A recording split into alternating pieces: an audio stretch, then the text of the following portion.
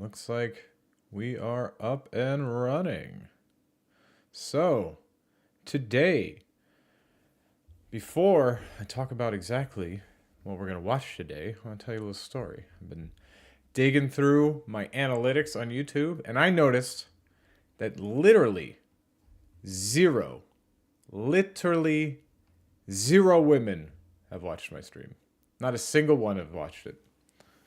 So, what we're going to do today is we're going to get in touch with our feminine side. It's getting a little too masculine in here, a little bit too much testosterone. So, we're going to check out why doesn't the industry make good girls games? And maybe we'll get in touch with our femicide. Maybe we'll get a female viewer in here. Maybe not. Who knows? And maybe we'll just learn something and grow as people. Wouldn't that be great? We can all get in touch with our feminine side a little bit, right? So let's give it a shot. Of course, my play button isn't working because I haven't highlighted the video. But let's go. Let me ask you something to start this video off. Do Go you like ahead. to play dress up? Well, Do I like to play dress up? Well, me personally, no. I have no interest in playing dress up personally. I wear the same basic shit every single day. First, yay, we have a viewer first. Thanks for joining. How's it going, Addiction? Are you good? I hope you're good. I hope you're ready to learn about women and their needs as gamers. But anyway, do I like to play dress up? In real life, no. To work, I wear like a button down, plaid button down most of the time, the t-shirt underneath it. Otherwise, I just wear a t-shirt, probably a hoodie. Right now, just wearing a t-shirt, Bills hoodie, because I'm supporting the Bills. We're going to be playing the Steelers tomorrow. In the Super Wild Card Weekend, right? I think that's what it's called. Go Bills. Bills should crush the Steelers. I wouldn't be that shocked if they don't, but they should crush them. Anyway, yeah, do I like to play dress up? No, I basically do something that looks decent, but absolutely has to be easy. I don't want to think much in the morning. And I don't like shopping for clothes. So I just do something that fits pretty good and doesn't look terrible. That's about where I'm at. But if we're talking about video games, do I like to play dress up? Yes, absolutely. Elden Ring is full of gear and nice armor. I always like to have an armored up character. This dude is just like a regular dude now. This used to be a boss. Okay, I'm already not doing great. There's something underneath here. Oh. Rip. But anyway, most gear games are geared around dress up. I think Warframe community has basically like fully embraced this. I'm pretty sure there's a subreddit just called Fashion Frame. I know the Destiny 2 community has embraced it a good bit. They're just like, yep, I just want my people to just look cool. And there's I believe there's subreddits. God, I'm so bad at this game. But I believe there's at least one subreddit for Destiny where it's just like, yep, here's what my Guardians look like. I made cool stuff. And of course you can do transmogs and people buy gear. In Diablo, you can buy all the gear. Or you can buy all the transmogs. Same thing with Destiny. You can buy transmogs for your gear to make them look cooler and different skins. And it's obviously Fortnite is very popular because of the skins, at least partially. Although that's not quite dressed up because you're normally an entirely different character. Yeah, it's just gear-based games, and even like competitive games now. Dressing up is part of the fun. So do I like to play dress up? In games, yes. But in real life, no. I certainly do. And I think that deep down inside, just about everybody does. Alright, I get it. You're hardcore. Okay, just about everybody does. I'm gonna guess, since we're talking about video games, and also, I have seen the beginning of this video, so actually. But I'm gonna guess they're basically gonna make the point that I made, is that there are games where you play dress up, even though they're masculine. hardcore and don't play silly girly dress-up games. But how about Elden? I will say, well, first of all, Elden Ring, playing it right here, confirmed dress-up game. Oh shit. God, I'm terrible at this video game. First of all, and none of the games that I mentioned is the core mechanic dressing them up.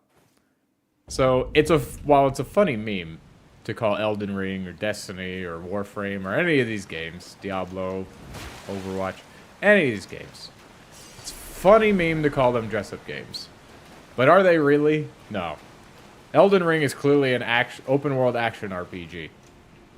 It's not a dress-up game. Most of the time, I'm not dressing up. Right? Warframe is clearly... I don't know if it's open world. I have no idea. It's like a shooter RPG. Looter shooter type thing. Same thing with Destiny. While getting gear and dressing up is a big part of the fun, I can't deny it. I loved kitting out my my character in Destiny 2. Calling it a dress-up game is just a funny meme, I would say. Maybe I'm wrong. Maybe at heart, literally everything we do comes down to dressing up. Elden Ring. Who knows? Or Dark Souls. How's that blind armor looking on you? Or maybe you prefer to run around naked with a pot on your head. And do you use a giant Unga Bunga Big shout out to Let Me Solo Her. Big shout out. Dude is a fucking legend. You gotta go naked. Naked pot on your head. That's the pro gamer look. I'm just getting wrecked by this thing. Yeah, Let Me Solo Her is an absolute legend. I just realized, found out recently that he actually like still makes content. I followed him on Twitter, and I don't know if I watch his YouTube video. I know I have watched some of his. God, I suck at this game. I'm getting distracted. I'm trying to talk a lot right at the beginning of the video and not just focus on playing Destiny or Destiny. What the fuck am I playing? Not just focus on playing this game, Elden Ring. There it is. So I'm dying a lot. But yeah, let me solo her as a legend. Yeah. club just because it makes you look like an unwashed caveman? That counts as You gotta go Unga Bunga. My first playthrough of Elden Ring was super Unga Bunga. My only playthrough of Demon Souls is super Unga Bunga. I don't know if I ever used the club. I don't know if I did all actual Unga Bunga, but it was the strength Unga Bunga. I used the big, fat, part of the reason I'm dying so much is I don't have enough health to fight this guy, because I'm bad. So if I get hit, I die. But I did go full poise armor, so I was a big chunky boy. I think at the end I wasn't using poise armor, like super high poise armor anymore. I mean, I had decent armor because I had the will to carry it.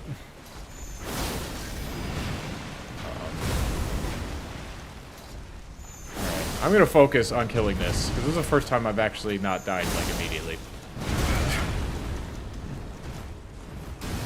And I want to get past him. I'm sick of fighting this guy. It's not even a boss. It's so weird that this game just decides that bosses are not bosses at points. And then, like, I've fought the... what are they called? Dragon Knights? Something like that. I fought those guys last time. I'm pretty sure those guys are a boss at some point. You know what? This is what I should be doing. That's part of what I need to do, because that makes my magic damage higher. I might actually, you know what? I might pull out the great bow. I might go full on cheese mode on you. I'm gonna get hit by these, fuck. Yep.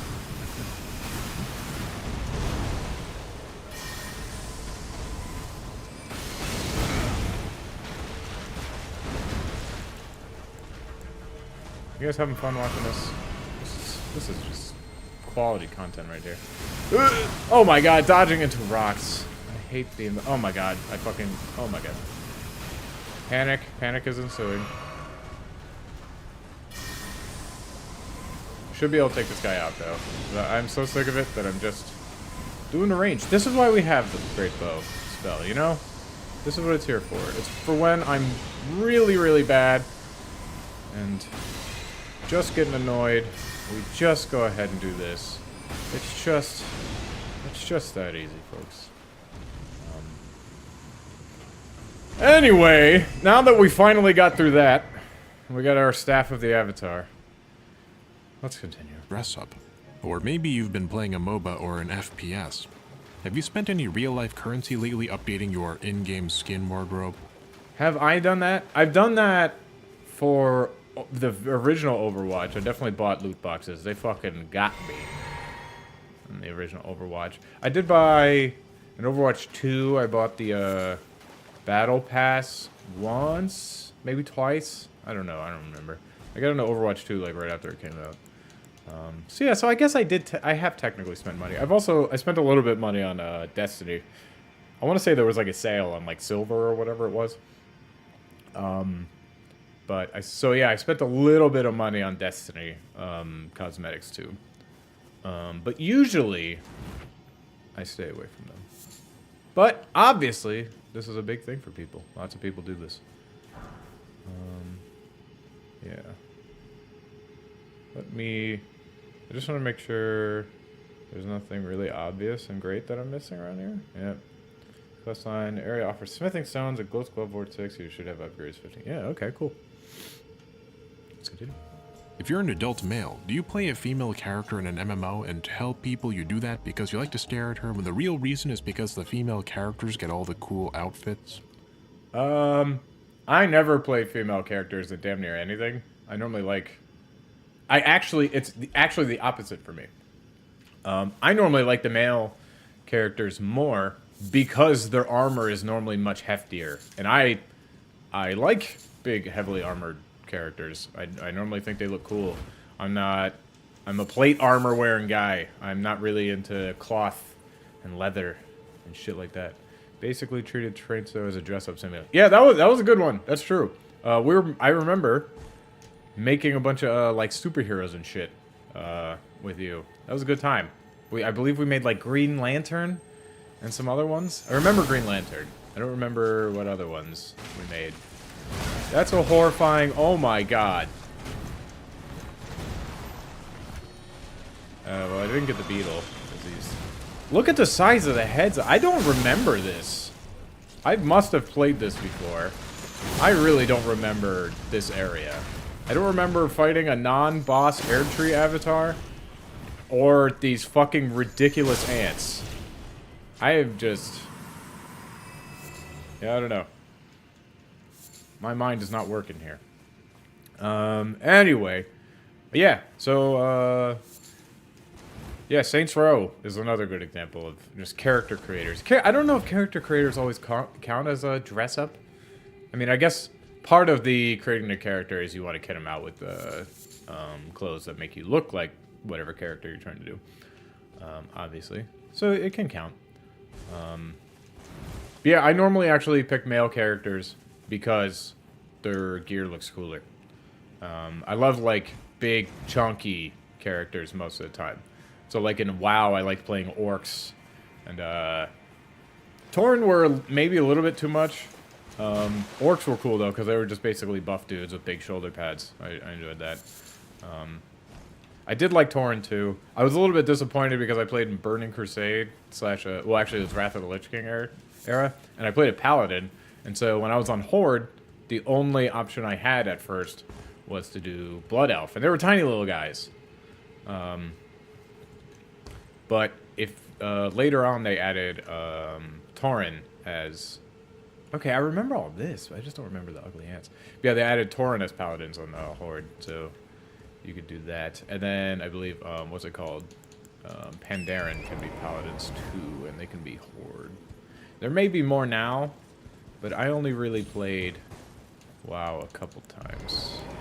It was normally Wrath, a little bit of Kata, and then I believe it was whatever came after Mist of Pandaria. I played a tiny little bit of that. Yeah, I'm the opposite. Girls don't have the good armor. Guys got the good armor. Just another way that guys are better than women. We get the cool fucking shit in video games. But also, all the guys that I know that normally play characters, it's not many, characters, play women characters, if they have the option, are saying it's because they're actually just like looking at hot characters. At least that's what they've told me. Maybe they're fucking lying. Maybe they do just like playing dress up and they like their bikinis or their dresses or whatever. Maybe it's all a lie. It could be. I can't reach into their brains. But what they tell me, and I believe them, is that they think they're straight men, so they like to look at the women. And who can blame them? Women in games are normally hot as fuck, so I can't blame them. Alright, there's probably going to be horrible monsters around every corner, so let's see what we can do. Well, it's all dress up. It always has been. Yeah, I mean, yeah, it is dress up. Like I said, it's just not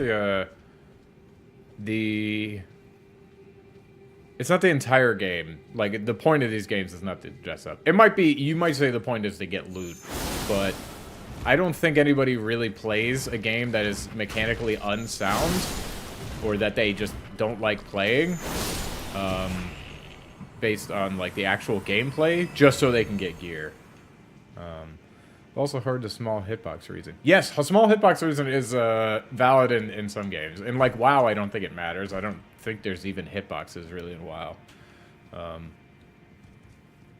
But, yes, the small hitbox reason is a thing, too. But, what the fuck was I saying? You done? Yeah, Dunna got me sidetracked. It's okay. I forgive you. Oh yeah, I was saying, yeah, just, I don't think anyone is like, I hate the mechanics in this game, but boy do I like dressing up, and boy are the characters pretty. So I'm just gonna keep playing it. I have run out of mana, so we're just gonna do this the old-fashioned way. I've run out of mana really hard, so it's actually, I hope I can just punch this thing in the butt, and it just dies. Yeah, I don't think it works that way. The underlying, even stereotypical concepts of games for girls, such as riding horses, dress up, raising a family, and playing with dolls are universally enjoyable, even by the manliest men. I don't do anything in games around raising families and shit. I only did that in Skyrim so I could get every achievement. I never care about raising families. I've never played The Sims. I don't give a shit about The Sims. I will say, damn near... Oh, yes. I have mana now. Yes! Elite gamer. I will say that, damn near every girl that I know that plays games has played The Sims a lot. And that's, like, the fucking whole point of the game is to make characters and get a family and play dress up. Like, that's, like, the whole thing, isn't it? I don't actually really know. I haven't played it. But, as far as I understand, that's the way it's advertised. So I would assume that's the point of it. But yeah, I don't know anyone else who actually really gives that much of a shit. Like, none of my gamer friends really give a shit. Like, Addiction, you're in here. You've played Skyrim.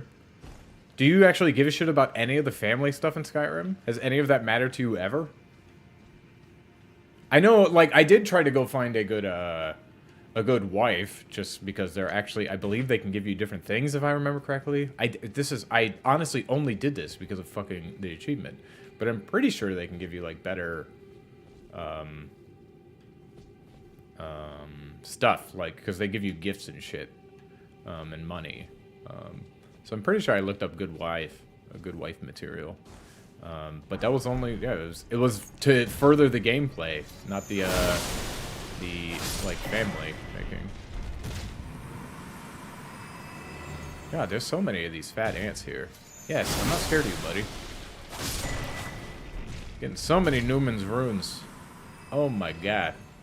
So many ants. So little time. Oh, I didn't hit the butt. There you go.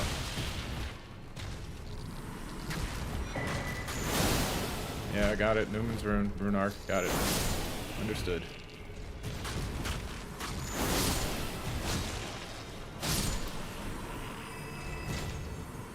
You gotta hit the butt. If you don't hit the butt, they don't die immediately. I really like making my own houses for crafting and quality of life things, but I didn't do a thing with family. Yeah! So, I mean, I understand, like, the base building kind of aspect or something like that. So the part of, like, making a family is, like, you gotta put them somewhere. Like, sure, I've done shit like that, and, like, making a crew and a ship in Starfield. Although I was really disappointed with the crew members. Like, I was going to get into shipbuilding, and I never got that into it. I just moved on to other things. But I understand that. Like, I feel the pull of doing some of it, but it's normally in service of other things in the game. Like, I wanted to make a really cool ship because I'm flying it around a decent bit, and because I would just make the actual ship fighting, dog fighting, way easier. And I can hold way more crafting materials, because that was a huge fucking problem in Starfield. I wanted all that cargo stuff, and I wanted to be able to the shielded cargo so I could do the contraband. Like, all of that. And, like, I only picked crew. I didn't even pick crew based on, like, who they were. I was just like, who has the best stats? Those people are on my crew. Really, kid lead engaged with any portion of family rearing it. Yeah, I don't give a shit. I don't give a shit about it. I mean, this isn't scientific. It's just me and, like, a group of my friends. But I don't know. I don't know that it's actually translatable to all games, because it feels like most of the time this happens, that's not why the people care about the game. They do it for, like, other reasons. They don't do it because they give a shit about building families.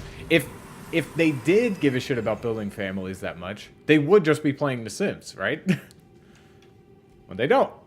We're playing action games, we're playing RPGs, we're playing shooters, all that fun stuff. When they are boiled down to their fundamentals and... It's an interesting question to ask if, like, well, why is this? It's like, is this because, these games don't advertise to men, so they don't actually give a shit? Or is it because, it's like something ingrained in, like, evolutionary-wise, biologically, men like this more than women, or women like this other thing more than men?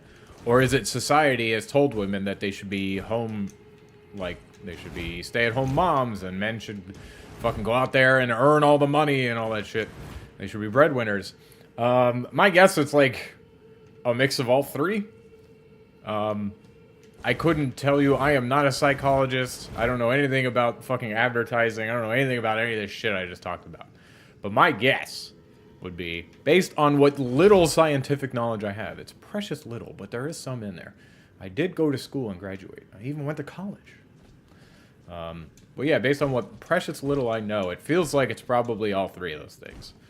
It's probably a good mix of environment, and people working for or against, depending on your point of view, and advertising, and there's probably just some innate stuff in our biology that tells us we should do this stuff.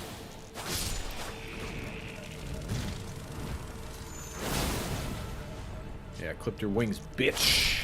We got him. provided with fun mechanics and awesome presentation. You might look down upon and joke about... I mean, it also could be that, too. If you, like, just take this Barbie horse adventure game and then color it like it's brutal and, like, cool. And it's just like, yeah, we're making horses, but they're all armored up and, like, they fucking, like... they have blood dripping off of them, like in Diablo and shit like that. Like, it could be that just the art style is enough to dissuade some men or encourage some women. That could be true. I kind of doubt it. I'm sure it hurts. Like, I'm clearly not gonna play a Barbie game. Not even just because of the subject matter, but because it's, like, pink and frilly and shit. And I don't care about pink frilly shit. All of the, like, my computer is black and red. My car is red. Like, I don't wear pink. It's just not a style that I care about. So, there's not really much of a reason for me to do that. I like something like I like fantasy, dark fantasy settings like Skyrim and Elden Ring. I like futuristic settings like Cyberpunk. I need to play Cyberpunk. Cyberpunk seems like it would be exactly the setting for me, but I just haven't cared about that game that much. But yeah, these are the styles that I prefer. So it definitely does dissuade me, but if you just put a fucking... I love Skyrim. You put a Skyrim skin on a Barbie game, and I'm still not playing that fucking video game. Like, so yeah, it does dissuade me, but I also don't think I don't think it's possible to encourage me by changing the art style. And I would assume that's probably true for most people. But also, it doesn't entirely... Okay, did I drop down here and now I can't get back up? Or can I go up here? It also doesn't entirely dissuade me from, like, everything. For, like, a big commitment, like, a game... yeah, that's gonna dissuade me. I have no interest in playing 20 hours of fucking Barbie. But, you know what I will do? I'll sit down and watch a Barbie movie. And I have many problems with that movie, but I was still entertained by a lot of the classically Barbie things. Like, I thought the first, I don't know, like 30 minutes of the movie was actually really good. It reminded me a lot of the Lego movie, where it's like a fun little fantasy, like it's not cartoony like the Lego movie, but it's clearly just, like they're playing on a lot of the aspects of what makes Barbie Barbie. Like, they're not drinking actual water, there's literally nothing in their cups. Her heels are stuck up in the air. She starts going through an existential crisis where everything stops being like that. But that has all the style of any Barbie horse adventure game, but that didn't dissuade me because I was interested in the actual content in it. But I'm not going to watch 20 hours of Barbie movie. I'm not going to watch 20 hours... If the Barbie movie was a show, I'm not going to watch it. Like, I'm not going to watch 10 hours a season of Barbie movie, the show. I will if I got a girlfriend who wants to watch it or whatever. But it's very unlikely. The commitment is just too high. So, okay, let's go back. It looks like we have to go back through the cave. Might be able to go through there. But I killed everything in the cave, so it doesn't... Actually, maybe I'll try going through on that twig. So yeah, it seems like even though we might have some similar drives, there's lots and lots and lots of reasons why these games don't really appeal to absolutely everybody. Barbie Horse Adventure or Star Stable, for example. But maybe you still adore... For what it's worth, Star Stable sounds like a really cooler name than Barbie Horse Adventure. I don't even know what the fuck a horse adventure would be. I assume they're just making horses, but Star Stable's like, oh, I gotta build out like a fucking... It's like a space fucking stable where you gotta go get alien horses or something. I know that's not what it is, but the name sounds way cooler. For the horse mechanics of Mountain Blade Bannerlord in Skyrim. Do you really think that Mountain Blade has similar horse mechanics to Barbie Horse Adventure? There's no fucking way. I haven't played either of these fucking games. Not a chance are they similar. 0% chance. There's no way you're running around spearing motherfuckers in Barbie Horse Adventure. 0% chance. Don't believe it for a second. Maybe you'll scoff at playing The Sims because it's like playing with dolls. But gentlemen, at the end of the day, EU4 is just dolls and spreadsheets. EU4 is just dolls and spreadsheets. I don't know much about EU. I don't think I've played any of them, but isn't that like a strategy game? So like, I mean, I guess if you say like you're commanding an army, that's dolls. But if you're playing with dolls in real life, you're never commanding like dozens of them. It's just like a couple of them. And even then, since it's only you can only really do like 2. You only have 2 hands. Max, generally. I mean, you might be able to do conversations, but you can't really command. So you might be able to have, like, a family conversation, but you're not going to be moving the baby while moving the mom and moving the dad or some shit like that. So I don't think EU is gonna count as dolls. That seems, fucking stupid, actually. But, you know. Maybe you'll convince me. I doubt it. But I'm always ready to have my mind changed. In other words, there's nothing inherently unfun, shovelware-esque, or low quality about girly activities or pursuits per se. They're not inherently unfun, but they just might not appeal to other demographics. I rarely care to engage with any portion of family. Oh yeah, okay, I think that's the same chat. I thought it was a new one. I'm sorry. I wouldn't say they're inherently unfun. It's just they just don't appeal to some people. Just because it doesn't appeal to a group doesn't mean it's unfun. So, I mean, yeah, you're right, but these comparisons that you threw out there don't...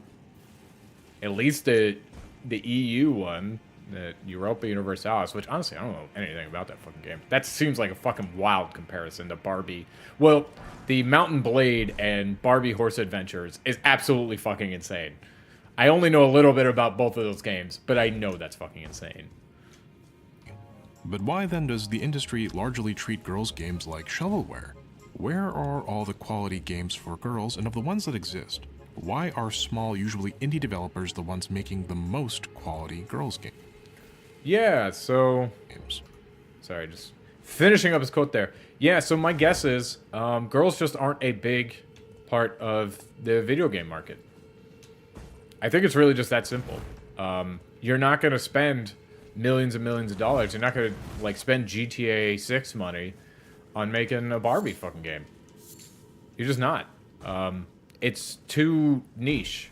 It seems to be that while, generally speaking, men or women can enjoy male things, men can't enjoy female things. There's probably many reasons for this. I would go back and say, yeah, there's probably some biological and some societal reasons for it. I mean, men are often made fun of for liking, like, female things, by other men, but also by women, too. Let's not discount that. Whereas women aren't really made fun of, and are, in fact, often encouraged to like male things, but not the other way around. So, yeah, so it's just, that would be part of it. And also, there's just way more men playing video games. Which, again, I think that could be a biological thing, whereas, like, men have, like, they're, like, biologically have grown up to be the hunters, so we want to go out and kill things biologically. I have no idea if any of this is sound, so forgive me if I'm just speaking out of my ass, but I'm just thinking out loud. But, like, men had a drive to hunt and gather, or, yeah, they had a drive to hunt, so that grew biologically. And if I'm not, you could definitely say I'm hunting in Elden Ring, right? So, like, that could just be like satisfying that ape part of my brain, you know? I didn't know these things spat fucking, what is that, rot? Yeah, it could just be the ape part of my brain just being like, hey, you know how you don't hunt shit? Well, you're gonna be hunting in this game, and it's gonna satisfy you. I'm like, oh, okay. Whereas women just might not biologically have that drive. But also, classically, games have been seen as a male activity, so we just keep encouraging men to play them more. So it could be that too. Well, I won't even say it could be. I think it is both of these things. God damn it. I, again, don't have fucking mana. I need to get myself, I need to switch my pots to 2, probably. I just recently switched it to 1, but evidently I need to switch it to 2 now. Yeah, it seems like it's obviously, it seems like the answer is obvious to me.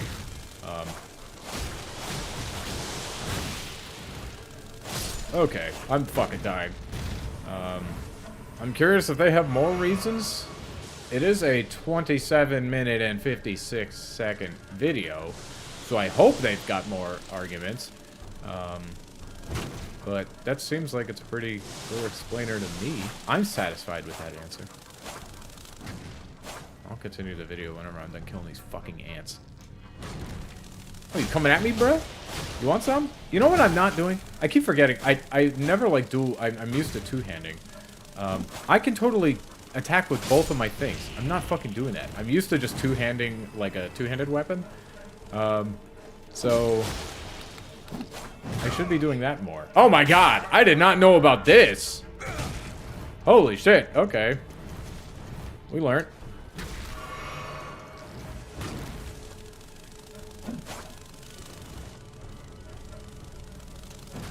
I wish I had my magic entirely because this thing's flying around and it's hard to hit it if it's not on the ground. Yeah, let's see if there's more to it than what I said. Why is the best horse game Red Dead Redemption 2? I don't know if Red Dead Redemption is a horse game. Again, I probably had 20 hours in Red Dead Redemption. I will call that like an open world action RPG. But why is it the best one? I don't know, probably because Rockstar is infinitely wealthy off of GTA 5, so they put a lot of effort into it. Okay, I might try to just find a site of grace because I'm starting to get wrecked by these fucking ants. So I assume I'm not crazy far from one, but well, maybe I am. Yeah, it's probably just like a money thing, and it's a wider audience. That's why they can put the money in there because there's less risk in putting a whole shitload of money into a Red Dead Redemption game because they've classically sold better, so there's just way less risk. I would also guess that talent-wise, more men are programmers than women, right? So if you want to get the best programmers and game designers and shit like that, you're going to be getting a lot of men. We could go into why that is. It's probably, again, a mix of societal... Oh, look, Site of Grace right here. Let's fucking go. It's a mix of societal and, like, biological and whatever kind of pressures. It's probably a big old bag of all that shit. But the fact is that there's just way more male programmers and game developers than there are female ones. And so if we also say that men are more interested in something like a Red Dead Redemption than they would be a Barbie's Horse Adventures, then wouldn't it make sense that that's the games that they want to make? They don't have a strong desire to make a Barbie's Horse Adventures? I mean, it follows to me. Why? Well, if you're a male, particularly a straight cisgendered male like myself. That's me! I'm glad I'm finally, a straight cisgendered males are finally getting talked about. Thank you, Moon Channel, for finally talking about us. Nobody ever does. Nobody ever talks about us. I'm, of course, memeing. But thank you. These topics may never have crossed your mind. These topics have absolutely crossed my mind. They may never have, but I'm introspective. I guess maybe not why specifically does the industry make good, or doesn't it make good girls games? But I have thought about, like, why there's only, like... another good example is, like, Legos. They came out with, like, girl sets, like the Friends, I think. I don't remember, I'm not interested in this part of Lego. So I think it was called, like, Friends or something, was, like, the girl-focused sets. So I thought about, like, okay, why is there's no, like, boy-focused Lego, but there is girl-focused Lego, you know what I mean? It just seems to be that Lego as a whole, the basic, like, Lego stuff, does appeal to boys more than it does to girls. But there isn't, like, the Friends stuff is clearly gendered towards women, whereas other Legos are just, like, they're quote-unquote neutral. But Lego as a concept just seems to appeal more to boys. So yeah, I've thought about that. I don't know if I specifically thought about this, but, like, these kind of topics, at least very, very similar topics, adjacent topics, if you will, I've definitely thought about. Because, I don't know, I spend a lot of time thinking and discussing. What even is a girls' game? Well, to make it very simple. A girls' game is just a game that's goal is to appeal to girls more than guys, right? That would be what a girls' game is. We could talk about, like, what it is that appeals to girls more than guys. I have some guesses, but, like, that's generally what it is. Oh, I still got him. A girl game is any video game developed for and targeted to girls. We agree! We found agreement. Look, we can all come together. It's all gonna be okay. Most of us guys in the late Gen X to early Gen Alpha cohort grew up with a whole host of games to play. Some of us were Sonic fans, others were Mario fans. Yeah, again, with these ones, especially once Peach is, like, brought into that, and then, like, I don't remember any fucking female Sonic characters. I know they're there. I know Rouge the Bat. There you go. I played Sonic Adventure 2. Once these ones had girl characters in them, I think it's tough to argue that they were only geared towards boys. They probably had more boy representation in them, but that's similar to, like, the representation of, like, gaming audience. So I don't know that I would say that boys had those and girls didn't. It feels like everybody has those. And every gamer girl that I know has played, like, these games. We had the gunslinging sci-fi of Halo, the sword-swinging fantasy of Zelda, and Especially Zelda. I feel like I actually know more girls who think Zelda is, like, the best game ever than I do guys. I know guys who fucking love Zelda. I fucking loved Breath of the Wild. I didn't actually, like, finish Tears of the Kingdom. I got, like, 40 hours in, and I was just kind of done. I may get back to it at some point. But girls, like, that's a strange one to me to bring up, Zelda, because I actually think, so there's, like, 2 girls in particular I'm thinking of. Well, 3, actually. One of them didn't have a Switch, so they didn't play much, well, they didn't really play any Breath of the Wild. But 2 of them that I know did have hundreds of hours in Breath of the Wild. I think more than any of my male friends. Definitely more than me. I have, like, 80 hours in Breath of the Wild. So yeah, Zelda's a really odd one to bring up. Maybe Halo. I don't really know too many women who are into Halo. I know a couple. But definitely, I know, like, every one of my guys' friends has been at least somewhat into Halo at some point. But yeah, I don't think Zelda would be something to say, like, oh, boys had this. Like, they did have it, but so did girls. the carjacking degeneracy of Grand Theft Auto. And when we tired of those, we had StarCraft, Madden, Street Fighter, you name it. Yeah, a lot of those do. A lot of the ones he's saying, I would say, are a bit more like, traditionally masculine. So, don't entirely disagree, but yeah. Growing up, all of us guys had many different games and genres to play marketed towards us. And there were so many choices that most young men couldn't possibly have played all the different games on offer. Well, I mean, women couldn't either, right? There probably is so many girl games that women can't possibly play them. Okay, so I need to get that Ash of War. I didn't get that Ash of War, so I'm gonna try to kill all the ants around here. I am trying to kill everything and, like, loot everything as far as I can. Okay, so I haven't found that basilisk and stuff yet. Yeah, I'm trying to at least, like, loot everything I can.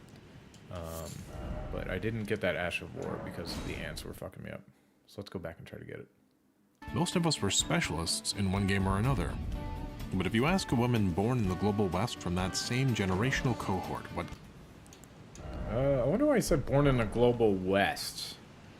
I don't know what the situation in, like, Japan and South Korea would be for these types of games. Because I don't really talk to anybody from there. So I don't have a good guess. But I wonder if he's saying that just because, like, maybe maybe, like, JRPGs, especially stuff like Honkai Star Rail and, what is that other fucking Genshin Impact? I would imagine, I know a bunch of weeb dudes who, like, are into those games. I would imagine they appeal pretty heavily to girls. I also know, like, JRPGs. I know plenty of girls who are way into, like, Final Fantasy. So Japanese games, generally, not always, but, like, traditionally Japanese, like, kind of anime-style games, seem to appeal to a wide range, just like anime itself does. I know just as many weeb girls as I do weeb guys. So I wonder if that's why he's saying it. But that's an interesting... I never really thought about that. That Japanese stuff seems to have a wider gender appeal. It's very interesting. Where was the Ash of War? Was it up there?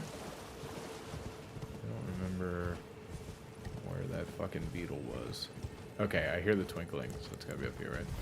games they played growing up, you get a weirdly universal set of experiences. Alright, straight on killing this. Oh my god, a fucking giant ant! Get out of the way, ant! Did I kill it? I think I did. Yay, we got it. Alright. Fucking kill these big-headed, shield-headed ants.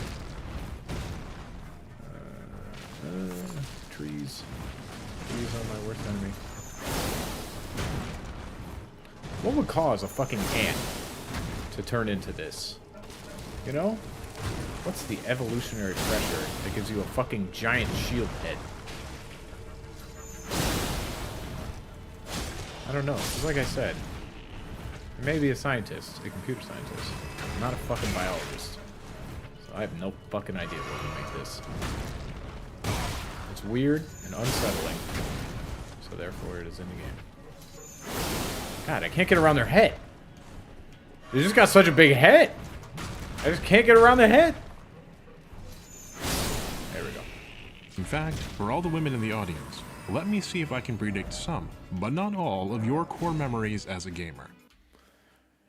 Yeah, I'm glad you brought that up, because I just doubt that, like, I don't know what the demographics are of female gamers in, like, in Asia, but I just kind of doubt that this is as big of a phenomenon over there. I'm really glad he said that Western thing. Now, he given me the big think, using all of my brain to think about that. Yeah. This probably is, at least largely, a Western phenomenon. I would guess. Okay, so we're going to be heading over that way. We need to go through the water over here. Let's go. Correct me in the comments if I missed anything. You guys let me walk away before A, I talk to this thing. B, before I changed my mix of flasks. Oh, I already have 2. Have I been using that much? Well, we'll keep it where it is. I got my new flasks. Such cruelty. Oh my.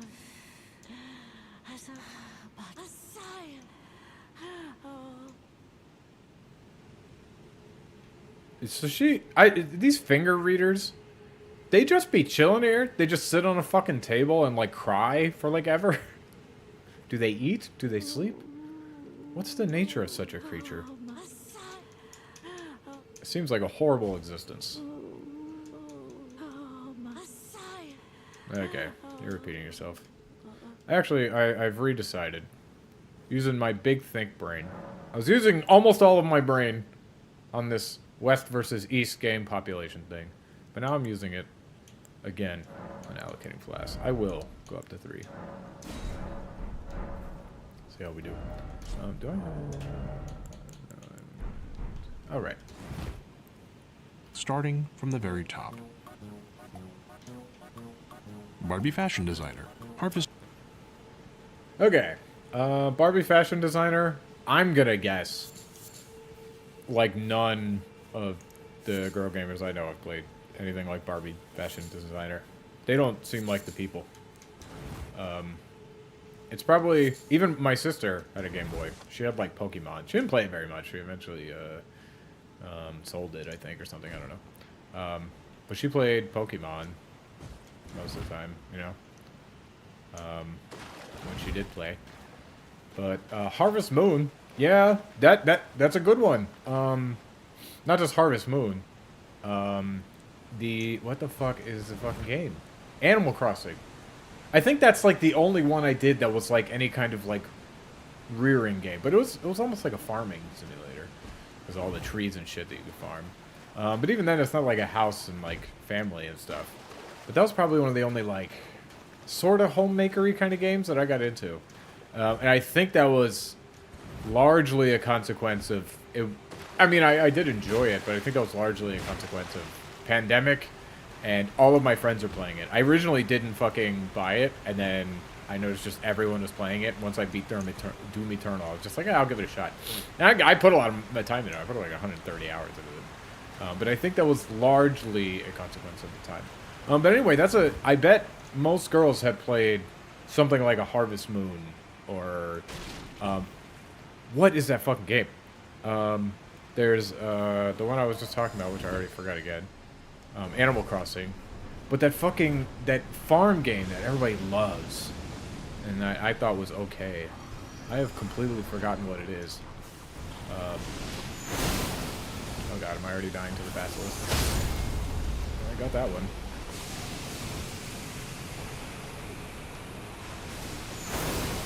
I always forget the fucking name of that game. It's the fucking pixel art farm game that everybody fucking loves.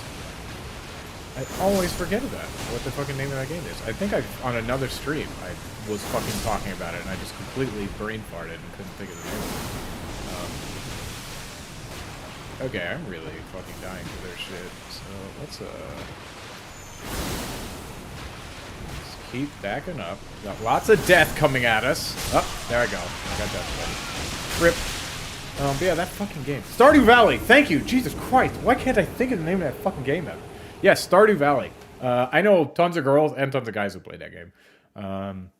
So, yeah, well, it would probably be part of the quintessential girl gamer story. Like, it's part of a lot of guy gamer stories, too. Just Moon and sequels, Nancy Drew and sequels, Neopets. Let's see. I did Nancy Drew and sequels. I did play Where on Earth is Carmen Sandiego, which I think it might be probably similar to Nancy Drew games. I don't actually know. I haven't played Nancy Drew game. But that was part of me. That was also, like... I think we played that in school. I didn't really play it at home. It's a Hamtaro game, likely Ham Heartbreak or Ham... I don't know. I didn't want to just play a fucking Hamtaro game. I should ask. You know? Maybe they just haven't talked about it because I didn't, because I don't give a shit about Hamtaro games. But I watched Hamtaro. Not a lot, but it was on, like, Toonami. I watched it a little bit. Ham games. Barbie Horse Adventures and sequels, Gaia Online, Flash-based dress-up games such as the ones on Girl Go Games, Nintendogs and sequels. Nintendogs definitely is one that, I knew several women playing. I actually bought my ex. We were going off to college, and she said she was going to miss her cat, so I bought her, like, the Nintendo... I think it was this game. No, it wouldn't have been this one, because this is 3DS. I bought her some kind of fucking cat game, and she actually just barely played it. So...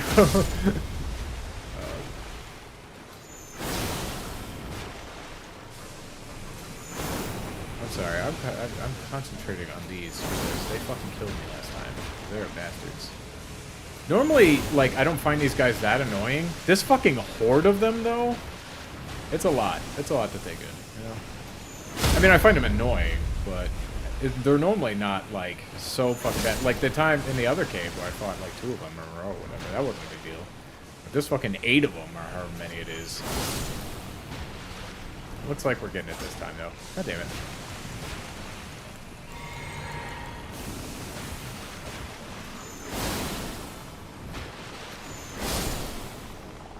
Okay, did I get them all? I got most of them, at least. So yeah, so Nintendogs, or at least a similar kind of game, is probably in most of their stories, true. Sequels, the Pet series, with horses in particular. Yeah, that was it. I got her a Pets game about, cats. At least I think it was Pets. Because Nintendogs was only dogs at the time, and she specifically missed her cat. I thought it was a really good idea for a gift. I thought I'd put a lot of thought into it, and she never fucking played it. I think she played it once, and found it boring and stupid, and then said I was a misogynist for buying it. I'm kidding, she didn't say that. She appreciated it, but it ended up just not being that great of a game. Which is fine. I can accept when I get somebody a bad gift, you know? It was a thought that counted, and I thought for 30 seconds before I bought it. Ugh. Get dead, you fuck. Stupid bitch. Got ourselves a rune arc over here. Okay, until you find a gazebo, so that's what seems like an army of basilisks, and we're gonna get something like a gazebo, which has the map. So that's what we're looking for. I wouldn't say that seemed like an army of basilisks. That was an army of basilisks. I'll say it.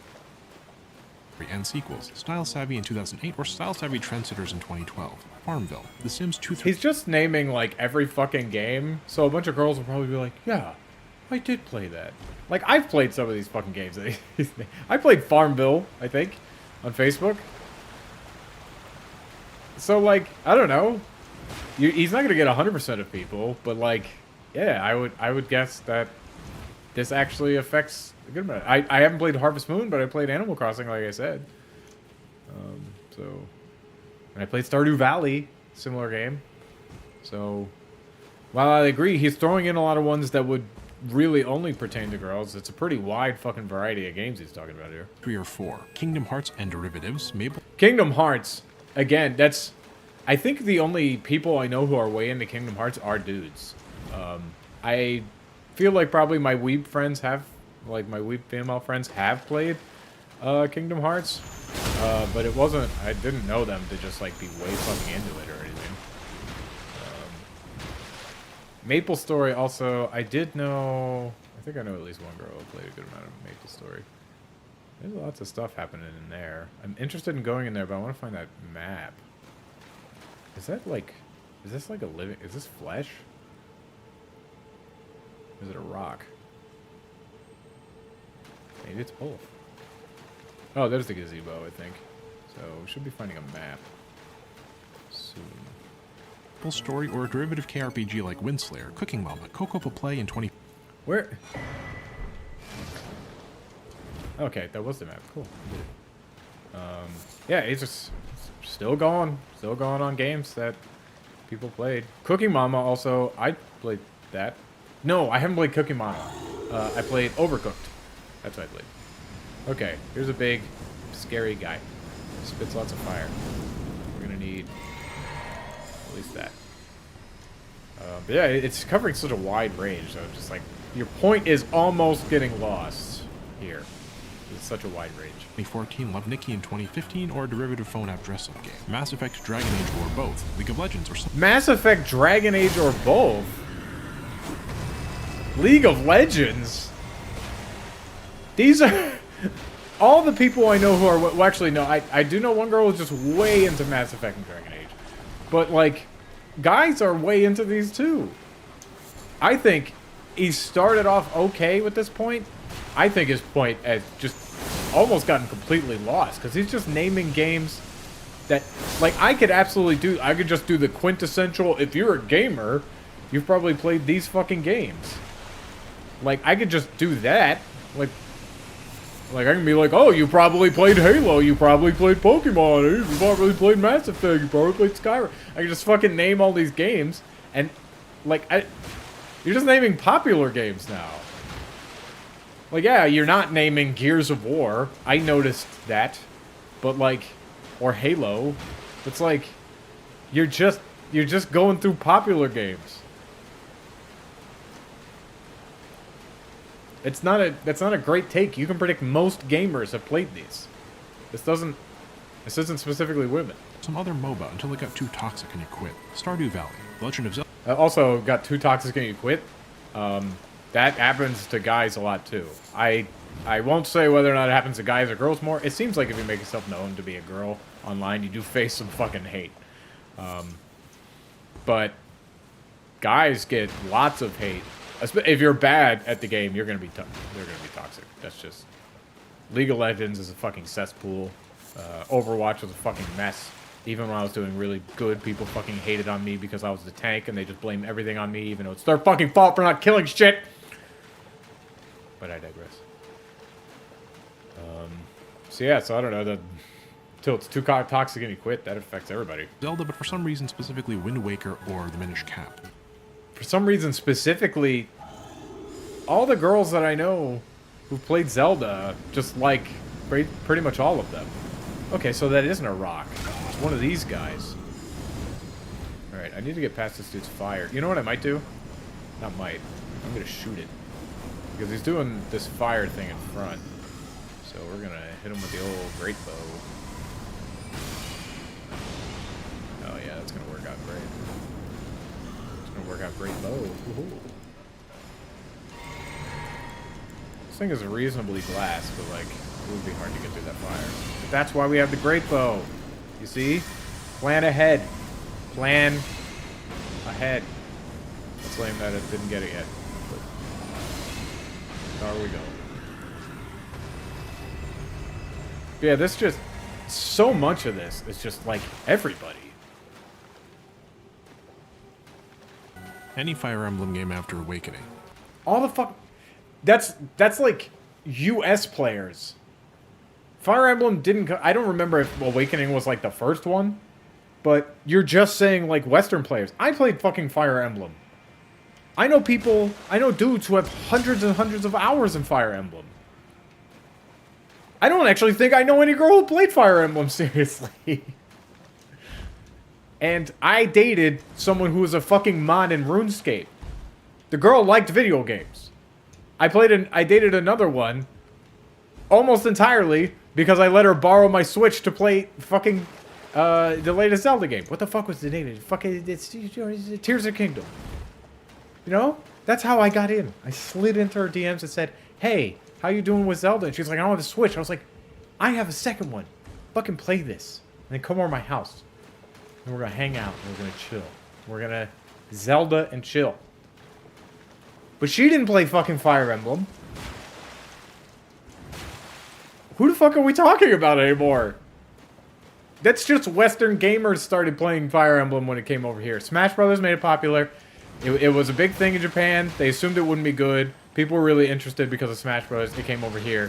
Fucking everybody played it. After Awakening. I'm pretty sure Awakening was like the first major US release. I could have the fucking time. I don't give that much of a shit about Fire Emblem. But, so I could have the timeline wrong. But I'm pretty sure that was just, I know at some point it just came over here. And then that's when everyone started fucking playing it. Good thing you qualified that with Western, because this would make no fucking sense at all. If you were talking about Japan, this would make zero fucking sense. Pokemon, an otome like Mystic Messenger. Don't starve. Also, Pokemon, everybody has played Pokemon. Literally everyone. Are we up to 8 billion people on the Earth? Literally all of us have played Pokemon. That's how popular it is.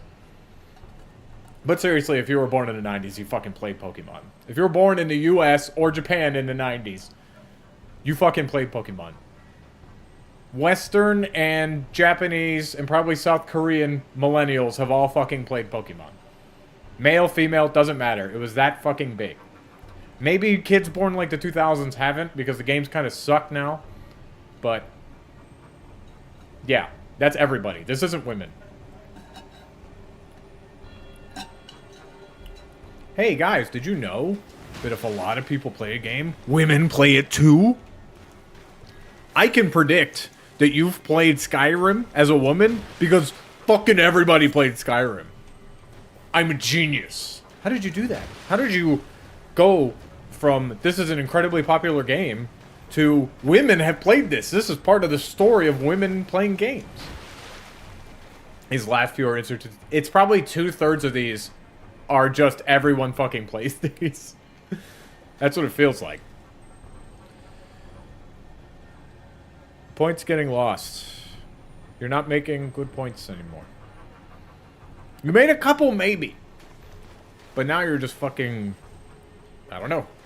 It's gotten too broad. It doesn't make sense anymore. How many of these fucks are there? You know what I mean? How many are we gonna do? Alright, I got real hit by that one. Okay, come and get it. Now you die. Come and get it. Or now you die. Every single Animal Crossing game. Gary's mod. Every single... There's no... I don't know how many Animal Crossing games there are. There's like no way most female gamers have played every single fucking Animal Crossing game. Gary's mod... What is it about Gary's mod that makes it women? I mean, it's a popular mod, so a bunch of fucking dudes have played it. What is this? What's the... What? What are we saying? This is just a popular thing. Holy shit. I just looked at... We're halfway through this shit. I see the chapters at the bottom. We're halfway through these fucking games. We're still gonna keep going, and we have drifted so far from games that are part of a girl story. Now you're proving to me that games made for everybody are made for girls. That's what you're proving. If you're older, Minecraft if you're in between, and Roblox if... Everyone's played fucking Minecraft! Minecraft is, what? Is it the second or third best-selling game ever? Are you fucking serious? Everyone has fucking played Minecraft. This is not specific to women. If this dude comes out and says, a Mario game, I'm like, are you fucking kidding me? Everyone's played fucking Mario.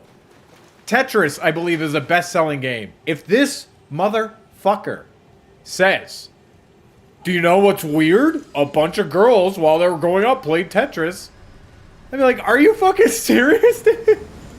Everyone's played Tetris. That's not a good point. Roblox is selling like fucking hotcakes. Of course girls have played it.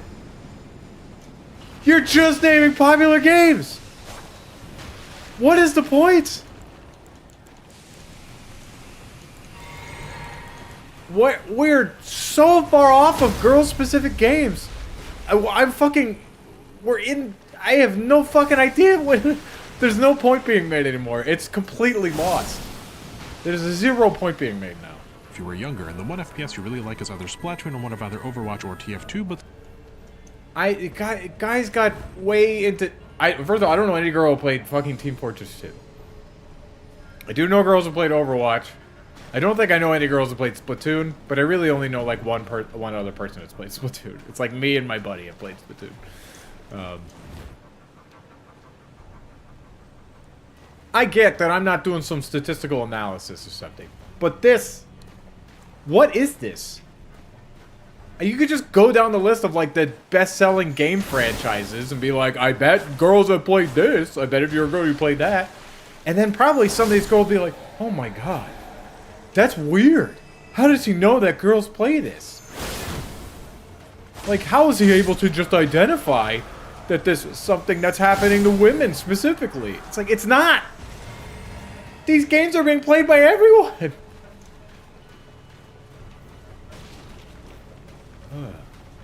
What is happening? sell them both. For Gen Z, Fortnite and Valorant might sell also them both. Yeah, okay, fine. Fortnite and Valorant? Again, just popular games. What is your point? make an appearance. If you're mid-Gen Z to early Gen Alpha, Gacha Life. If you're late Gen... I don't know anybody who's played Gacha Life, but I assume it's similar to like Honkai Star Rail or the other fucking... I already forgot the fucking name of it because I'm just getting triggered. Getting super triggered by this video.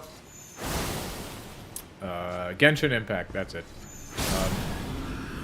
Yeah, I'm sure they have. These are all incredibly popular games. You have to do niche games. The way you prove this, niche games, so games that aren't super popular, that damn near every girl gamer has played. That's how you prove this point. If you struggle to find this, your point gets weaker. Okay, we doing horsies? I can do horsies. Okay, why didn't you all heard the whistle, right? There we go. We can do horsies. I want to do horsies. We'll do horsies. I am demolishing you with my horse. Jesus.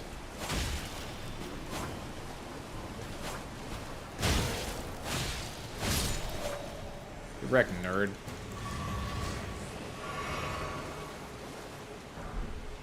I don't. Yeah, You gotta do niche games that most girls are playing. You gotta. Naming popular games doesn't prove your point. It doesn't do anything. Next, Boomer, Candy Crush. And if you're especially into JRPG... Candy Crush? Again, he's just like... Fucking... What are we gonna say? Oh my god, girls have probably played Angry Birds. Yeah. Yeah, they have. They have played Angry Birds. They also played Plants vs. Zombies, didn't they? Just naming popular mobile games. Bet girls have played it. Like, yeah, I bet they have. But you know who else has played it? Boys. Because everyone fucking played these games. They're incredibly popular games, man. What are you saying? RPGs, you might have also played the Megami Tensei series, the Persona games, the world... Persona 5 is one of the, like, highest rated games ever. It's got, like, overwhelmingly positive reviews on Steam. It's, like, 95 plus or something on Metacritic. Yeah! Some girls have fucking played it. A lot. Sorry. The toxicity in this fucking video is getting me. A lot of girls have played it. Yeah. They have, man. They really have. The objective is to get to the walking mausoleum. A coffin nearby teleport. I need to get to a walking mausoleum to despawn all the mausoleum knights. Okay. Cool. Very good. I'm not gonna rest because there's a lot of enemies around here, and I'm trying to kind of explore everything, so I'm not gonna actually rest. But I got a slide of grace in case I need it, in case I die or something dumb. But yeah, it's just. And we still got like a fucking third of these fucking things to go through. Jesus. Ends with you, Professor Layton, in the Ace Attorney games. Yeah, those ones. Those are niche games. I would guess that they have more. Would the percentage of guy gamers, like we take all guy gamers, what is the percentage of them that played like Phoenix Wright? Probably not very high. Probably, I don't know, 2-3% or something. Would the percentage be higher for girl gamers? I would guess probably. I don't know. I truly don't know. But I would guess probably. But even then, it's probably 5%. So yeah, that would be like a 50% increase. But it's not like... There's no way it's close to half of girl gamers have played these. There's no fucking way. Yes, okay, I thought it was going to hit the building. I was about to be upset.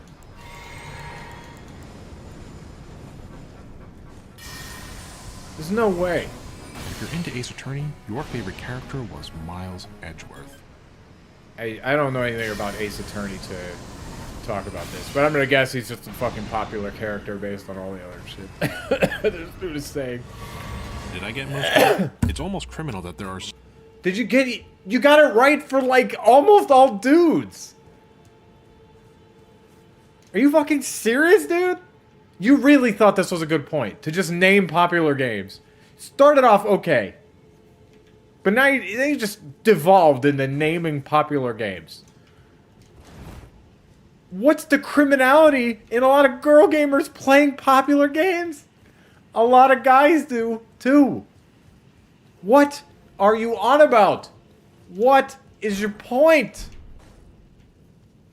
So few decent games that were even tangentially made for girls or women that you can rattle off a list of experiences like this and... You just rattled off good fucking games that appeal to everybody. Is the point that, like, the list of games goes up for guys? Is that kind of the point? First of all, that wasn't few. That was a fucking lot. And it's just, yeah, like, it's just popular games. It doesn't prove your fucking point. Okay, so let's try to figure out what else it could have been, right? So he's saying that, like, he was able to come up with that list where he wouldn't be able to come up with a similar list for guys. I can. Just go to the fucking top list of popular games. Or he's saying, like, hey, this is nearly all of them for women. There's no fucking way. There's no fucking way that's nearly all the games that a lot of women have played. There's no fucking way. There's no way Skyrim wouldn't be on that list. There's no fucking way. Not a chance. He didn't name Skyrim. There's no way it wouldn't be on there. Right? Gears of War, I would say probably not. Elden Ring is probably fucking on there. I'm dying. Mario, I don't think he said Mario. Mario would absolutely be on there. Tetris would be on there. He didn't say that. So if we're talking about just high percentage of female gamers have played these games, we have so many more fucking games that would be on there.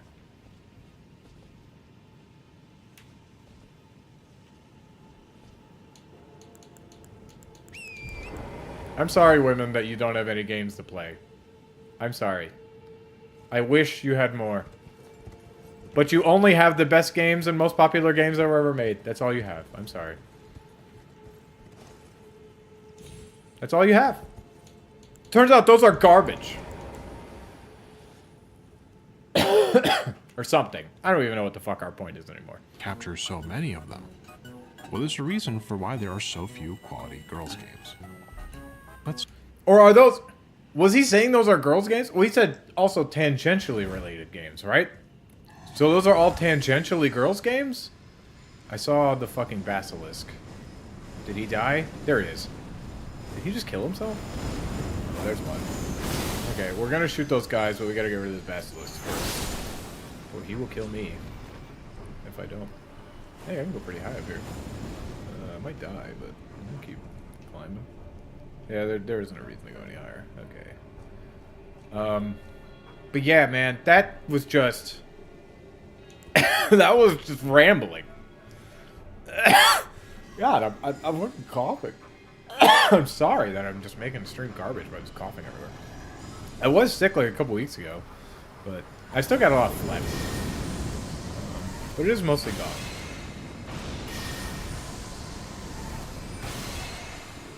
Flu season has been rough for me. Your boy Steven has gotten the flu way too much lately. No bueno. So happy I have this fucking great bow thing on these guys. I probably can run up on them. It doesn't seem like it's that hard, but... Oh shit, my bad. But this is just so much easier, right? let's take a look together at the rise and fall of the girls' games movement. If you're gonna talk about Minecraft and Roblox being part of the rise and fall of the game movement, those games are doing anything but falling. Isn't it good that we have these really, really, really popular games that appeal to everybody? Isn't that better than like a niche girls games thing? It seems like it, right? Girls, it feels like now more than ever, girls probably have games that they want to play. Because the biggest fucking games, I feel like the only really huge game that doesn't also appeal to girls would probably be like GTA 6. Maybe Call of Duty 2. He named Valorant. He named Overwatch. Overwatch doesn't seem that popular, but Valorant's still quite popular. Do you think fucking... I know so many girls who are way in the Baldur's Gate. Way in the Baldur's Gate. I know multiple girls who have hundreds of hours. I probably know as many girls that have hundreds of hours in Baldur's Gate 3 as I do guys. Isn't that better than making a girls game? This game, or this video came out 9 months ago. So I get it if D doesn't bring that up. But isn't that just way better? That seems so much better than, like, making a fucking Barbie game. It seems like we're improving on this. Because, like, if you look at, like, the 2000s, like, 2000 to 2009, and probably early 2010s, the most popular game was, like, Call of Duty and Halo. See, and yeah, I didn't know too many girls who played them. I know girls who played... I don't know really anybody who played, like, any girl who played Call of Duty. But I knew girls who played Halo. Not many, but I knew them, you know? So, it feels like we did better, right? I think there's a boss in there. I may not have summoned it yet, but I think there's a boss in there. I want to say you have to do something to summon a boss to there. And that's tickling something in the back of my brain. That area. But isn't this just better now? This situation seems like it's improved significantly. Because people are making games to appeal to everybody. They realize there's an untapped market. We don't want to make a game that doesn't tap the boys' market, but we need to tap into the girls' market. Because it's not as well tapped as the boys' one. So we're going to make Valorant. It's going to be real pretty. Girls are going to fucking love it. First of all, I don't know any fucking girl who plays Valorant, so that was an interesting one. But if I just take his word for it that a lot of them do, that's way better spot than, like, shitty fucking Barbie games, right? But that's evidence. I wouldn't call it a girls game, but that's evidence that we've got games, good games for girls. That seems to counter what he's saying. Maybe it doesn't. Maybe he did say specifically for girls, but his examples had tangentially ones. So why isn't the industry making good girls games? Maybe his point would be that it's because they're making games for everybody now, so they don't need the niche. That would be an excellent point. That's not one that I predicted. I hope he makes that point. I would be very happy if he makes that point based on his huge fucking list. I'd be very happy. Oh my god! The death! I'm gonna die, aren't I? Yeah, it's over. Rip. We gotta climb the trees again, so that'll be fun. Yeah, if that's his point, that's a good point. I would agree. Let's see if we get there. And the consequences it had on the video games industry.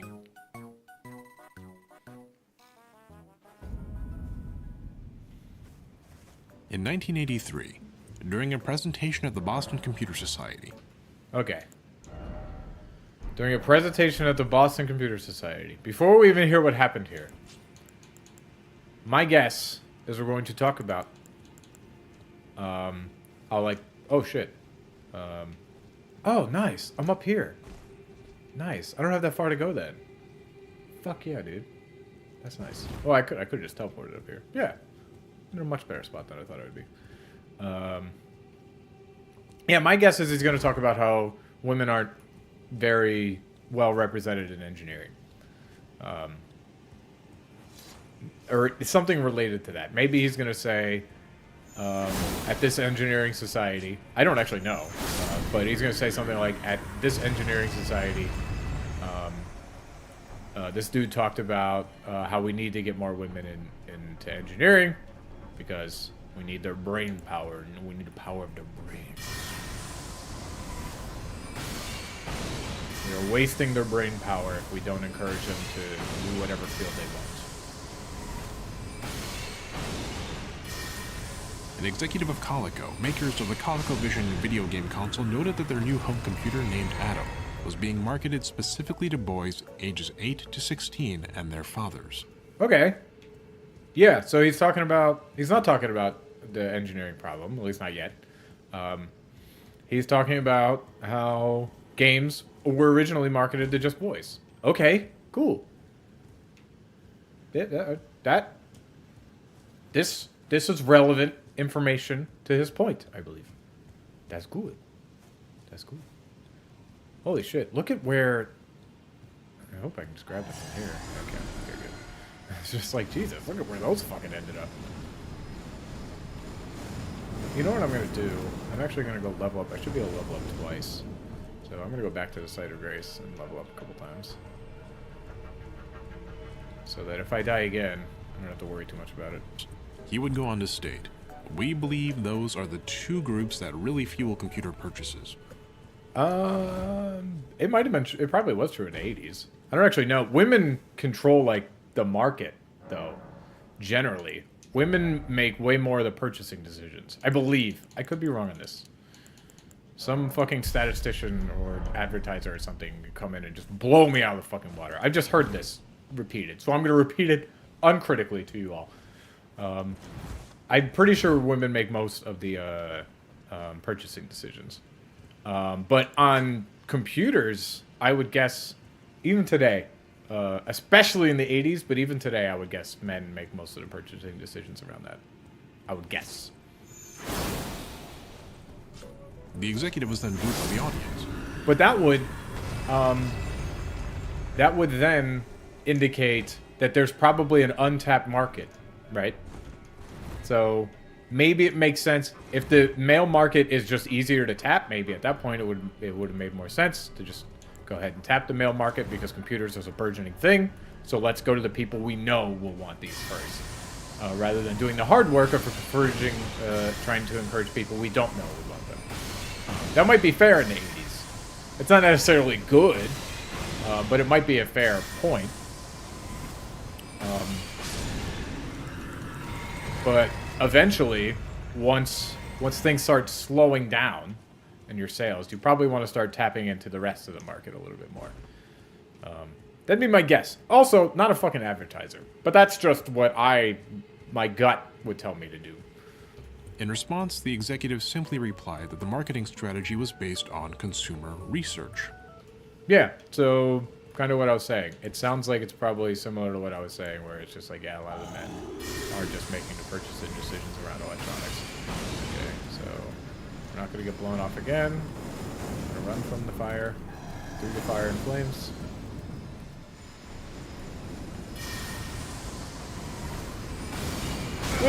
God damn it! Indeed, in the 80s and 90s, virtually everything computer-related, be it video games, arcade games, personal computers, or otherwise, was male-dominated. The machines were I would agree. Well, not, this is like hard. You can just back this up with data. But yeah, that makes sense. Probably not good for society as a whole. We want to include everybody and everything. But it would make sense if it's a burgeoning thing, you go to the people who you know would want it. That makes sense to me. largely invented by men, built by men, and marketed to men. Yeah, there is the problem that women probably weren't being encouraged to get into engineering, like I was saying. So he is touching on that a little bit. That was a problem. I wouldn't say the problem is solved now because we still have way more male engineers than female, although I don't know how much of that would be biological versus like societal or environmental, I guess. But we are doing a lot to counteract that notion now. But in the 80s, yeah, that definitely wasn't happening. Can I jump to him easily? It looks like I can. Because my great bow plan. Oh yeah, I can get up to him. Yeah, we're gonna go stab that motherfucker. Like, my great bow plan is not working out well. So let's go stab this motherfucker. Like the men we are. Can I get a crit on him? Yeah, I have to beat his ass. Again, I forgot to use this attack. I never remember. 1988, Nintendo would publish a study showing that 27% of NES players were female. That is... What did he say? 1988 or something like that? That is way higher than I would have expected. Damn. We were doing better. We were more progressive in the 80s than I thought. Look at you. Well, that's also... I bet that a large part of that would be... Nintendo specifically makes games that have very broad appeal. Right? Like, Mario is very broad appealing. Zelda. Samus is a girl. Although, I think... I would guess that Metroid is played more... Like, a higher percentage of men gamers... Or, no, a higher percentage of the players... the players who play Metroid... are men than, like, Mario. So if we have, like, take 100% of Mario players... 100% of, Metroid players, I would guess Mario is probably like, I don't know, a third female, and Metroid is like a quarter or something like that. I'm pulling those numbers out of my ass, but I would guess that the ratio of male to female gamers is higher in Metroid than it is in Mario. Which is interesting because Samus is obviously a girl. People didn't know that in like the first game. I don't remember when it was revealed it was a girl. Probably the first one. I haven't played the OG ones fully. I played Zero Mission, but that one, she's obviously a girl. She goes through her Zero suit and is very scantily clad. You can see all the curves and the hair and everything. Yeah, I would guess that one seems like the genre of game seems like it would appeal to men more, despite having a female protagonist. A game that I think maybe would have been good on his thing is Bayonetta. That's not a girl game, but I've found girls really appreciate sexy women. Or maybe even like Lollipop Chainsaw. Girls really like to play as like good-looking women in games, I've found. I like to play as generally good-looking dudes in games. Or maybe not good-looking dudes, like I don't really care too much about their face. But I like to play as dudes who like look fucking I want to look like I'd fucking murder you in most games. I want to play as like a big masculine armor wearing like killing machine. That's what I'm kind of going for. So yeah, Bayonetta might have been a good example for his old list there, but we didn't get there. You know, so I would guess that the percentage of Bayonetta, the male to female ratio of Bayonetta players is probably lower. So female to male ratio is probably higher in Bayonetta than it is on your average game. I would guess. I don't know, but I would guess that. Yeah, we're Nintendo proving that we were super progressive in the 80s. In 1993, Computer Gaming World found that only 7% of its readers were women. I have, speaking of this problem, 0% of my watchers are women. So apparently I'm a sexist piece of shit or something. Attacking ahead. Yeah, probably not. Yeah, I figured you were lying. That's okay. It's okay to lie. We do a little trolling. I understand. Is there a reason? I need to find a mausoleum. Coffin nearby teleports you into real. Okay, so I'm probably done with like this tree thing. I think I just did that. That's not where we want to go. So we want to find there's the mausoleum soldiers. So we still want to find the mausoleum that'll stop them. So I think I'm just gonna go to that site of grace down there. We're gonna go try to find the mausoleum. But although the apparent population of women gamers in software... That is interesting that while Nintendo had like, what was it, like a third or 25 or what? I don't remember. It was at least in the 20% of women consumers, that the people who are interested in reading about it, although I don't know how this magazine was marketed, the people who are interested in reading about games and learning more about them were basically just men. It was like 90-something% men. That's really interesting. I don't know why that would be. But that is interesting to me. Maybe it is just more games. Like, since they're talking about a much broader thing. Like, Nintendo is narrower than all games. Whereas that gaming magazine is probably, like, covering games in general. Maybe just Nintendo was really high. And, like, the gaming market was still... Like, if you count Sega and Atari, whoever the fuck was still making games around that time. Maybe if you counted them, the percentage of female consumers would be, like, 10%. And then this magazine also does some filtering out with their advertising. That would be my guess would be something like that. I don't know though. Software developers was small. There were still women at that boss. Yes, the number of software developers is small. It's getting higher and higher. I don't know what the numbers are now. I work with a decent number of women. It's good. Still definitely mostly dudes. But I work with a decent number of women in my day-to-day. There are 2 female engineers on my team. I've worked on it for a while there. My team was entirely, or not entirely, because I'm a dude.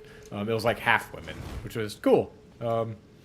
Especially because they were competent. The problem I kept running into for a while was like every female engineer I fucking ran into was shit. And it was actually really disheartening. I hated it.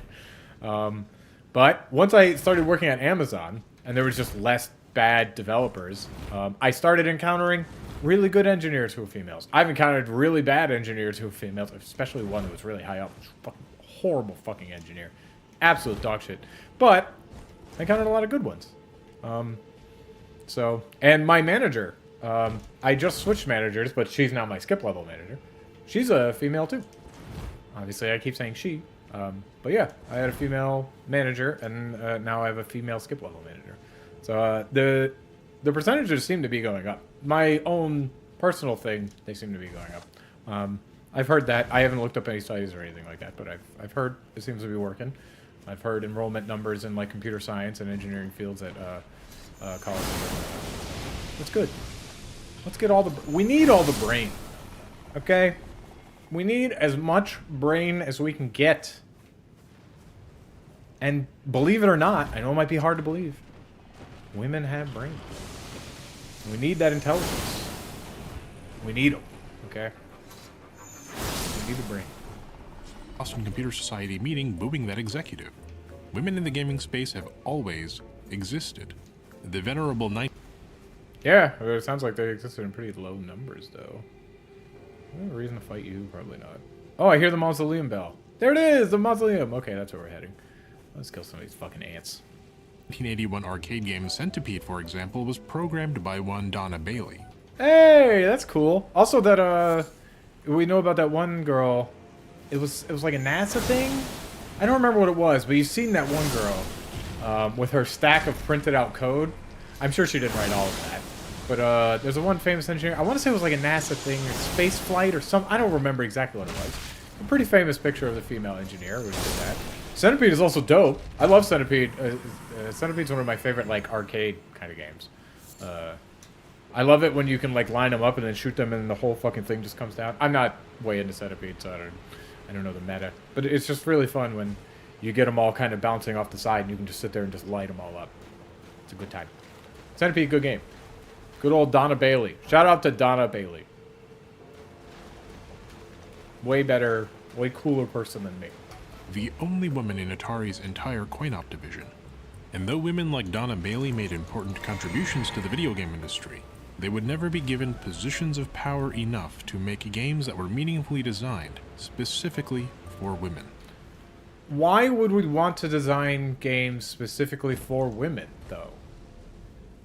Why wouldn't we want to make games that appeal to everybody? That seems just like painfully obvious to me. It's better for marketing, but it's also like it's like non-exclusionary, right? That seems like it's just so obvious to me. Like what? Sure, I'm not saying you can't make specific games for women. Just like you can make games specifically tailored toward men. That's fine if that's what you want to do, but it feels like the trend should be like, let's make games that just everybody fucking likes,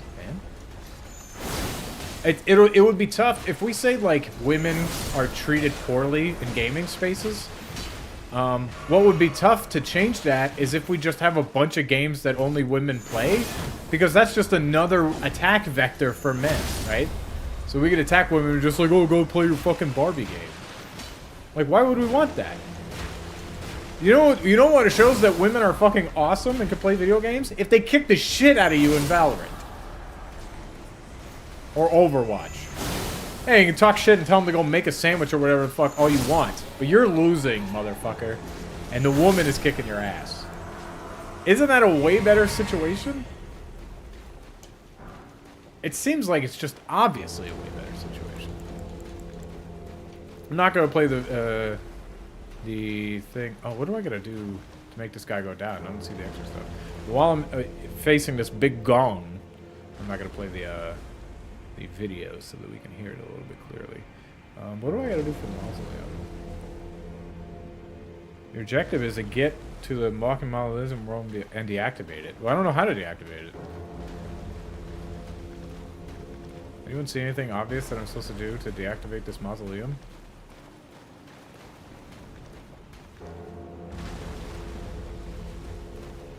I know they oftentimes have different things that you're supposed to do. But I just don't... I don't see what this one should be.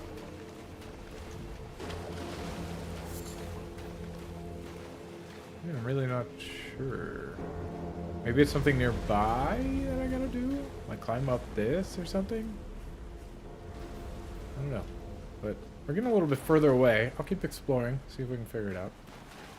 We'll continue here. The video game market of the 80s and early 90s was not much different than the girls' toy market.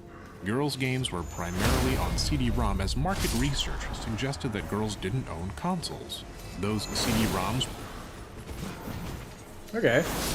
I mean, I guess that makes sense. Yeah. Not really much to like argue with here. Just going over the history, which is fair. If we're talking about why girl games no longer are good or whatever, if they ever were. were colored in pink and purple to both appeal to girl gamers, but mostly to signal to their parents that these were the games for girls. Yeah, that's also probably part of it too, is that parents normally had strict gender roles for their kids. So even if a girl really wanted to play like the guy's game or whatever, they're gonna be like, no, this is the one for you. They would just, since parents ultimately make the purchasing decisions. They just assume their girl wants this because it's pink and frilly and whatever. So that would definitely be part of it. Times have changed a little bit there. Parents don't seem to just say, hey, girls get the pink thing and guys get the blue thing now. So that definitely happens. And it's totally fine. If the girl fucking wants their fucking pink Barbie game, all power to it. Oh, shit. I meant to drink this. Wasted my health. Yeah? You gonna do that? I don't think so, bucko. I don't think so. Their feminine appearances and poor quality inadvertently associated with each other to the consumer and thereby essentially segregated. These are the... Yeah, but the way you unsegregate those gamers is to make games that appeal to everyone. It's not to make girl games that are good. It's not to make the fucking best Barbie game on the face of the planet. I mean, do that. If that's your creative vision, by all means fucking do that. But if your goal is to get girls into gaming, I don't think making a segregated, like, cohort of girl gamers in their own little space playing their own little games is the way to integrate them. Because they wouldn't be integrated. It would still be like boy gamers and girl gamers. Because, like, these are the games only made for boys and these are the games only made for girls. I just don't... I don't think that would make a ton of sense. I mean, if you want to make the fucking... What's the best game in the game? Let's say Tetris. If you want to make the Tetris of Barbie games, fucking have at it. If you want to make the fucking Halo 3 Barbie games, The Last of Us, I don't know, other fucking amazing games. You want to make the Baldur's Gate 3 of fucking Barbie games? Have at it. But I don't think you're really integrating girls and bringing girls into the fold of gaming when you do that. Oh. I probably gotta just climb onto this tree. Oh. See? We're learning. And you know what? You know what? A girl gamer could have figured that out too. Because this game, it's made for everybody. The games for guys and the terrible games for girls are the ones in pink sitting in a section by themselves. Now let's be clear, I'm not saying that all girls games in the 80s and 90s were terrible. Quite to the contrary, in fact. There were many excellent games for girls, but a lot of them Would Mario be one of the excellent games for girls? I guess not. It wasn't in his list. At least I don't remember him saying Mario in the list. Maybe I spazzed out and forgot. He did rattle off a whole bunch of stupid fucking games. But... bobbing and weaving. Fuck. That actually almost killed me. It nearly killed me. But the work is done. And it always will be. Oh my god! Why am I getting fucking obliterated by this idiot?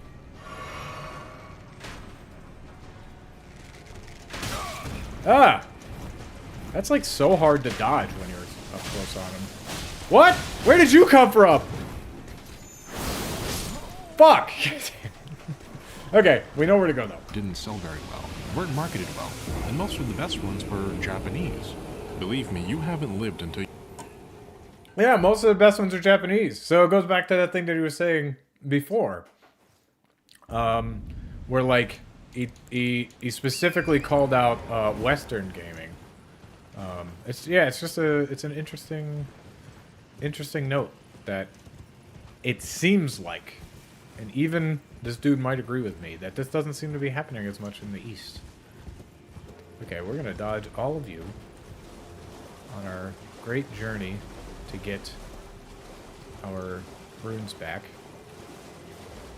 Go this way. No, it doesn't look like we can hop up there. I don't want to fight the horse guy. That's what I'm trying to... I don't really want to fight any of these guys. To be honest with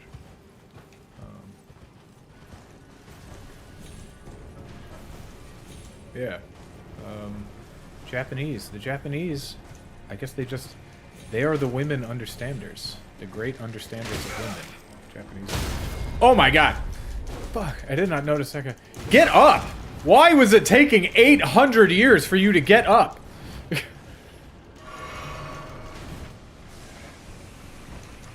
Okay, there's a lot of arrows coming at me now. And these fucks. Okay, we can get our runes.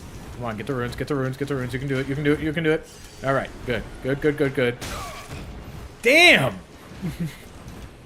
It's hitting hard, dude. Okay. I think we got ourselves a little enclave here to fight these idiots. Okay, killed one. Okay. We're done panicking.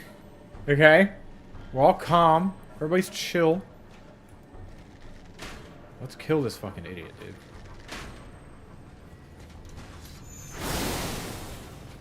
That's all it did to him? Jesus. Okay, you want to fuck off down there? Then do that. I don't... You know, yeah, I'm still gonna kill you. I want my revenge on this idiot.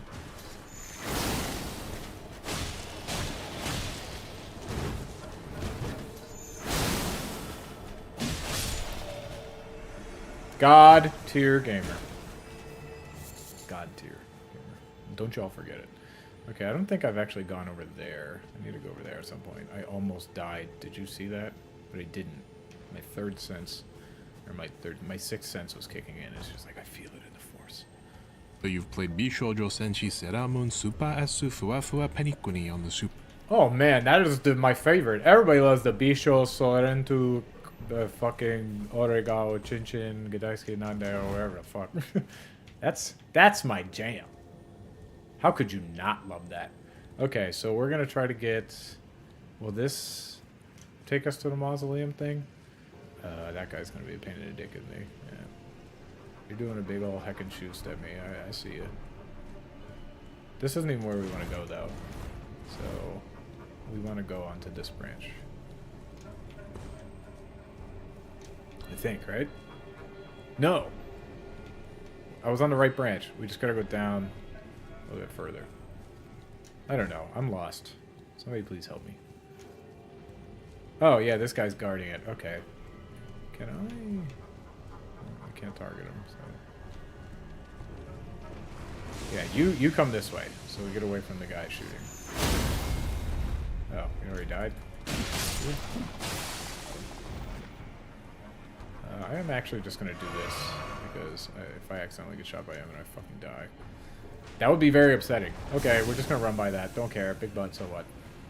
Super Famicom. And who could forget Crystal's Ponytail on the Sega Genesis? A game... Everybody loves Crystal Ponytail. Everybody loves it. Game panned by Game Developer Magazine for, I quote, featuring too much pink. Dang. What's wrong with pink, bro? Pink is dope. Well, I actually don't think pink is dope. I don't use pink on anything.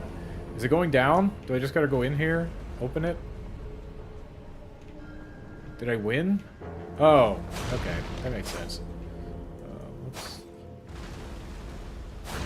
There you go.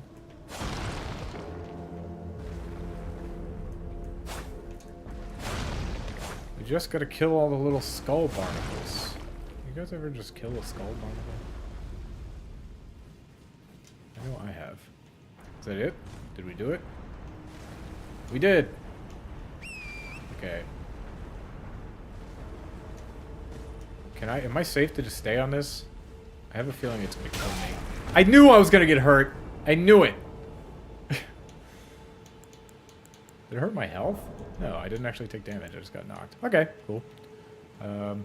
So all the guys despawned? Yeah, I don't see any. Dope, we did it. We're gonna open up this. I don't think there's anything in here that I give a shit about right now. But we can at least open it up.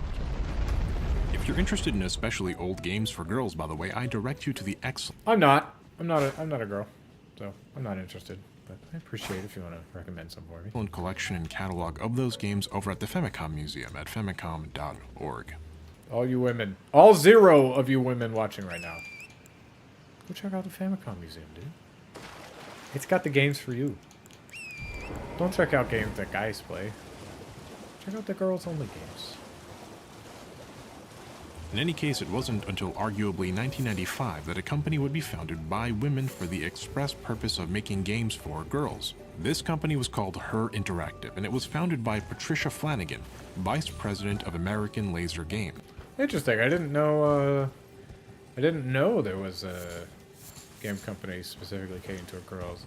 Actually, wait. I thought about. I heard something about. I don't remember if it was games. I remember. I think it was Rooster Teeth. Maybe it was Kind of Funny. I don't know. One of those. There was some initiative that was like trying to get girls into something. I feel like it was video games. It was something like that, and then the company ended up just completely folding. I don't think it was this company that he's talking about. But yeah. So, okay, well that guy didn't despawn. No big deal. Oh my god, there's a fucking Crucible Knight up there. Can I summon? I'm gonna summon a Mimic Tear if I just Crucible Knight. I fucking hate Crucible Knight. We're gonna kill this bitch. Kill him super dead. Yeah. Oh, this is actually a boss. Great. This is gonna be tough. Especially because my Mimic already died! Jesus, bruh!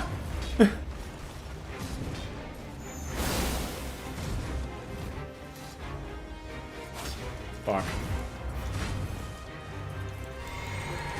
Still not doing too bad. Getting stuck on geometry is just the worst thing. Alright, I can heal here. I'm all out of heals, though.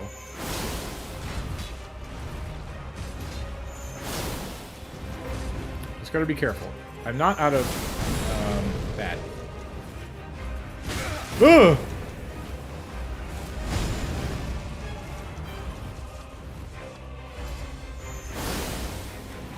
Doing good damage. I think I can do this. I don't know if I will. Probably gonna do something stupid like that. I almost died right there. Oh, so close! Okay, yeah, we can avoid this for a little bit. Actually, no, let's just run in there. We're gonna run in there and fucking murder that thing. We should be able to get it, no problem. The next one. The company. Anyway, yeah, this company, I would question whether or not this is an effective way to get into games. Maybe it is, I really don't know. But I would question whether it's an effective way to get girls into games. Because it seems like you're creating like a niche where they just stay cordoned off into their own like little world, I guess. Maybe they just act as like a stepping stone to get further into games, though. I'm not sure. But this is an interesting thing. If they make just girls specifically for games, they really are just furthering the gender binary, which I would guess, I don't know, but I would guess that's at least somewhat against like strict gender roles and strict gender interests are generally like not huge things that feminists are super supportive of. So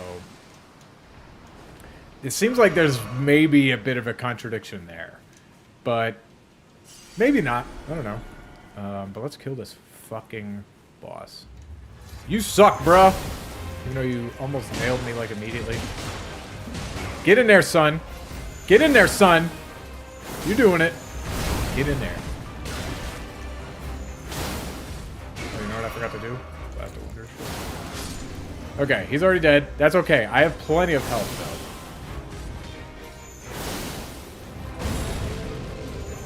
though. I got all the health in the world now, bro. That seemed like horse shit. Oh, God.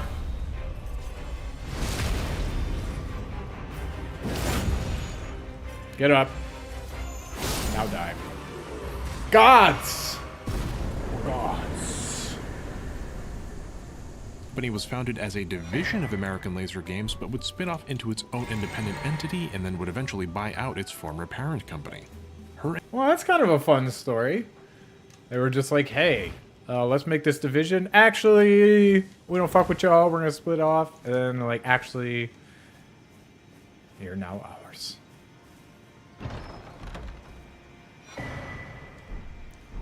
Look at that. We got all the Crucible Knight shit. That's awesome. I'm gonna check that out later and see if I can wear it of it. It's probably really heavy, so I doubt I can wear it of it. But, you know, maybe I will. Interactive's first game was a As I said before, I like a big chunky armor guy. I do.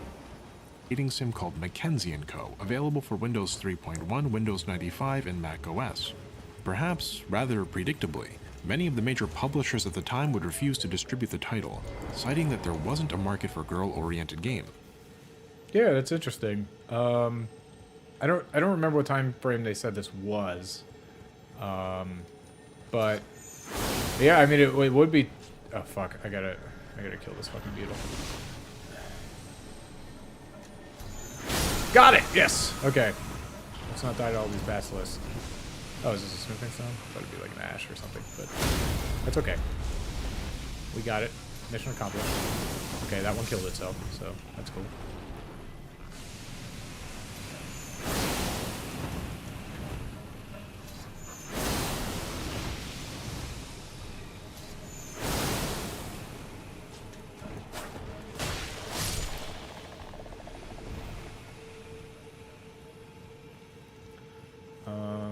But yeah, it would. That is. I mean, that sucks that that happened, but I would think it's understandable. I just feel like the time that you try to expand your market is when you've done a good amount of capturing the market that you already know existing. So if this was early on enough, which I don't remember what time period they said, it would make sense. Even though it sucks, if like, hey, like I got a game that I really want to make to try to expand your market. It would make sense that people wouldn't want to do it. It's a risky move. And if you're already making money and growing your business on just catering to boys, then there isn't a huge reason to do it. At least not yet. Here's the funny thing about markets, though, and niches. If there's demand for something and the market doesn't exist, that's an opportunity to make a market. And that's exactly... That's true. There is an opportunity to make a market, but there's an incredible amount of risk, because if you don't actually make the market, then you just lose, right? All that money is wasted, or at least a significant amount of it.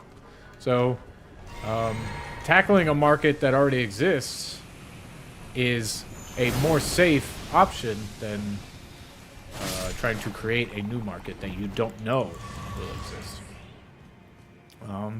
But it sounds like it worked out for these people, so that's good for them. But I wouldn't really blame the people who didn't want to take all that risk on immediately. It seems to be a sound business decision. Or at least it just depends. Like, are you in the mode where you can start taking risks, or not? Are you seeing significant growth? Like, the time where you really want to take heavy risks is where either you're just making so much fucking money that, like, oh yeah, we took a risk and it didn't pan out. But that's okay, because it was worth a shot.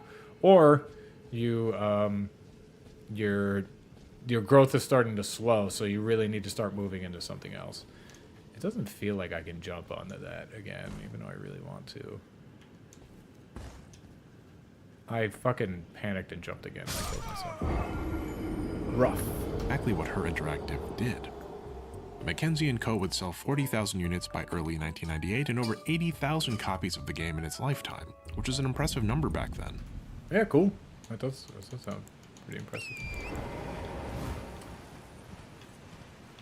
Yeah, I don't have much else to say about that, I guess. Especially for a game that struggled to find publishers and was building its own market. Now, Mackenzie & Co. wasn't perfect. You played a high school junior trying to find a date for the prom, and you could choose between Kim, a cheerleader, or Carly, an actress. Yeah, so that's this is kind of what I'm saying. Like, if you really cater toward women, and specifically women, it feels like you start making like caricatures of them. Not always. You don't have to, but like, if we say like something like Gears of War is like catered toward men, those dudes are absolutely caricatures of men, right? Like, maybe their personalities aren't, but just their appearances. Like, look at them. They're fucking hulking monstrosities. Like, that's not what people look like.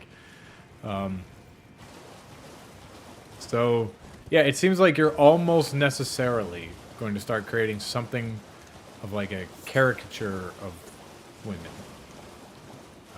Which it sounds like this game did.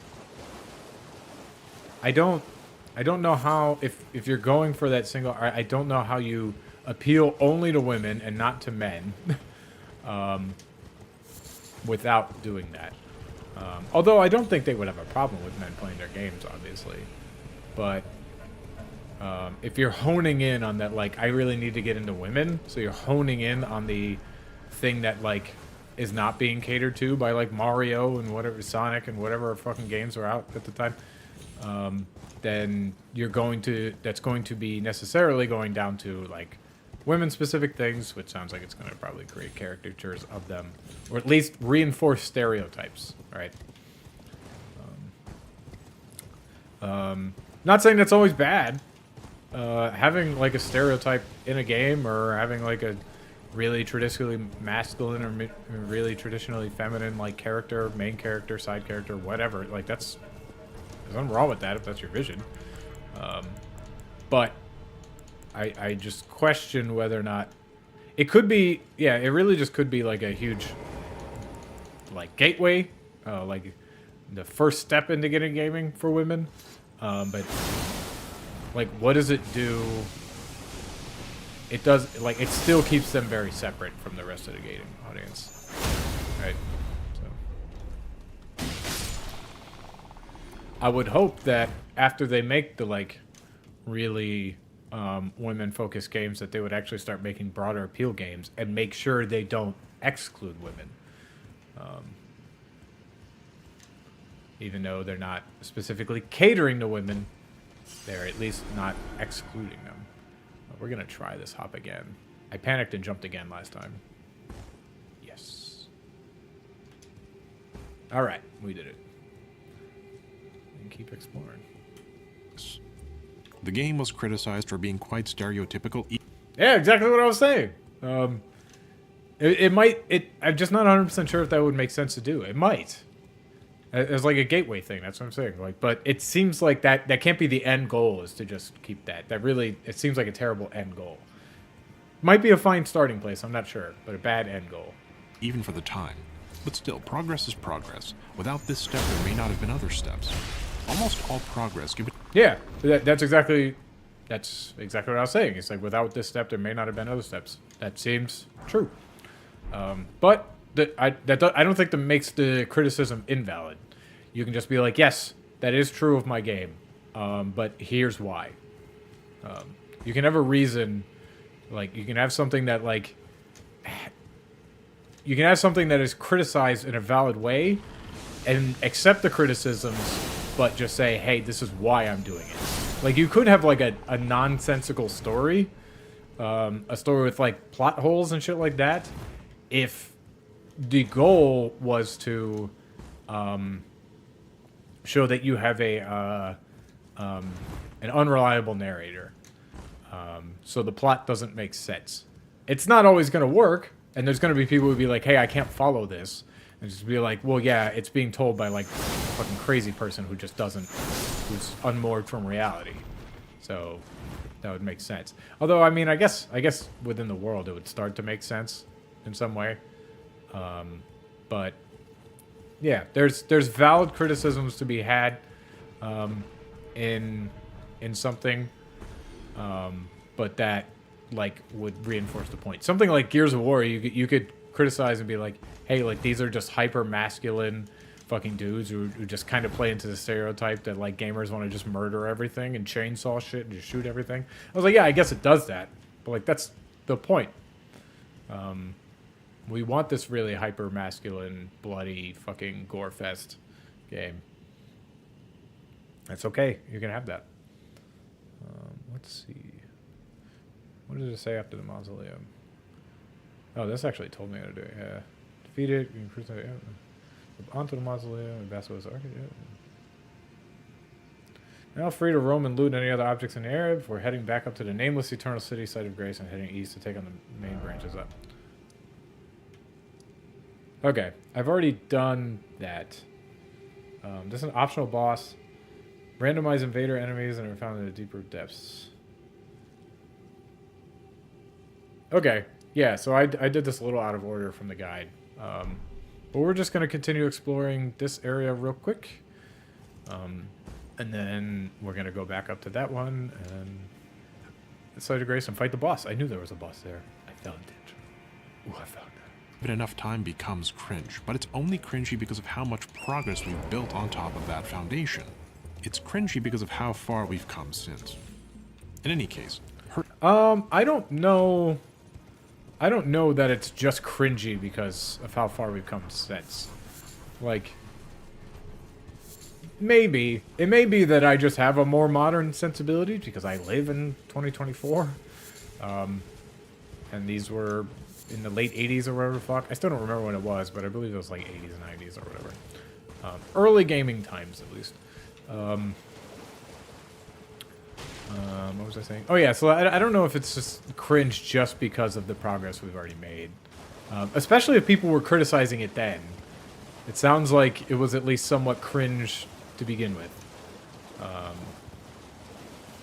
Yeah. I mean, right? It was cringe to them, at least. So let's see. I want to... Oh, I have a ton of runes. Nice. I'll be able to level up at least once. Just increasing my intelligence. We're getting that boy cranked up.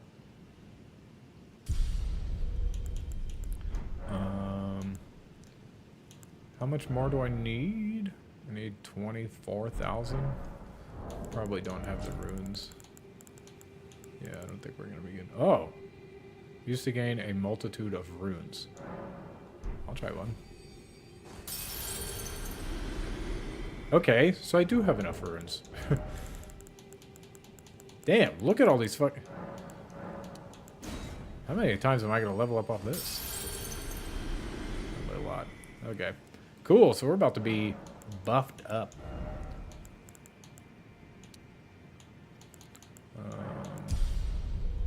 I can at least get like 8,000 more from my inventory. I should be able to. I use like this. And that should be it. That'll probably be the last time I'm able to level up. I'm gonna guess like 3. Okay, it was a little bit too high, but that's okay.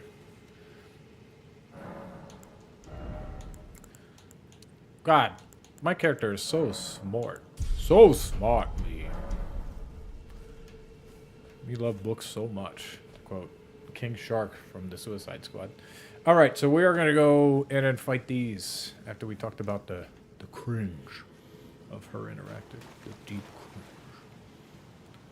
cringe. So we're going to have to... That was a horrible looking thing, isn't it? Yeah, so... You will deal with some fire-breathing brooks. Yep, that's okay. Nearby, an entrance gives you access to Fetus Champions, outside feature, and 5 randomized invader enemies and are found at deeper depths. Okay, so I'm thinking... Let's just walk around a little bit.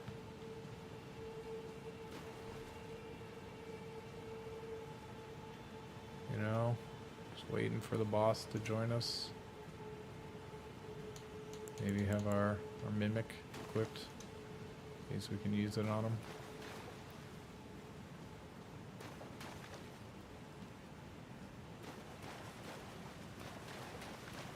Did I miss something? It'd be really upsetting. Oh, that's a face. Ew. Okay, cool. I can summon the mimic tier too. So we're gonna get moving on these invaders, aren't we? He just completely ignored my mimic. Hey, he's doing the same shit I am. Is he just me? Not quite. He's very similar though. Jesus. No.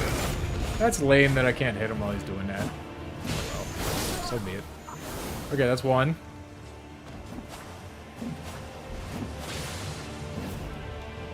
There's more, right? There we go. Sorcerer Rogier. Okay.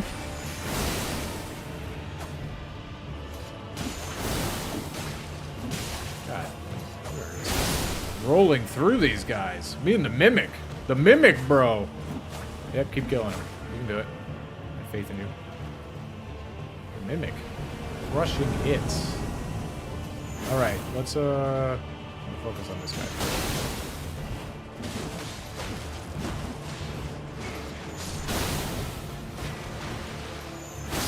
One down. Oh shit, okay.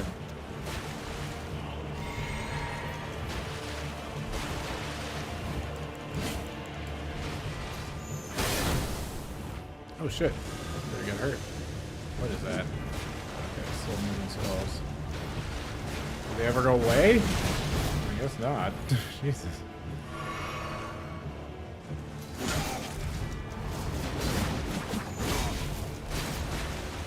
I like that he's a fat guy with a really fast sword. That's kind of fun.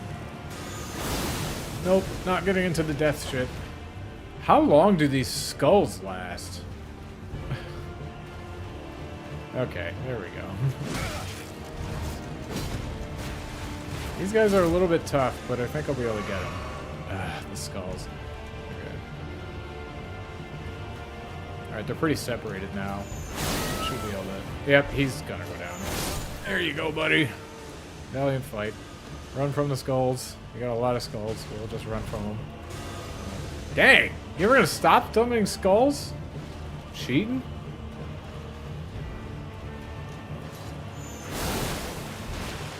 He rolled through that?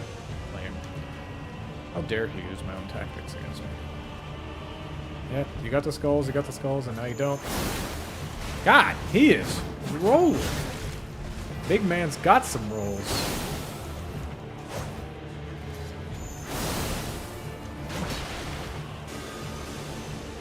Skulls are just annoying. I just have to run.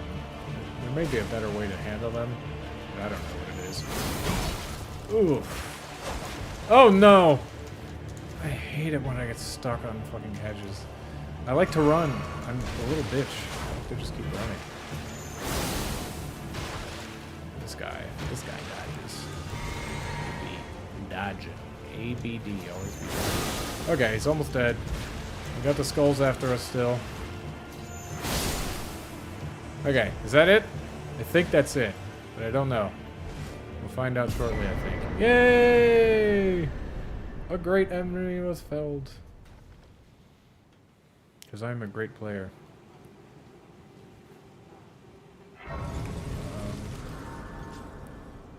Trigger. You approach to trigger the boss fight. Okay, so Fia should be sitting around here. I didn't see... There's the way gate. So I really need to go pee. So I'm going to do that real quick. I'll be right back. I promise. Don't go anywhere. My little baby birds, don't go anywhere. I'll be right back.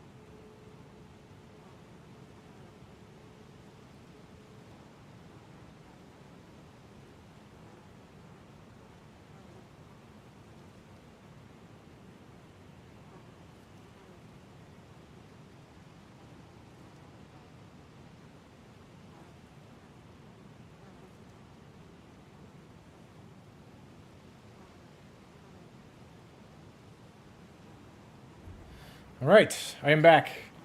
And not only is my bladder empty, but I brought some rehydration.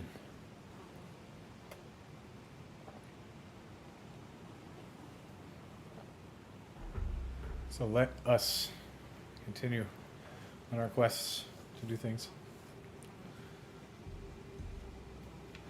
Sitting to the left of the way gate. Is Sophia supposed to be around here? I might need to...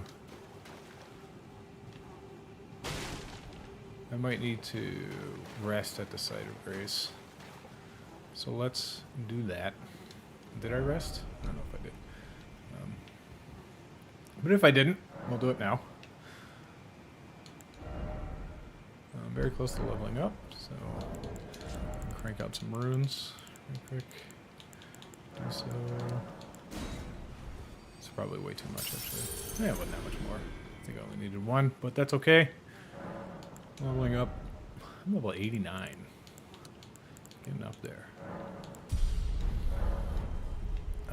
So let us find Fia. I mean, that thing isn't Fia, is it? I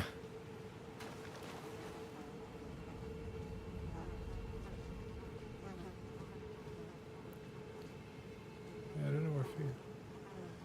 Approach Fia, sitting to the left of the way gate you approached to trigger the boss fight. There's flies. I'm not seeing Fia. Did I miss something? Under procedure quest. If you visited Divine Tower of Liarnia in a previous step, you have the option to hand over Curse Mark of Death. Yeah, so I don't know.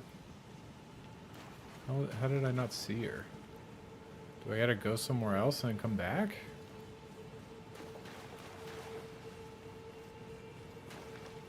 It said she should just be sitting left. If I look at this, there's nobody there.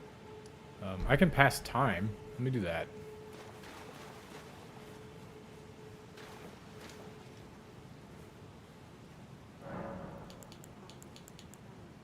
Yeah, pass time.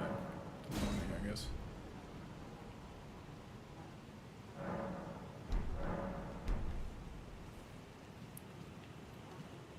Yeah, I don't see a Fia. I don't know where I'm supposed to find this person. Trade begins after the previous one is defeated. Fia's missed sorcery. Yeah. I know this isn't the most exciting shit here, but I'm supposed to be finding somebody, and it's just not. You give it to exhaust your dialogue, reload the area again, exhaust dialogue one more time.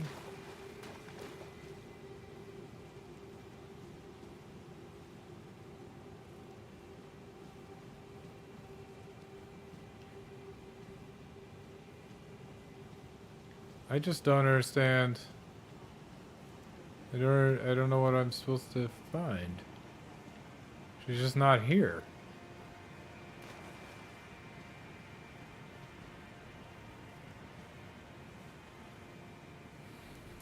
Let's see.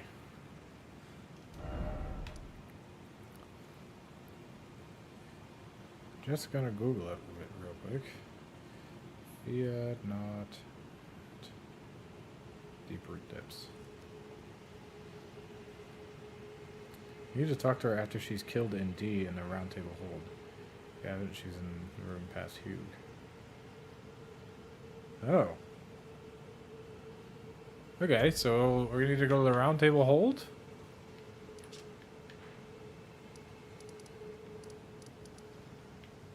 We can do that. Her Interactive would go on to release a series of games that you may have actually heard of and played. They developed the Nancy Drew Adventure series, an ongoing series of games that began with Secrets Can Kill in 1998 and which continues to Midnight. Okay, so she's gonna kill D? Right? That's him, right? Then owing, I think you've had the power of... So, and you do go talk to... I don't actually remember what Fia looked like. This isn't Fia, is it? That's Roderica. Yeah. I am pleased. Would you like me to? The blessing is still aflame. Would you like to be? Then good day to you. I don't remember which person is Fia. Is that Fia? I don't know how to tell who is who.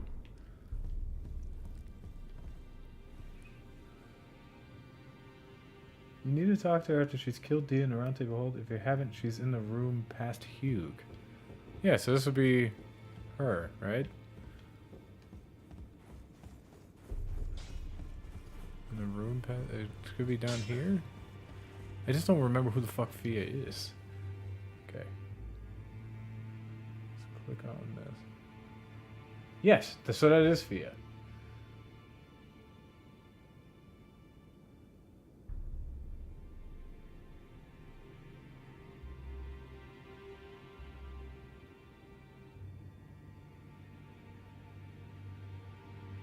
Where is it? I'm really confused. Yeah.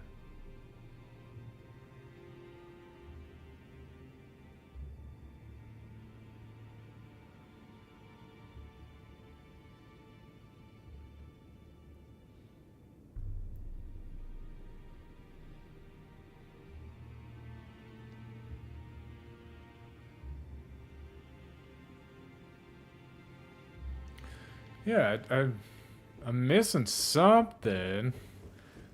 Really confused. What did I not do for Fia?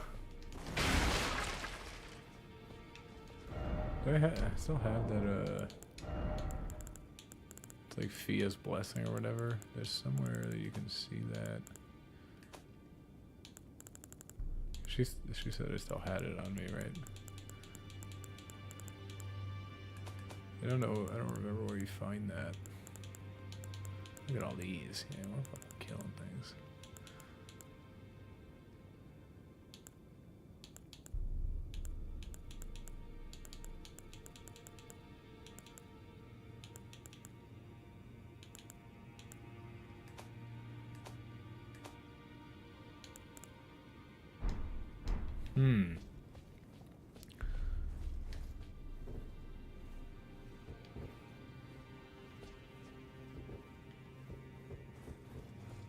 Yeah, I am just supremely confused.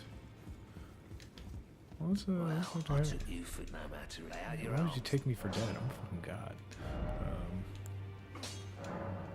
Bump that up. I don't know. I will in a minute here.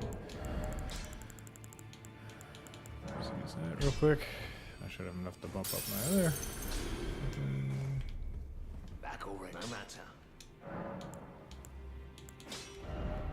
We don't do the smithing stones for that. We still have the smithing stones. Dang, we still have the smithing stones for that. God damn. I have one strong Uji katana, I'll tell you what.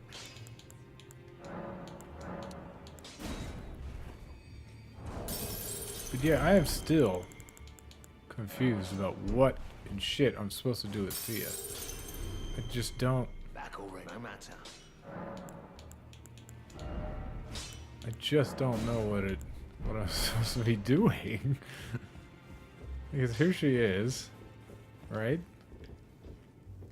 I am pleased. Would you like the blessing? Would you like? Yeah, sure. I don't actually... Just do that, I guess, and then we're going to talk to D, right? Because D's here. You are so. Yeah, I'm warm. My dear, have you ever heard dear Roger likes and the ancient? Oh, we've got shit to talk about here. Maybe this is why it didn't go. In truth, about the black. Oh, But it okay. wouldn't be right to give this to him. Perhaps you. Okay. Cool. Well, we've got shit to talk about, so we're gonna keep talking to her. See if we can't progress this. And Salem, which was released in 2019. This time period in the 90s also saw toy company Mattel releasing many games under its Barbie franchise.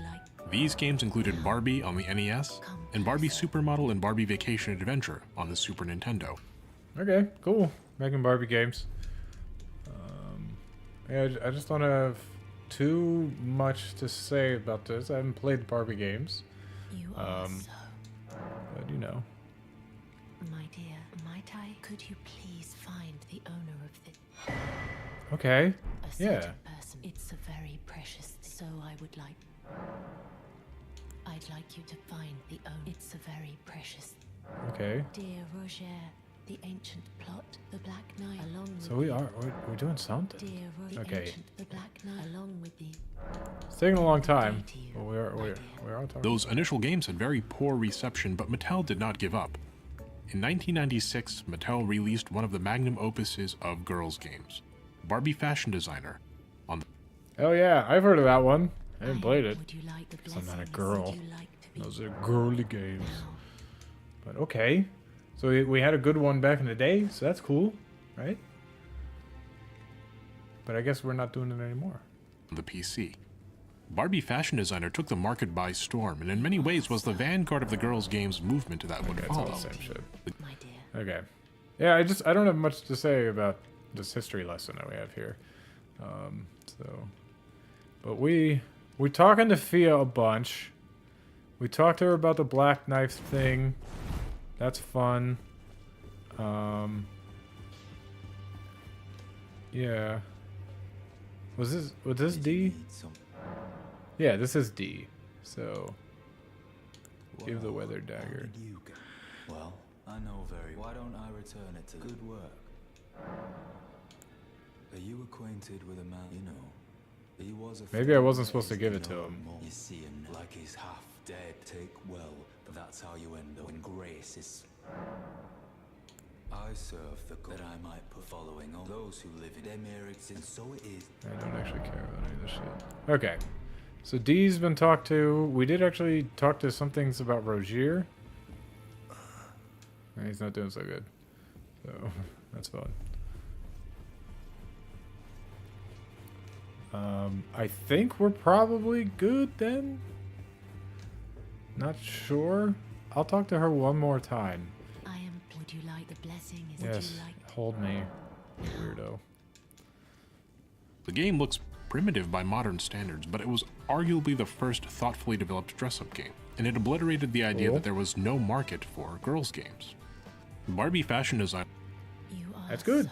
so... Yeah, I mean, if there's a market for Dear Roger, the ancient, the Black Knight, for along girls' with games, then Dear Roger, the ancient plot, the Black Knight, along with the... okay. Yeah, it looks like I did about as good as I can here. So we're gonna keep moving. But yeah, that's good that they found a market with these girls' games and made a good Barbie Fashion Designer game. That's good. If there's a market for it, go ahead and fill it. Maybe there's just not a market for girls' games anymore. Like, maybe even the girls aren't playing the girls' games. That could be the case, right? So, Prince of Death's Throne. Designer was the 9th best-selling PC game of 1996, a year which featured competition like Quake 1, Civilization 2, Command & Conquer Red Alert. Okay, yeah. 9th best-selling PC game. That's cool. Okay, so we still haven't... She's still not here. But somebody said... if you go back to the thing, he'll be dead or whatever. So maybe we just gotta do that. Look at our thing here. I will wait. I doubt it'll do anything, but I will wait. So... Last time until morning. Alert, Diablo, and Duke Nukem 3D. Diablo? Is that not one of the original dress-up games? I don't know, the way you were talking about dress-up games earlier. I think Diablo would fit into it. So you say this is like one of the OG dress-up games. Maybe Diablo beat him to the punch. I'm not sure what came out first, though. D. Barbie Fashion Designer sold more than 500,000 copies in its first 2 months, outselling Quake and even Doom. And yet, look at... Damn, that's actually fucking impressive. I did not know it was that serious. Oh, is D there still? D's gone. Okay. Cool. Something is happening. But yeah, that's interesting that it sold more than Quake and Doom. I'm surprised about that. She's gone now too. I think we did it, guys. Hey, somebody got back there. That's fun. So she's not here anymore. So we should have done it, you know? Please just have done it. Look at any top 10 games list of 1996. Even narrow it down to PC games, and Barbie Fashion Designer will never make an appearance. I would argue though that Barbie Fashion Designer's impact on the video games industry was as substantial, as important as Quake or Doom or Diablo, and perhaps even more so. Almost certainly not, right? If you're saying that, like, fashion designer games aren't super popular anymore, first-person shooters definitely are. Loot-based games, action RPGs definitely are. These are the progenitors of their genres. And though Barbie Fashion Designer is, it seems to be a progenitor of the genre, it's not a very popular one. So how is it, like, as important to the state of games, or the furthering of the games as a medium?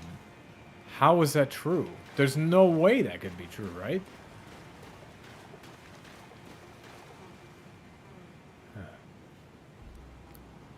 I'm still... How is she still not fucking here, man?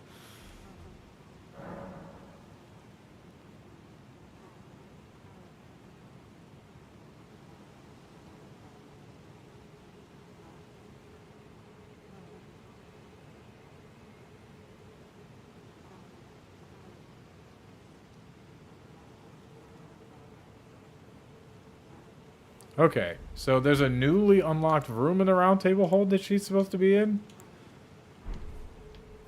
God, this fucking guide that I am following just didn't mention any of this shit. Yeah, well, let's try. We'll try to find it.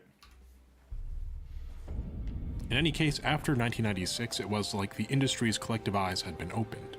In 1997, major media... The industry's collective eyes have been opened, so we probably had a whole bunch of these kinds of games coming out. Okay, was this... I don't think this room was unlocked. I think this might be a newly unlocked one. So maybe this is where Fia is. Yes! We did it.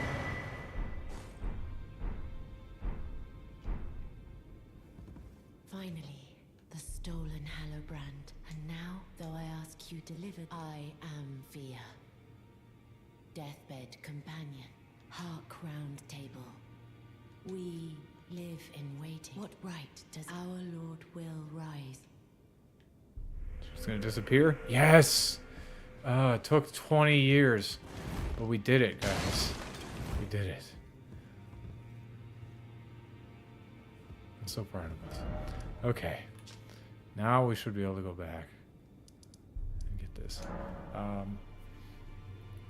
Anyway. You're saying the industry took notice? Okay, so we're gonna see a whole bunch of, like, designer games. Look, she's there. We're gonna see a whole bunch of designer games and stuff coming out now? Okay. Interesting. I knew you. What is it to deny us like the dogmatic? Let's go back to the quest, or to the guide. Yeah, I know. Scroll. Under the Lakes. Under the Lakes East. Ainsel River. Under the Lakes West. Southwood River. Caelid. Malcrani to the Southwood River.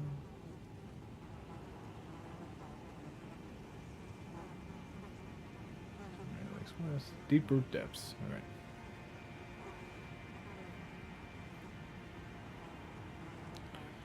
Visit a Divine Tower to learn and preset. You have the option to hand over Curse March decks. I see. Then you... For I am the I wish to be a mother, so it is. I must bear. Go on, you deny it, because we deign to live. You are an... I am the guardian they call me, yet you I don't know if I'm supposed to be held or what I want to do.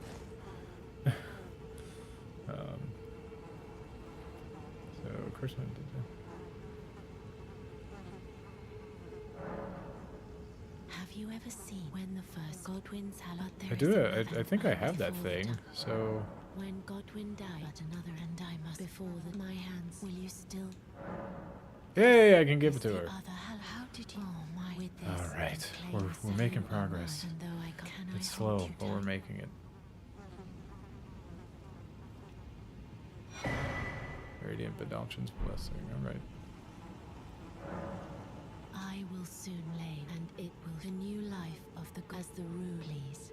Brandish this child. My rule stay the persecution by becoming. I will soon lay to conceive. Brandish my rune. Stay the by becoming. I will to conceive. Okay, cool. She's repeating. By become. So leave now. Yep. Of course, mark of death. Have you go to exhausted dialogue. Reload the area and talk into exhausted dialogue. One more time. That I can do. Sorry, I'm just want to get through this so we can get back to the fighting and the video watching. Okay, there's nothing there. Exhaust our dialogue again.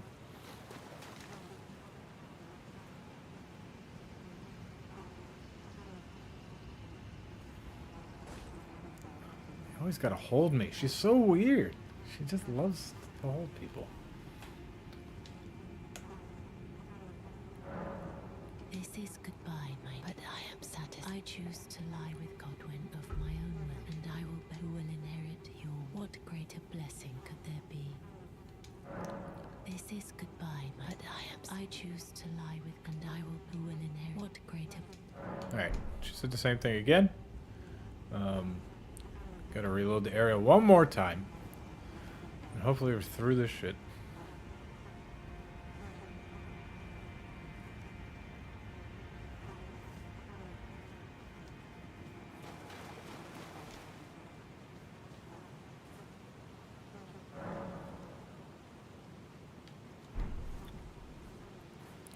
Okay, so yeah, I was supposed to give somebody a twin set or something. I guess I didn't.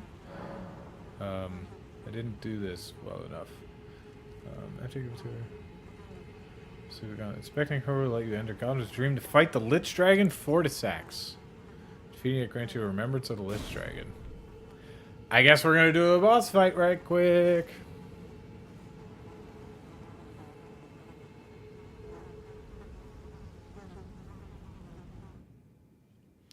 You guys ready to fight Lich Dragon Fortisax? There he goes.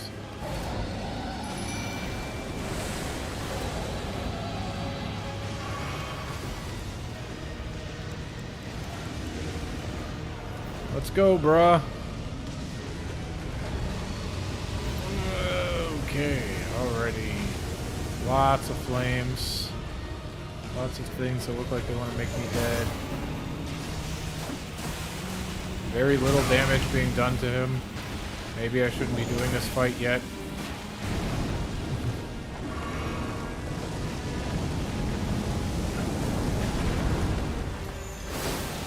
Okay. How are we doing? 1 damage. Jesus.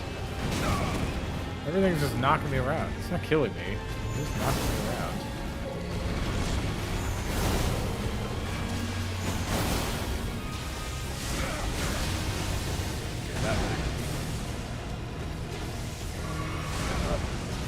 Come on, Mimic. You can do it.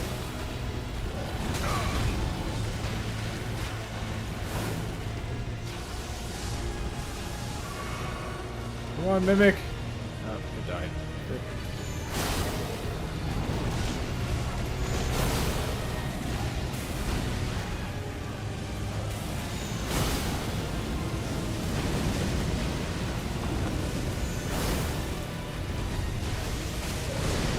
Doing not bad against him now, so it's good.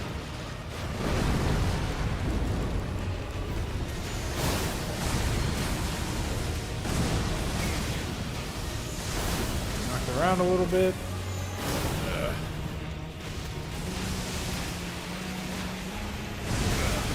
Oh! Oh! Almost did all of the death.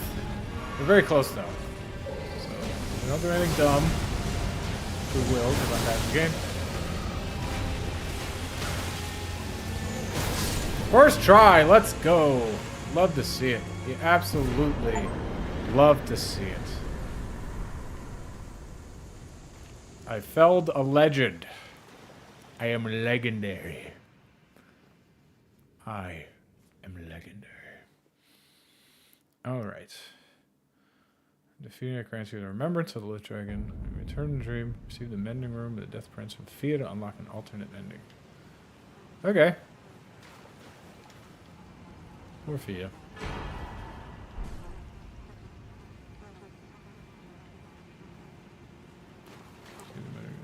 And reload again to armor set. Okay.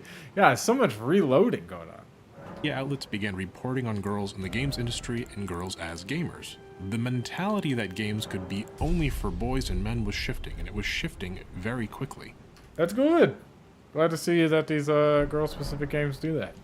I still think that eventually you want to bring them into the fold as, like, playing the same games as the rest of the guys in their hobby, you know? But this seems like a good start, right? Okay.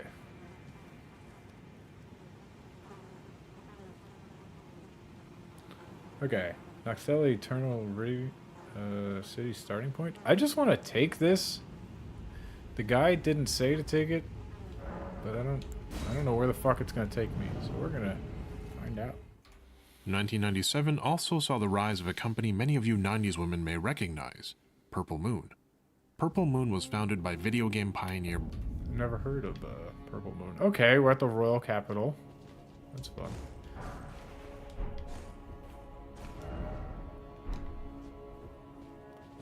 My goal here... I can already teleport.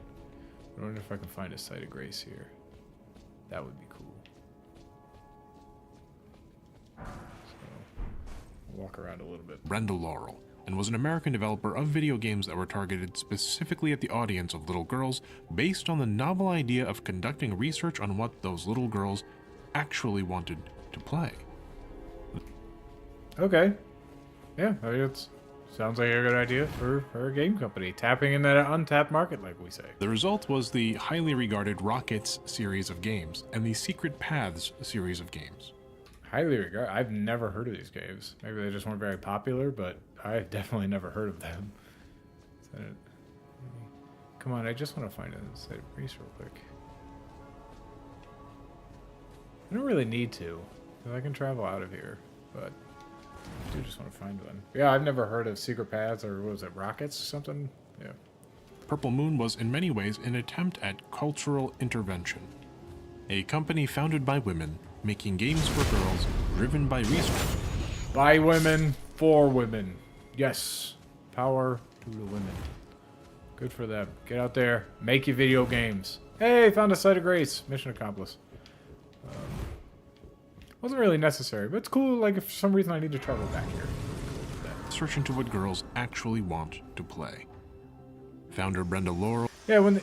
Oh, shit. My utmost for bringing me here, and thus I shall depart. Farewell. I shall leave Torrent. I wish you luck. You have... I have no...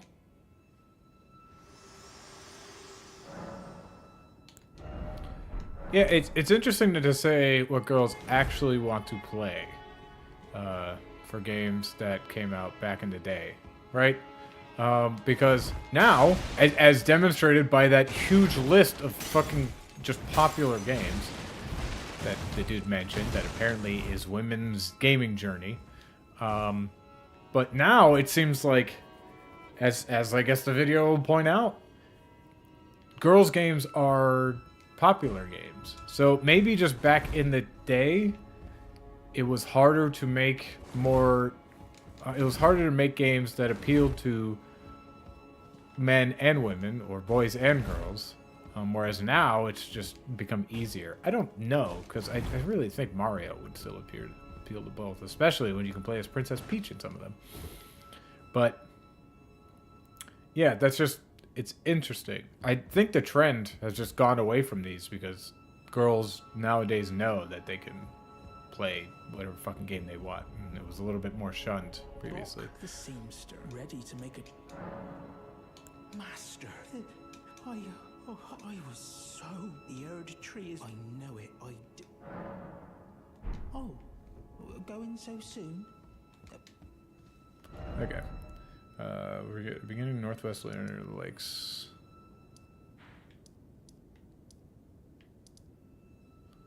I don't know where exactly. Hey, there's a... Hey there. There's the stairs at the very top of Renna's Rise and take the Waygate there. Okay. Yeah, so we're going to Renna's Rise. Cool. I can do that.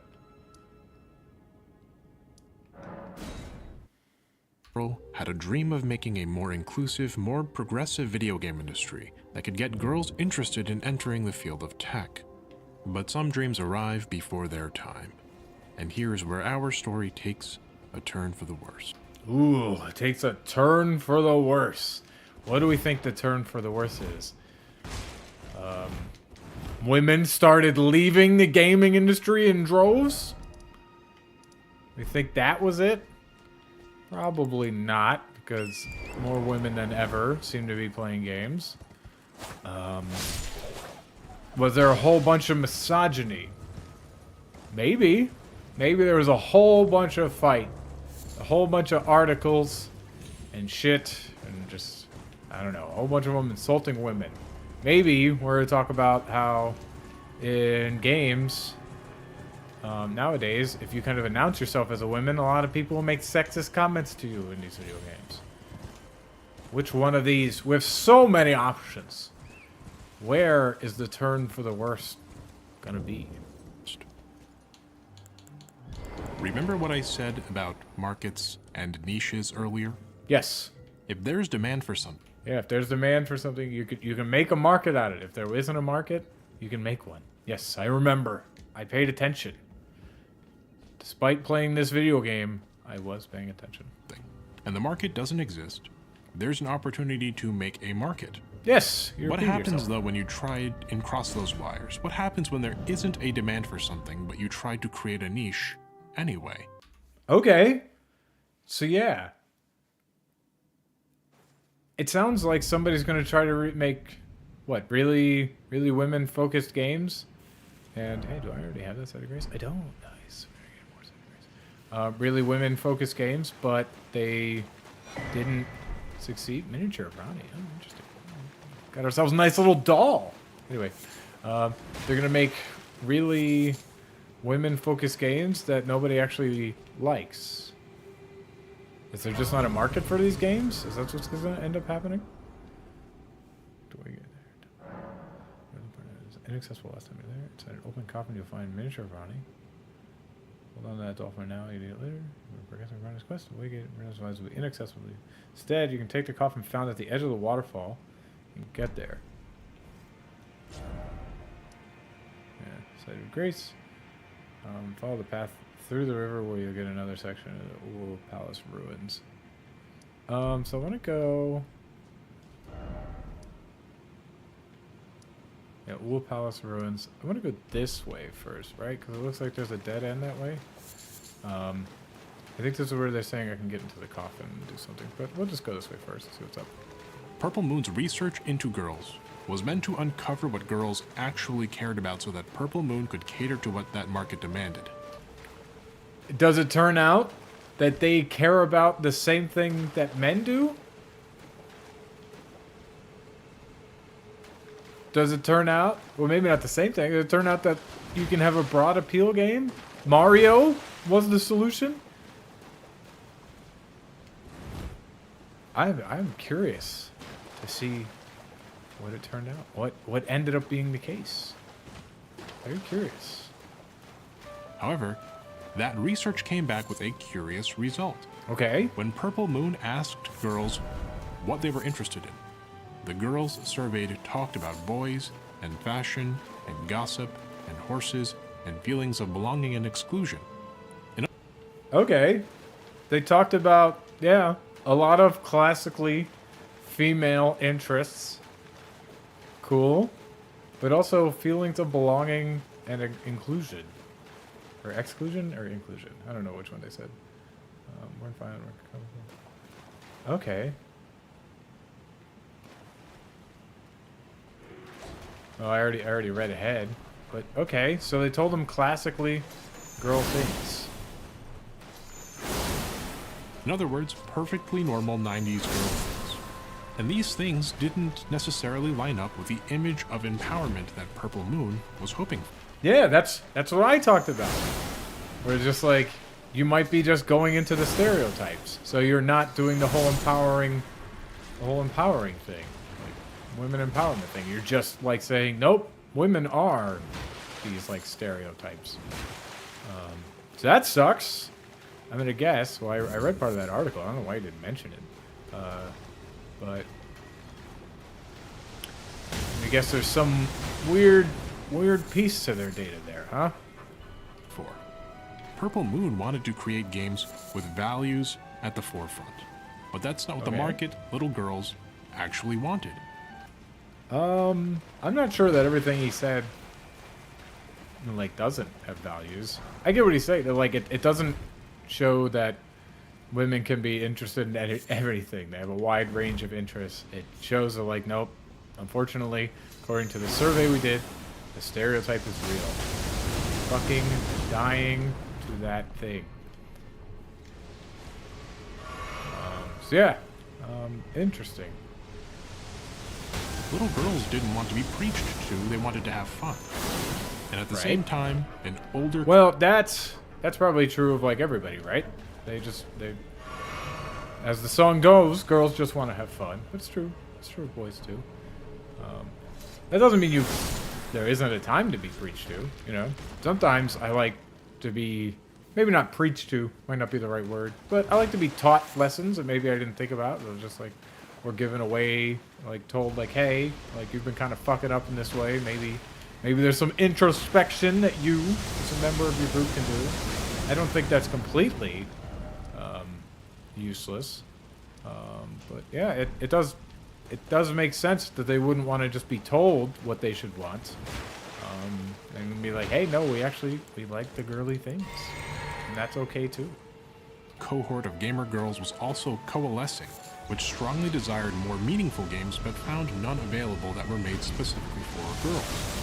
And the end result was that they wanted more meaningful games that, but none were made specifically for girls. I wonder, what time period was this? I forgot the fucking time period. But was there like really a lot of meaningful games for boys then too?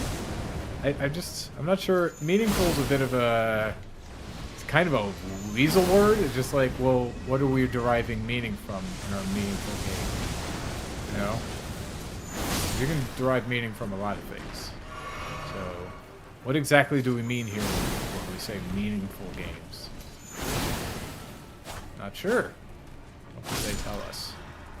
But for my like definition of meaningful, if I'm saying a meaningful game, it's a game that has something to teach me, or a game that has like a message. It's not like Tetris isn't a meaningful game, you know, because like what do it's just like a high score kind of base game. I would need like a story that teaches me something. Maybe it doesn't teach me something, but expands what I think of like a thing, and be like, hey, maybe I think the world is this way, and they're like, yes, it is. But when it's like, hey, maybe I can explain to you why, which I guess is teaching me something. But just something that helps me grow as like a person. So maybe those would be kind of the kind of things that I'm when I hear something that's meaningful. So I would say, at least at the beginning, probably still true now, most games aren't really meaningful. I don't know that I would call Elden Ring meaningful. The things I like about it are like the exploration and the style and the combat. None of those hold like a deep place of meaning in my heart, you know? So most games aren't like that, but there are plenty of games that are meaningful. You're going to play like Brothers, Tale of Two Sons. You're going to play like Celeste. You're going to play Mass Effect. You're going to play Last of Us. These are games that I would consider meaningful. And we've got plenty of them. And I just don't know that those existed very much in like the early days of game development. So even if the girls are struggling to find that, I'm willing to bet the guys were a little bit too. Okay, I stunned it, but I didn't see a thing show up. Okay, well, I guess I'll just keep doing this. I didn't see the glowy thing come up, but it doesn't matter. Killed him super dead anyway. Hey, look, everything's all light now. So yeah, so... Feels like it would be a problem for everybody. Purple Moon was making games that nobody was asking for. Okay, yeah, so they're making really girly games that no one actually gave a shit about because they wanted something a little bit deeper. Okay, that makes sense. Alright, I don't know if I don't know which way I should go. Yeah, which way are they saying? Yep. Clear the enemies out and collect as a... Includes close go forward. Continue west and keep following the path up. Okay, so that's west. But let's make sure we loot everything. Here are some actual quotes from girl gamers of that time period. Girl gamers. These excerpts are taken from Justine Cassell and Henry Jenkins' book, Barbie to Mortal Kombat, Gender and Computer Game. From Barbie to Mortal Kombat, Gender and Computer Games. Yeah, would Mortal Kombat be something that I think is heavily gendered?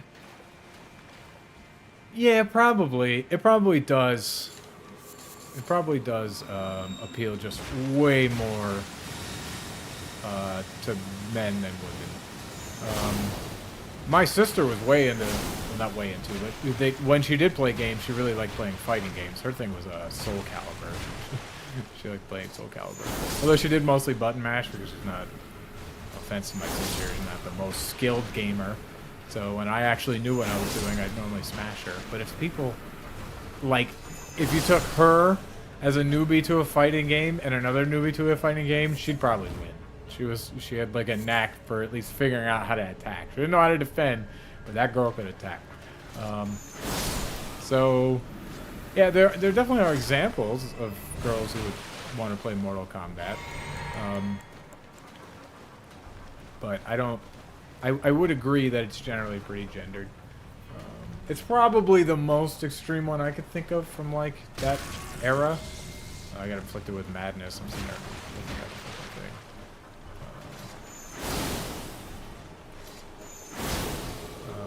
So yes, I think that's a fair title for the book. Let me kill this fucking plant. You guys ever just fucking stab a plant with magic? Oh yeah. Oh, I'm running out of stamina. I was just like, why can't I keep it down? My stamina. That stone sword cube. We're gonna keep exploring this way. Stephanie Bergman from Game Girls states, Barbie is not really a game. You point, click, do all sorts of things, but where's the competition? Where's the adrenaline rush of winning? Okay, where's the adrenaline rush of winning? Do you have to win for it to be a game? Does it have to be winning and losing for it to be a game?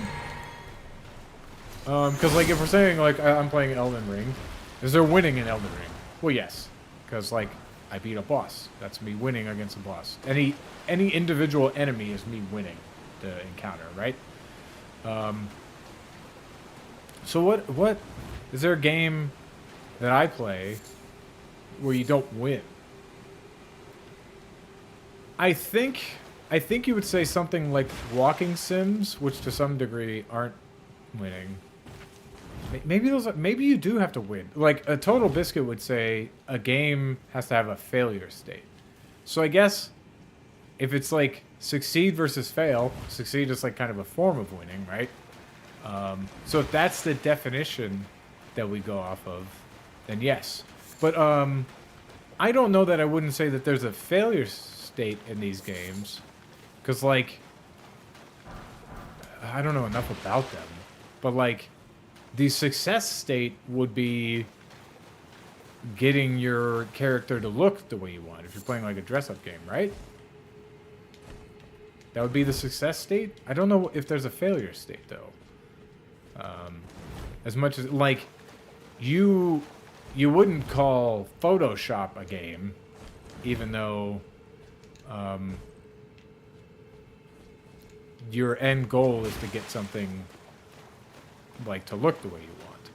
So if that's what these games do, then yes. Weren't they making like dating sims and shit too? Those gotta have failure states, right? Like if you fail to court whatever dude, Like, those gotta have failure states, right? So there's no competition, I guess, because like you can fail when you're not competing against anything, right? Because like if my goal is to court somebody, like my goal in this game is to like get with this dude or whatever. I fail by not getting with the dude, but who am I competing against? Myself, I guess? But that's not really a competition. So I don't know that the competition aspect is necessary. Let's see, you do all sorts of things. Where's the competition? Where's the adrenaline rush of winning? It's not there because girls don't like that. So I don't know that a lot of these games probably have a winning, but I don't know that the competition, like you either achieve your goal or you don't, but that's not the same thing as competition. Competition would be two things working against each other, whereas a goal, like I don't think that the person you're trying to court would be working against you, so you're not competing against them. So competition would be the competing against another entity, be it a person or like an NPC or whatever. Whereas you can still be successful or failing when there's no other entity fighting against you. So yeah, competition I think fits, but competition doesn't fit, but success and fail, like winning, might. It's a bit of a nuanced take there, but that's what I think. It's not there, because girls don't like that. The girls' games companies have their place, they really do. But I think as long as they refuse to acknowledge that they're... Actually, I just noticed we're playing Animal Crossing music in the background. And I know this because I played like 150 hours a year. So, instead...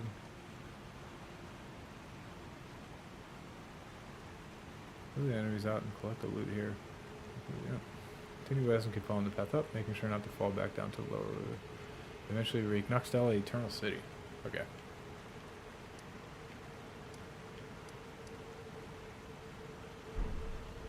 So this looks like it's probably the Eternal City. I'm gonna go toward the ants. Actually, let's just go through this door to see where we're at. Yes, this is the Eternal City, right? Yes. Okay. So this is where we're trying to go, but I didn't go the other way toward the ants. So I'm gonna go back and go toward the ants. Only making games to satisfy some little girls, they're enforcing a stereotype. As a kid, I loved Pac-Man. I loved Miss Pac-Man even more. They're absolutely enforcing a stereotype. And yes, Miss Pac-Man I think would be... Miss Pac-Man is considered, like, by a lot of people to be one of the greatest games ever. I'm not that into Pac-Man. But that's, like, specifically... Wasn't that created, I think, to cater to, more to women? But it's just, like, everybody just agrees it's, like, a fucking amazing game.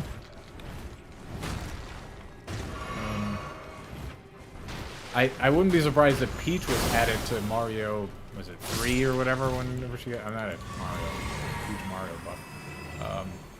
But I wouldn't be surprised if she was added there to cater more to women. And I know lots of people really prefer her because she floats. So, that makes sense. So, yeah, Miss Pac-Man I think is a great one that appeals to both. And that just doesn't have to just appeal to women. Or, not because she was female, but because the gameplay was better. Yes! That's good.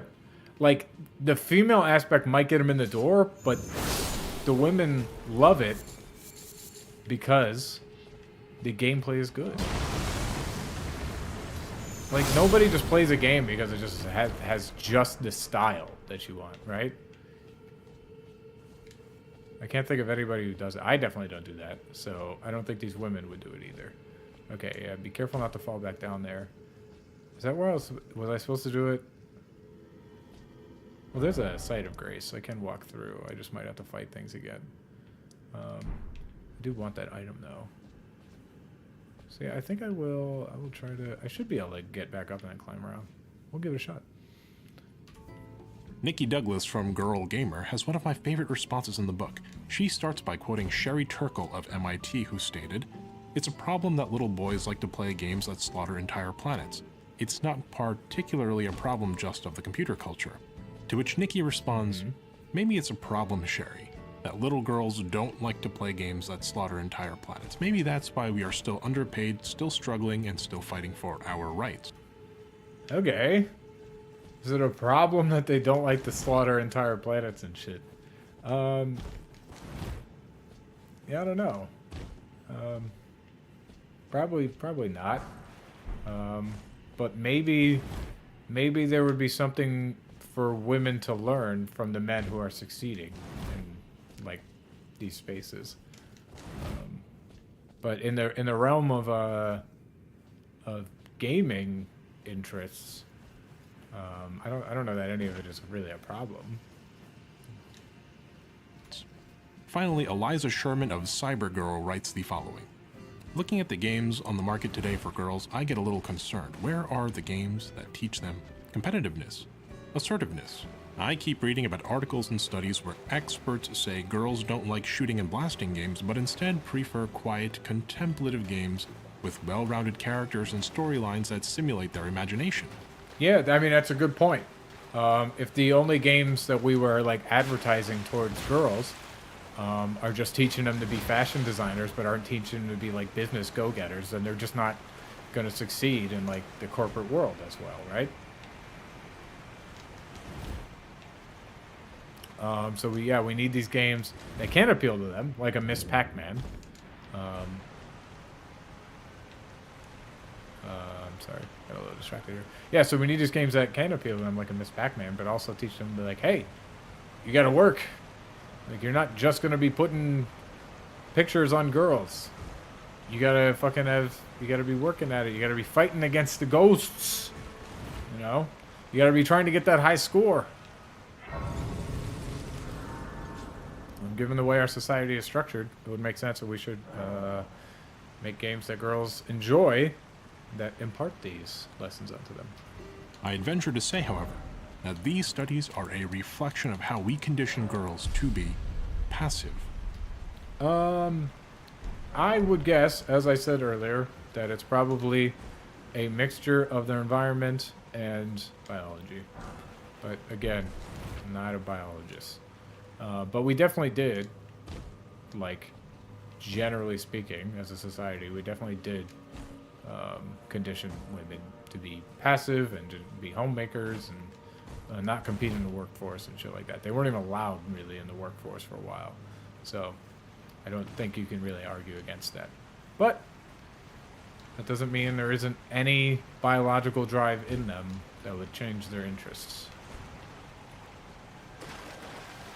What all of these responses have in common is a rebellion against the notion that girls only want to play girly games. But let us do as the lawyer and... Yes, girls don't only want to play girly games. That's good. Starting to like this video. I fucking hated the examples in the beginning. They were nonsense. But we're starting to say, hey, nobody's making these girly games because girls don't actually want to play those fucking games. And we're backing it up with evidence. This is great. Love to see it. Dissect that just a little further, shall we? How exactly are these girls defining a girly game? Well, yeah, well, didn't we define it a little bit earlier? Well, actually, no, I guess we didn't. We just said a girly game is one that is, like, made specifically for girls. So how would we define a girly game? It's probably just not very violent, pink a lot of times, quote-unquote pretty, like classically pretty things. It has classically girl interests, like boys and, well, we talked about it a bit earlier, but like boys and makeup and, I don't know, family making, character creators, fashion. Those would be the games that are girly games, right? a girly game in their headspace is a game that reinforces the oppressive, learned passivity stereotypically associated with femininity. I don't know that it as a girly game would be passive, because if you made like a super competitive, like Barbie has to succeed in the fucking corporate world in her fashion designer thing, that's not, I wouldn't say that's passive,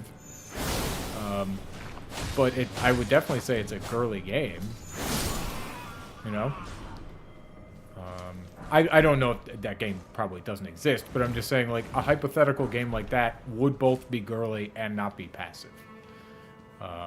So I don't think a girly game has to be passive. That is not one of the ones that I would lump into that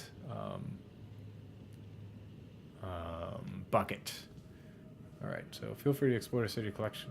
Equipment and valuable upgrade materials, items and know to add. Okay.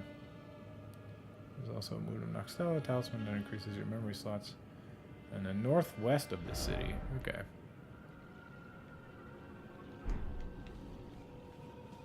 Did we already go? Oh, look, snails. I think I didn't see you. I saw them. Okay, so we did. I did already explore that way. Okay, we're gonna keep going this way. There's lots of enemies around here.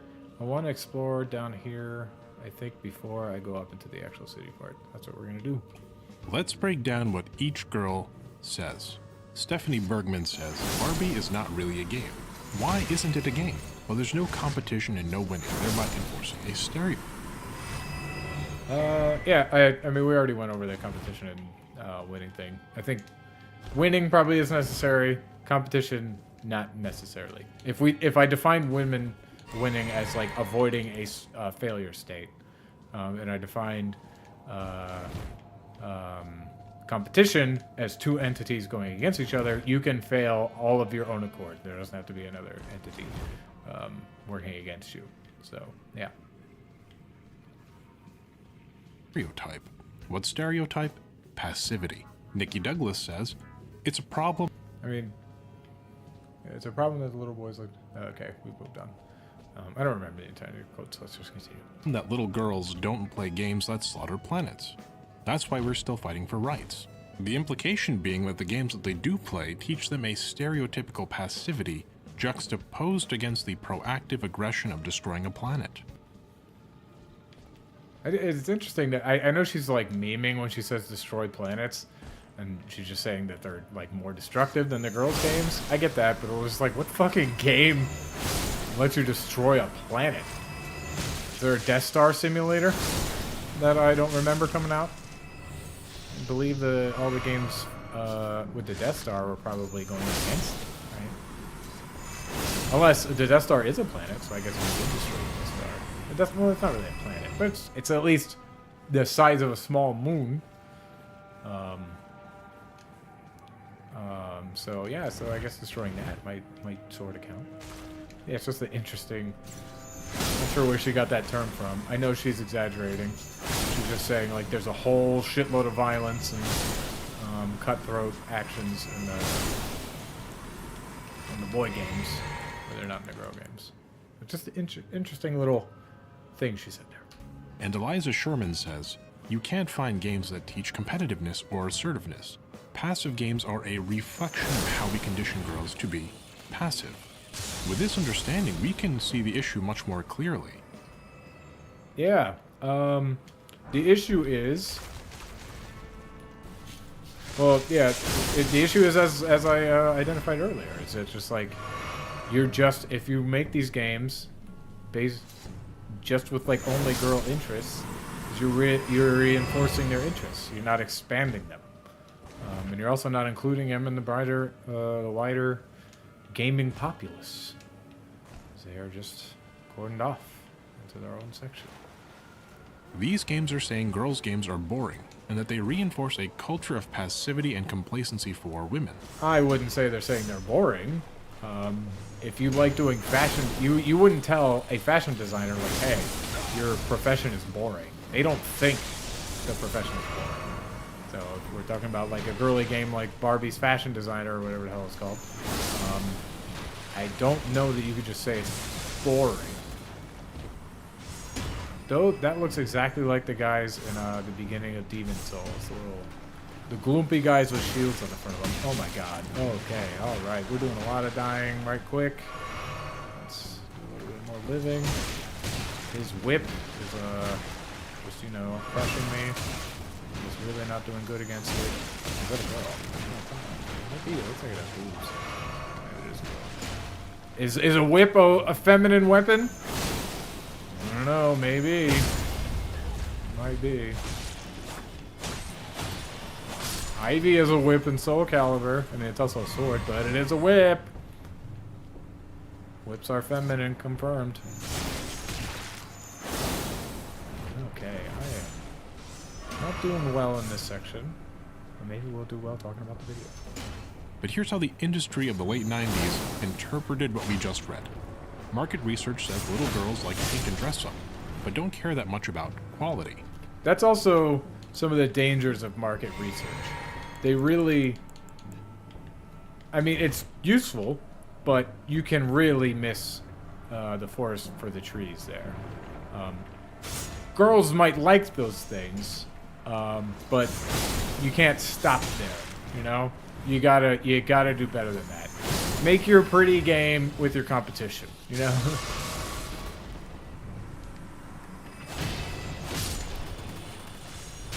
Market research wouldn't show that, especially because, like, if it's just like, hey, which of these games do you like? Do you like... I mean, I'm not using old examples. Or I guess, yeah. Do you like Barbie's fashion thing, or do you like Mortal Kombat? It's just like, oh, I like the fashion thing. And you have completely missed the missing, like, competition aspect of it.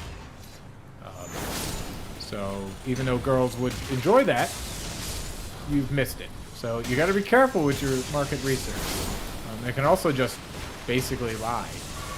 If you just don't have the right sample size, or yeah, you don't have the good sampling for your research, then you're not going to get a representation of your group. So that's what seems to be happening in a lot of the polling. Polling is very important. Sampling is always the issue. If you have a poll that's completely inaccurate, it's because you didn't get a good sample. Or people fucking lied. Alright. A little bit of a respite. Okay, so I'm still... I thought that it was going to be mostly on the ground, but it looks like I actually mostly want to go back up here instead. So let's actually... We're going to revert course. I'm going to go back up. And that older girls like quality but look down upon girliness as being patronizing. And as such, the industry totally... Yeah, it's not surprising that a bunch of girls would think it's patronizing, especially ones that would be interested in video games. That seems to be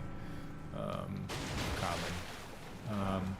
It doesn't mean, like, it's bad if you just like really feminine, like classically feminine girly stuff. If feminism is about anything, it should be about women should have the power to do whatever the fuck they want, right? So if you like your really classically girly stuff, all the power to you. But it's not surprising that a big cohort would be like, hey, why are you saying that this is the shit? And why is this the only thing that you think that girls like? That statement in and of itself is patronizing. God damn it! Oh my god, I'm almost dead because they fucking have 1 health. You see that?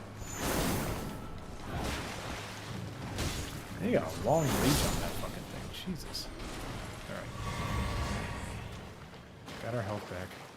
Let's continue. Missed the point. As Purple Moon continued to make the girls' games they envisioned, built around their lofty ideals, the actual market of girls appeared to increasingly reject the premise of their games. Following a period of financial struggle, Purple Moon was acquired by Mattel in 1999.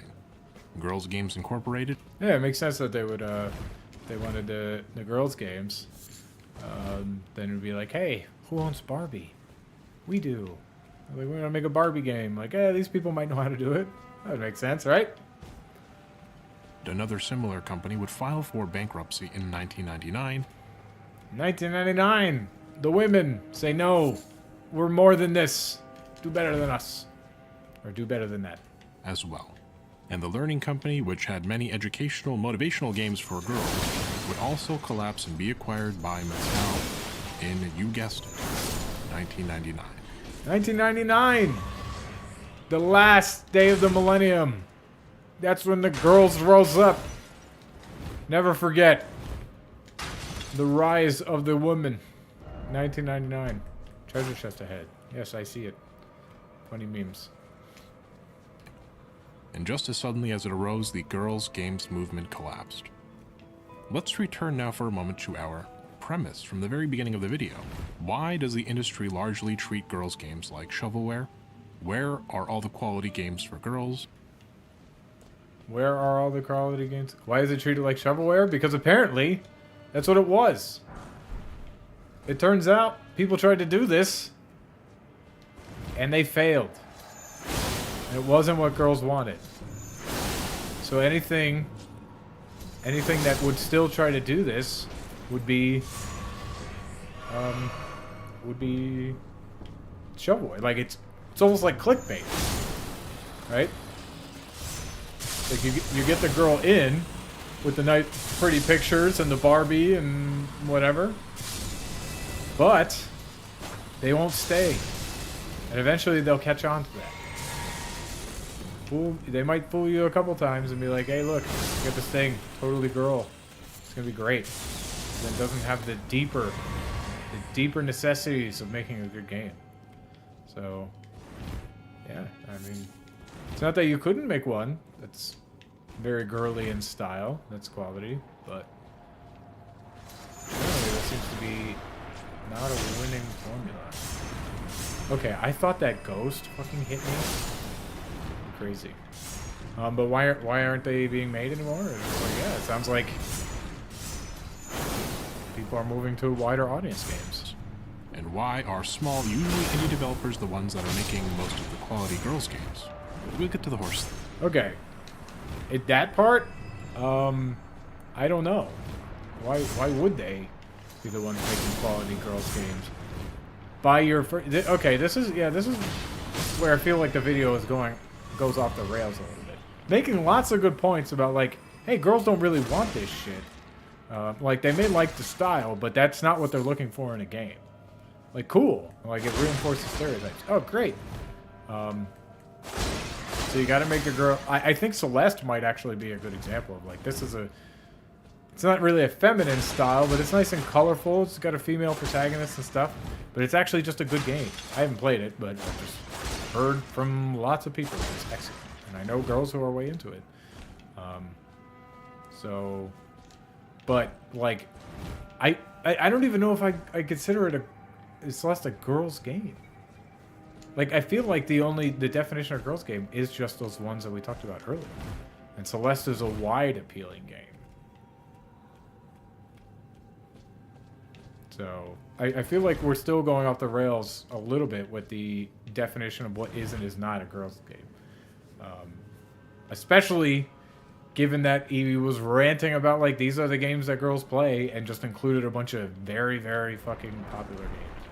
So I think a lot of the foundation here is good. And I liked what I'm learning. I think I'm going to have a lot of disagreements on his examples of indie games that are girl games being made. I promise. Well, the answer is that the games industry remembers the collapse of the girls' games movement and believes it has internalized the actual lesson of what girl gamers want. Okay. Interesting. So you think they are wrong about what girls gamers want. And they do want games specifically catered to them? I mean, maybe they do, sure.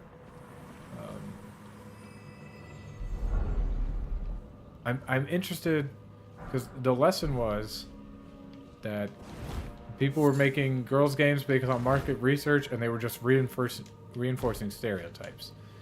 So now we need girls games that don't reinforce stereotypes, right? Do you think that the industry learned, hey, girls games just don't work?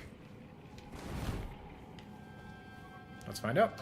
The industry believes, based on their market and historical data, that little girls want pink, passive girly games when they are young, focused more on the appearance of girlishness rather than fun mechanics, and then just regular old quality games when they get older. That seems maybe reasonable. I don't know if that's the wrong lesson. God, this whole place is just so fucking big. You know? Where was I heading earlier? Shit, it wasn't there. I was heading... I guess it all is kind of going the way. I guess I was going like that, right? Yeah, there's just so much to find.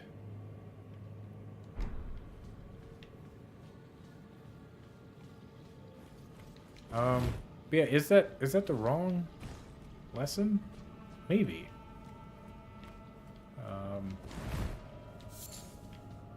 Like, if that's what sells, I mean, you could make... I'm sure somebody has tested this, but you could just make a game that, like... You can make the quality games, and then if little girls aren't buying and playing it, or I guess they're probably not buying it, but if little girls aren't playing it, then that's just true, right? So do we have evidence that that's not the lesson that they should take? I don't know that we have evidence to support it, but like I would assume that they can see who's playing their games, right?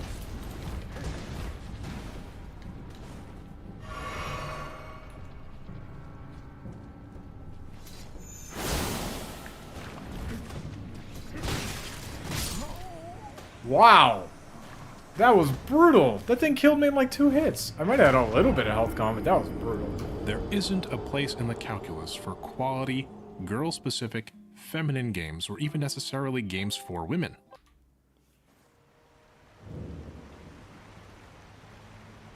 There isn't a place in the calculus. Industry's conclusions. But why wouldn't that just be fucking broad-reaching games? What is the quality one? Is it just a fucking Barbie game that is like cutthroat with competition? Is that the quality one? I gotta know what specifically would be a game specifically for girls that is quality. Because like even if you say like, oh, well, it tells a feminine story. It's about like, I don't know.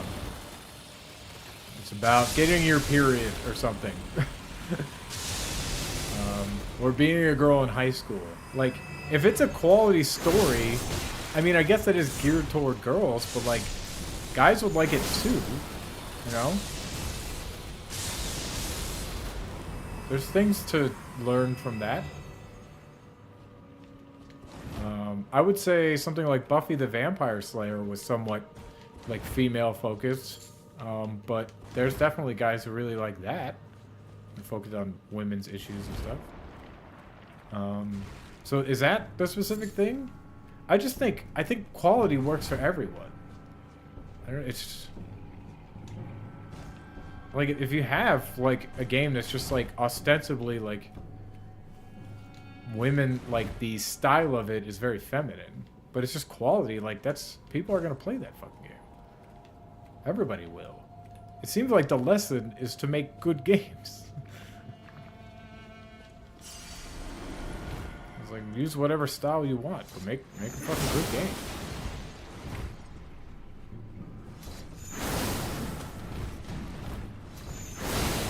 And I'm just not sure, especially given what he said about all these really popular games that he thinks women are playing them. I'm not sure that the industry didn't learn that. They're making wide appealing quality games. Which seems like a good lesson to me.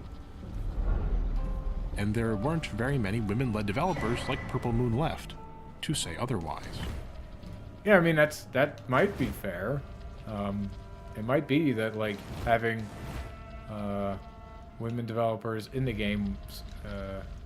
wait, sorry. Oh, I have gone there. Okay, that's that part. Cool. It might be that having, like, women leaders at these development companies would cause the games to come out very differently, so that we have ones that appeal to girls more.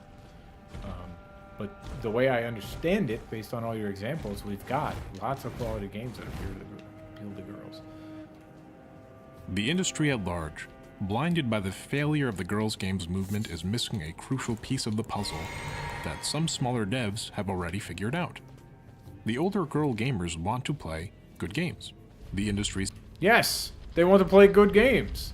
So how hasn't the rest of the industry figured that out? Do you think the industry is just like, hey, we should just make shit games?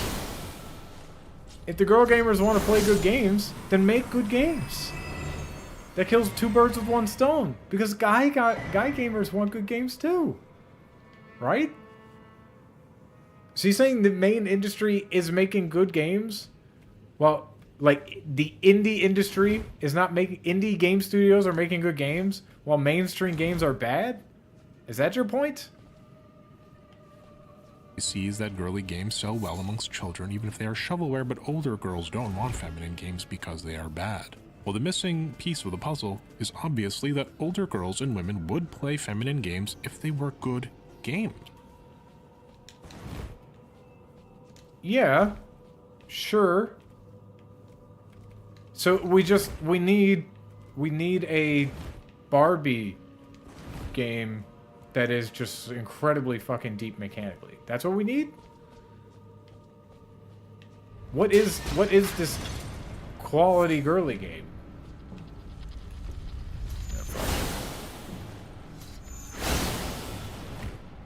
It's just the style, I guess? Like, I wouldn't say... Yeah, I don't know. I guess there is masculine ones, like Gears of War. But, like, what's the... What is the opposite of Gears of War? Like, the quality game made specifically for women. If Gears of War is the masculine game, what's the quality game made specifically for women? Is it a puzzle game? Is it a fashion designer game?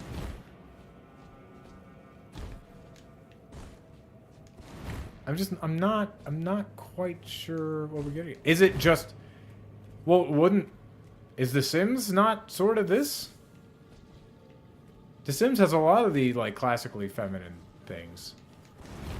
Right? Or is Honkai Star Rail or Genshin Impact not sort of that? These games were like, you're like, yeah, you played quality, and you're like, but it's like, you want to dress up your character a bunch? And like, styles that appeal to women? Like, the style of like Honkai Star Rail, or Genshin Impact, I don't know that much about Honkai Star Rail, I've just seen it on Reddit. The style of Genshin Impact is definitely like more feminine, I guess, than traditionally masculine. So is that the quality game? Okay, I got turned around again. God damn it. The conclusion here seems extremely obvious, but that conclusion is only just permeating its way into the video games industry. Okay. I'm getting a little lost. I need him to give me some examples of indie games that are feminine in quality. I have a feeling I'm going to disagree with them, but... God, that was the golden rune 10. Let's go. And largely due to the influx of women developers into the field of video game development, a topic that is a deep well of its own. I mean, that might be true. I could definitely see that being true. Did I already do this? No, I didn't. Okay, cool. I'm getting a little lost. It's too much discussion.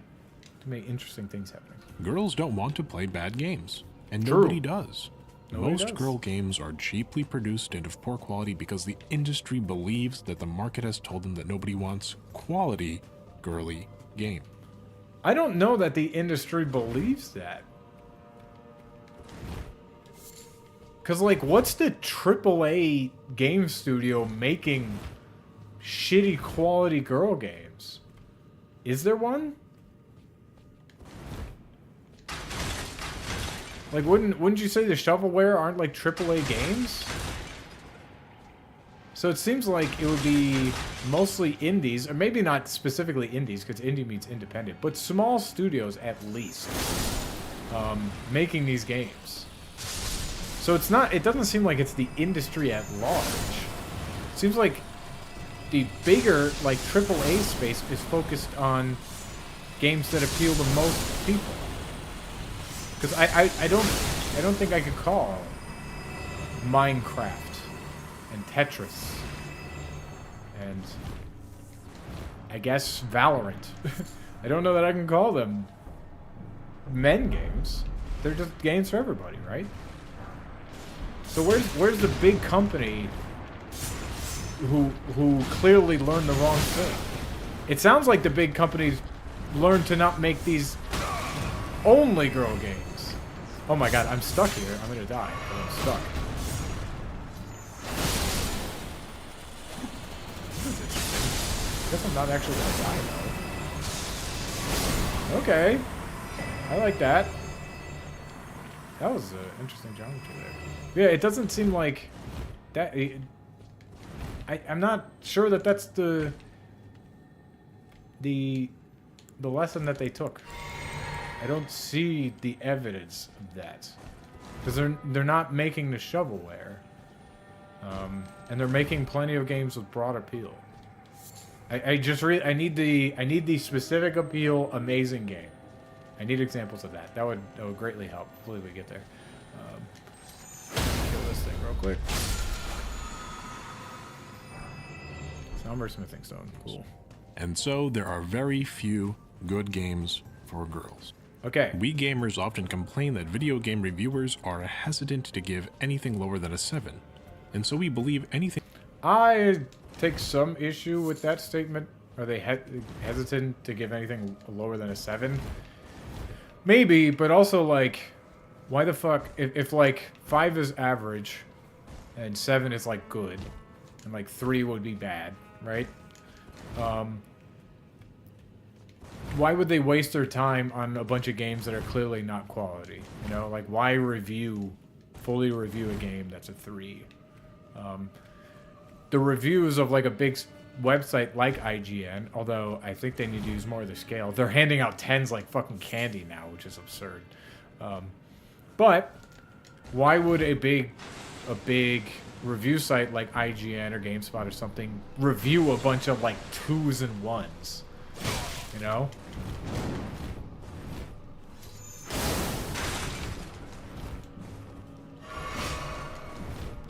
It wouldn't make sense. It's like, who's gonna read about fucking garbage?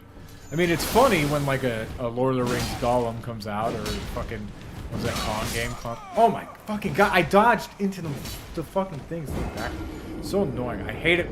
I understand, totally part of the game, but I just fucking hate it when I die because I just hit something that was behind me and I didn't know. It's just annoying. But yeah, like, they would be focused on the higher quality games, right? Because it's just like, you don't want to review the fucking 2s. Nobody wants to do that. Anything underneath that isn't worth playing. But girls' games are considered relatively good if they can get above a 4. That's how few true girls' games, or even girl-friendly games, there are. No! There are dozens and dozens, hundreds even, of girl-friendly games. You were just talking about all the really popular ones. There might not be that many girl-specific games. I'll give you that. But there's plenty for that appeal just fine. If they're looking for a specific feminine appearance, maybe that doesn't exist in the AAA gaming space. I don't know. Maybe it doesn't. I'm not a girl. Tough for me to say. You know?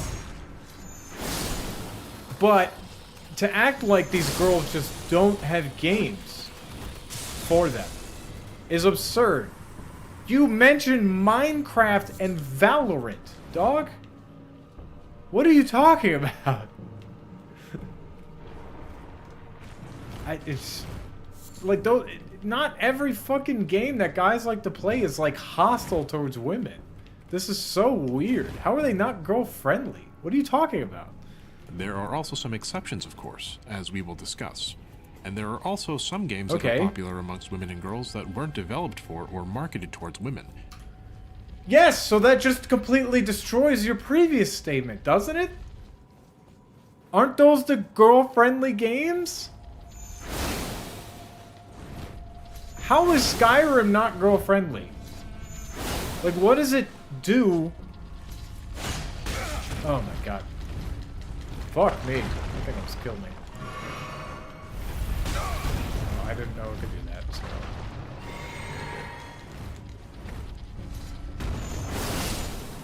Good. Almost let me die to that piece of shit. Yeah, like, what is the thing that is not friendly to them? Just because it's not, like, catering specific to them, I don't know that it's catering specifically to guys either. It seems like this guy is, like, really just like, no, like, dude, like, we're really separate. All girls just have different interests. It's really strange. Did I open that door? Is that where I died? No. Did I not open this door? No. I guess there isn't a way to open it. Okay. Let's continue moving on then. I don't remember the fucking way to go. We'll find it. And they just happen to be popular amongst women, and the marketing development shifted to meet that unexpected success. They made a widely popular game. How do you know that they weren't like, hey, girls are gonna love this too? How do you know that? That's so weird to me. I'm just gonna run through here. I don't care. Yeah, I just... What? Why they don't... They didn't make, like, Harvest Moon and be like, oh my god, girls like this too? There's no way. There's no way. They made that broad appealing game and said, hey, everybody's gonna like it, right? Girls, men, women, non-binaries, everybody. We're all gonna love it. I don't think Notch made Minecraft being like, this is for guys. And he's just like, wait, there's women playing this? Like, yeah, I'm sure he thought that women would like it too. There's nothing in those games that say women shouldn't like it. This isn't a shock to them. Why, what?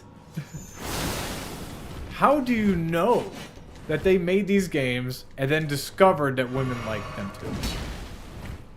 Where's the evidence for that? Because it seems like you're just pulling that out of your ass.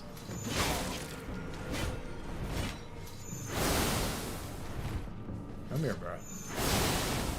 We'll get you. We'll get you nice and dead.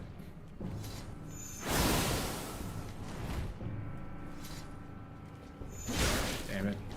It's faster than my last time. Which is, of course, lame. Fuck you. Yeah, we got him. Okay. Now we gotta do this big master guy. That guy? Get the fuck out of that guy. Yeah, this seems like a completely baseless claim.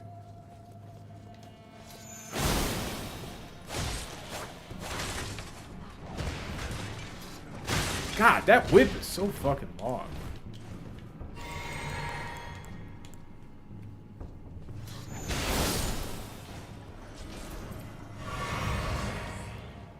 Alright, we're making it through it.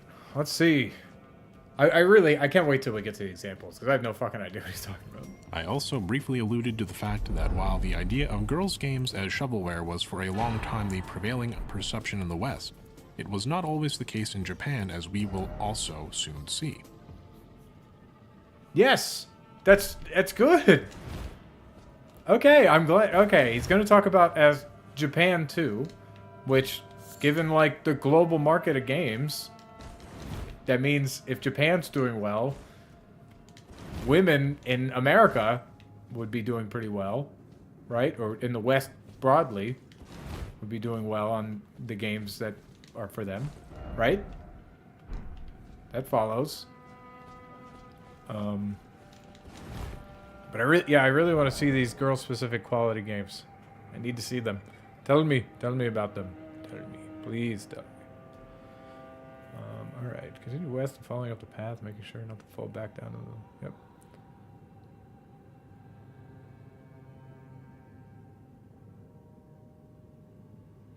Okay, I didn't get the golden tier yet, but I think that was because I needed to go back down. I explored a lot of the upper regions of this now, and I think I reached the end, so I need to go back down that one path I was going. Yeah, so there's the golden seed. You need to go back through. Yep. So we're gonna go back. Not that one. We're gonna go back this one. Our goal is gonna be to head through and explore like this. So we're gonna have to go fight some of the things we fought before, but it's okay. But back to the point. The association of girls' games with shovelware is so strong that even the best girls' games are denigrated merely for their girliness. Well, wouldn't, like, so that Barbie designer game that he said was super important. Isn't that, I guess it wouldn't be shovelware, but it probably didn't have the things that those women were talking about, right? It just reinforced stereotypes. So then it turns out women just, oh, well, it's sold pretty well. But I don't know if people kept, I'm sure people kept trying to make shit like that again that didn't sell well. Because the shtick wore thin. You know? People kind of caught on to it. Right? But that was supposed to be some kind of groundbreaking game? I guess?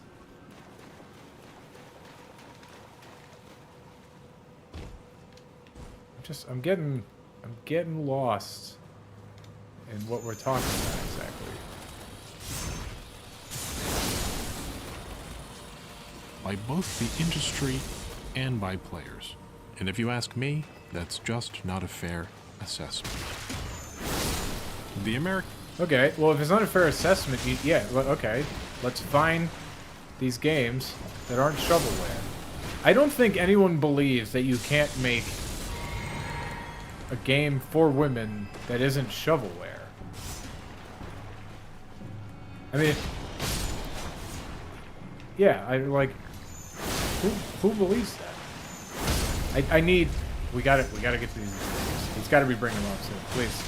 And talk about the Japanese thing. I'm excited. I'm interested in that too. But we gotta get these indie examples, these precious indie examples that aren't shovelware, but are specifically catered toward women. I don't want broad appeal. I want catered toward women. I want girl games. Not boy and girl games. I want girl games. If we fucking say Celeste, we're gonna lose it.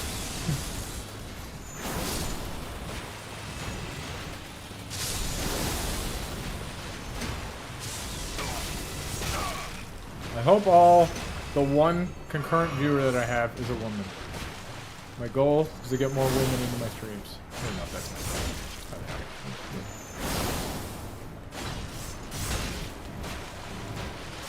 But I can do that with broad appeal, can't I? I don't have to make a girl stream. Fuck me, dude. I don't have to make a girl stream. I can just make a good stream. Make a quality stream. Maybe the indie streamers are making the quality girl streams. You know? Alright, you guys are fucking annoying.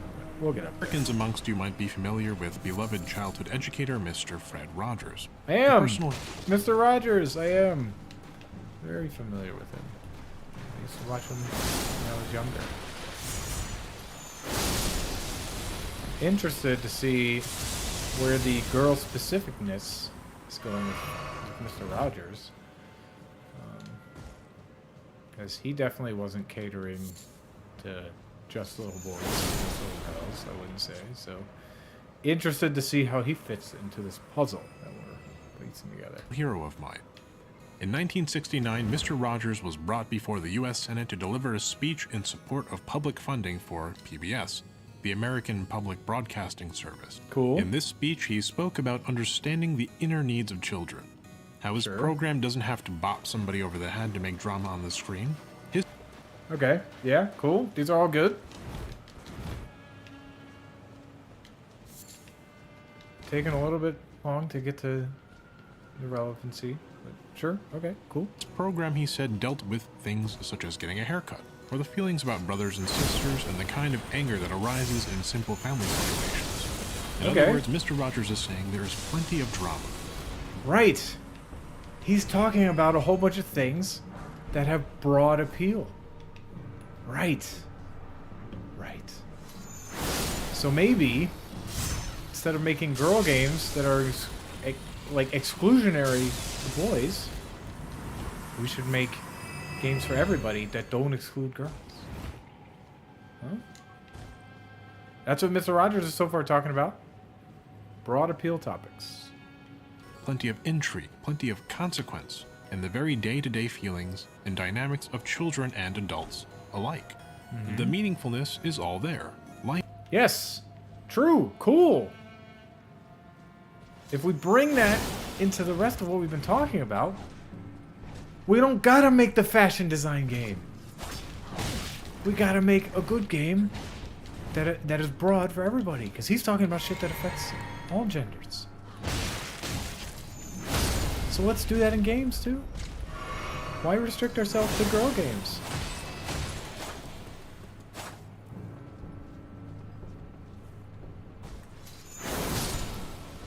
Life is inherently meaningful and interesting, but we can fail to capture that meaningfulness if we present it poorly.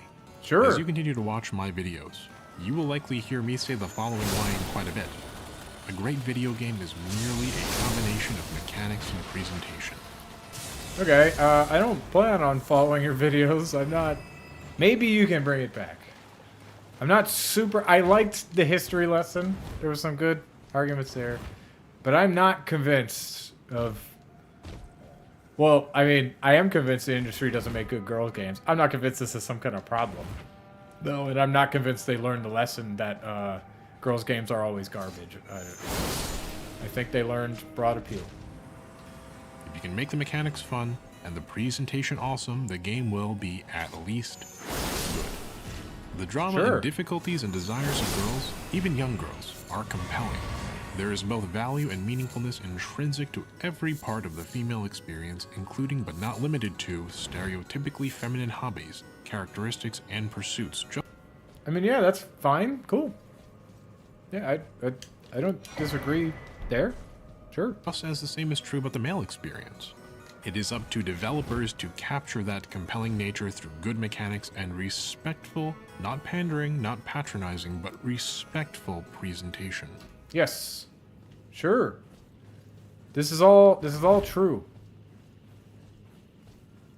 It so far has nothing to do with what Mr. Rogers said, because Mr. Rogers was talking about broad appeal stuff. Right? He was saying that we can find meaning in not like the stupid kiddie shit. We don't have to be specific to children. We have to be broad appeal. Pixar is a great example of this, right? They don't make movies for kids. They make movies for families.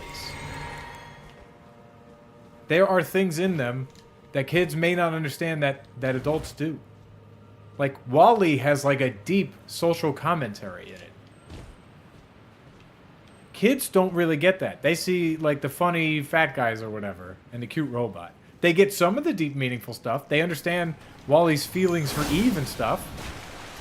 And they understand, like, the feeling of being left out and being an outcast and stuff. They get that, so they get some of the deep stuff. But they don't get, like, some of the biting social commentary that's in there. Or why the world is, like, a wreck and stuff. Like, they're talking about capitalism and shit. Kids won't understand that. That's for the adults. Because it's broad appeal. Right? So, that seems like the winning formula. Right? Mr. Rogers thinks so. Pixar thinks so. Minecraft thinks so. Maybe that's the way. Because let's be clear here, there's a lot of room here for terrible and even sexist representation. Yes! And just to illustrate... I would say I would even almost say like a girl that's just a game that's specifically for girls is like almost necessarily sexist, right? Because it has to be like this is what girls are. They aren't other things, right? So I need the non-broad appeal game that is still good and also not sexist.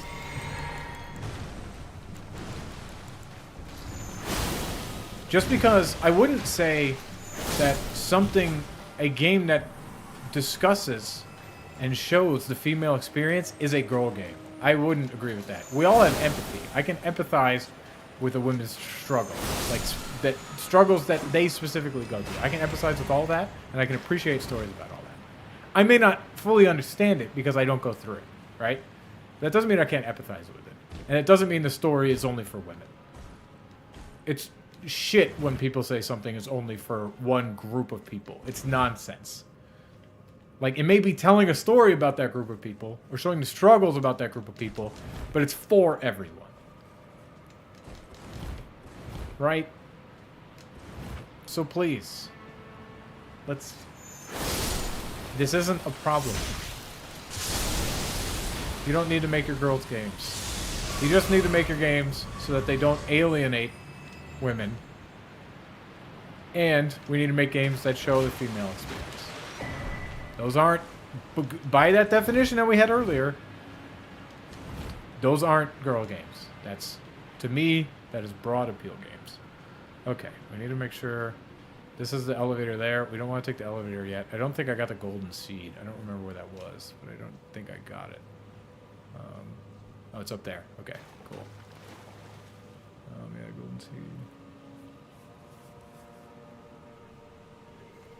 I know, lift that takes you back down. Okay, so yeah, that's the lift. Yep, okay. So that's the lift. So we need to explore up there. Very good. There are already some classic, brilliant girls games made and marketed towards girls that meet the standards of mechanics and presentation but are virtually unknown simply because they are girly. Dismissed out of hand because we associate the presentation of games for girls with shovelware mechanics. Take... Okay. Sure. I mean, it may be... It's a problem where you have, like, a game that's, like, classically girly in style that people dismiss it. That, yeah, I mean, that, I might agree with that, but I wouldn't call those girl games, because it's just like, guys can like that too. Maybe this is the point that he's saying. It's that we haven't, there's a style of game, like, just an art style, like, cute. It's just something that doesn't seem to appeal to gamers. How did I can't, I haven't figured out how to fucking get to that golden seed yet. Yeah, there's a style, and people just don't pick it up. Is that his point? I think that might be his point, which is not a terrible point. But I don't know that, like, he's showing Hamtaro here. I wouldn't consider Hamtaro girls' games. That Calico one, I guess I'd consider it cute, which is strongly associated with girls, but I know guys who are really into cutesy stuff too. So I still don't agree with you there. The golden seed is up there. Do I need to drop down from there? Is that what I need to do? I don't see the way up there. I can do that. That looks like it'll kill me, right? I haven't seen another way up there, though. I feel like I'm missing it, but I just haven't seen it. Let's continue, though. For example, the Hamtaro series of games for the Game Boy Color and Game Boy Advance. These are games that are as charming and thoughtfully developed as any Zelda or Mario game. This is not... It's not a girl game. Hamtaro is not designed only for girls. There's no... It's not a girl game, dude. It's just not. I don't...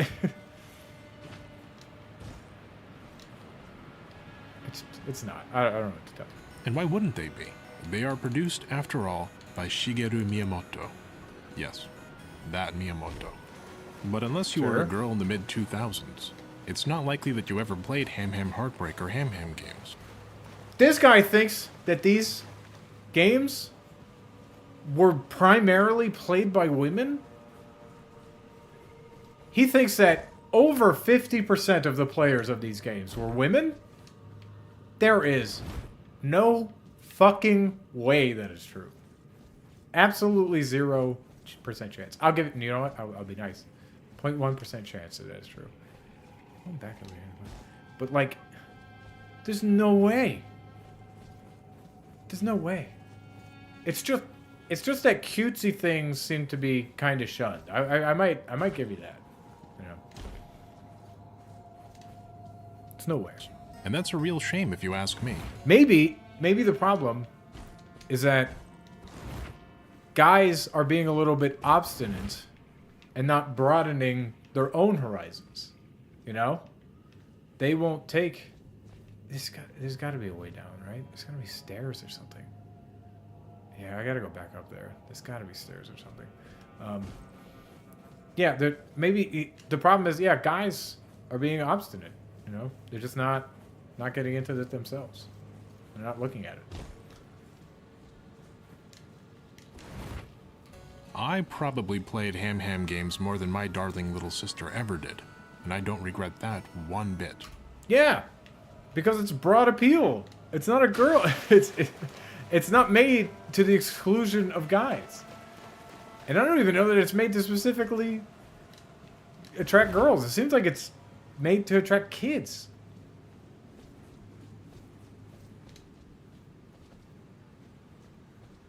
Oh, I don't think I've gone up here. There's a chest in here. Let's check it out. Games like Ham Heartbreak, style-savvy trendsetters, and Barbie Horse Adventure are great. Not just because they are fun, but because they are... Does Barbie Horse Adventures have the fucking things that one girl was talking about? Maybe he'll tell us. girly. There is value inherent to conceptual girliness, and to play a quality girls game can validate girls' experiences and give them the self-confidence to express themselves freely. Okay. There's value to conceptual girliness? I don't exactly know what that means. I mean, it's fine. There is value in saying, hey, you can like things that are traditionally girly. I don't know that there's value in conceptual girliness. I'm not 100% sure what that means. Well, not even, not 100. I just have no idea what that means, actually. There's value in conceptual girliness. There's value in, like... I mean, there's value in the girl's experience, if that's what they mean. There's value in recognizing the girl's experience and recognizing things that make girls different from men. I guess I would agree with that. If that's what they mean. I'm just going to take it as that's what they mean. Holy shit. I just want to I'm trying to get back to where I was, because I did not find a way. I just didn't find a way up to that fucking golden seed. There's got to be a way when we were up here. I might just jump down. I'll probably end up fucking killing myself, but I might end up just jumping down to try to get it. It's over there, and we do cross up there, and it looked like there's an open door there, so maybe there's just a way to cross that I just didn't notice. So I'm hoping. Whether that is through dress-up and makeup, or deagles and obs, as the case may be. Girliness in games can be beneficial for mental health, self-confidence building, gender affirming for trans women and trans girls. Yeah, sure. But it's girliness in games, right? It's not, we made a game that is only for girls, right? And I feel like we have those. And much more. The industry is slowly becoming... Hamtaro is definitely not what the fuck he's saying. First of all, Hamtaro, I think it's a dude, but it's also a fucking hamster. What is the fucking major girliness that we're experiencing in Hamtaro? It's a fucking hamster. It's just because it's cute? Sure, Hamtaro's cute. Oh my god, do I gotta fight these fucking tears again? It looks like I do. That's annoying. Oh, there's a door over here. Did I not go through this way? No, I did. Maybe I didn't. I didn't go down! I'm a big old idiot! Look how stupid I am, guys. Oh, I think I did go here. But then I was like, it's probably going to take me somewhere I don't want to go. But I think we know where it goes now. Cool. We did it. Becoming aware of not just the value of a quality girls game, but of the massive untapped market that exists therein. What's the market, man?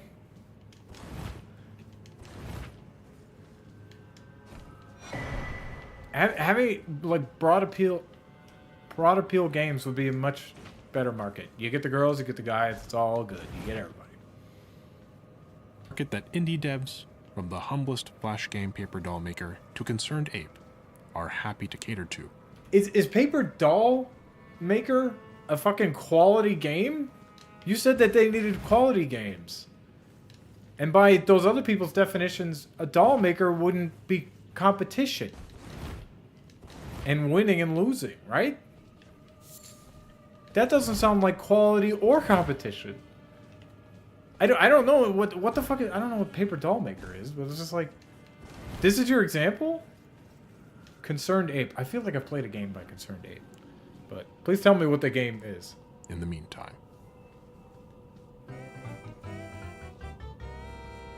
Mooney, this all sounds like it's building towards a conclusion, I can hear you say. And we haven't talked about horse games yet. Oh, we're going to talk about horse games, all right. We are... Okay, yeah. I need the conclusion. We didn't get the examples. We got Hamtaro and then Paper Doll Maker. Which, it doesn't sound like Paper Doll Maker fits the criteria we were talking about earlier. Which is quality and competition and winning. So... yeah, Hamtaro is not a girls' game. So, okay, let's figure out what's going on. You're going to talk a lot about horse games. Okay. Because you would think, right? You like would think horse that games. horse games would be a no-brainer to make. There should be so many excellent horse games out there. The market exists. The mechanics are demonstrably both possible and fun. The fandom is extremely vocal, and yet there are no AAA, or even AA, or even single A, quite frankly, horse games. You think that there would be enough to spend AAA money on a horse game? On a game where you, what, manage a stable and breed horses? And pet them and brush their fucking hair? And what? There's no way. There's no way there's AAA or AA money it would be valuable in there. There is no chance. Unless I don't know what a horse game is.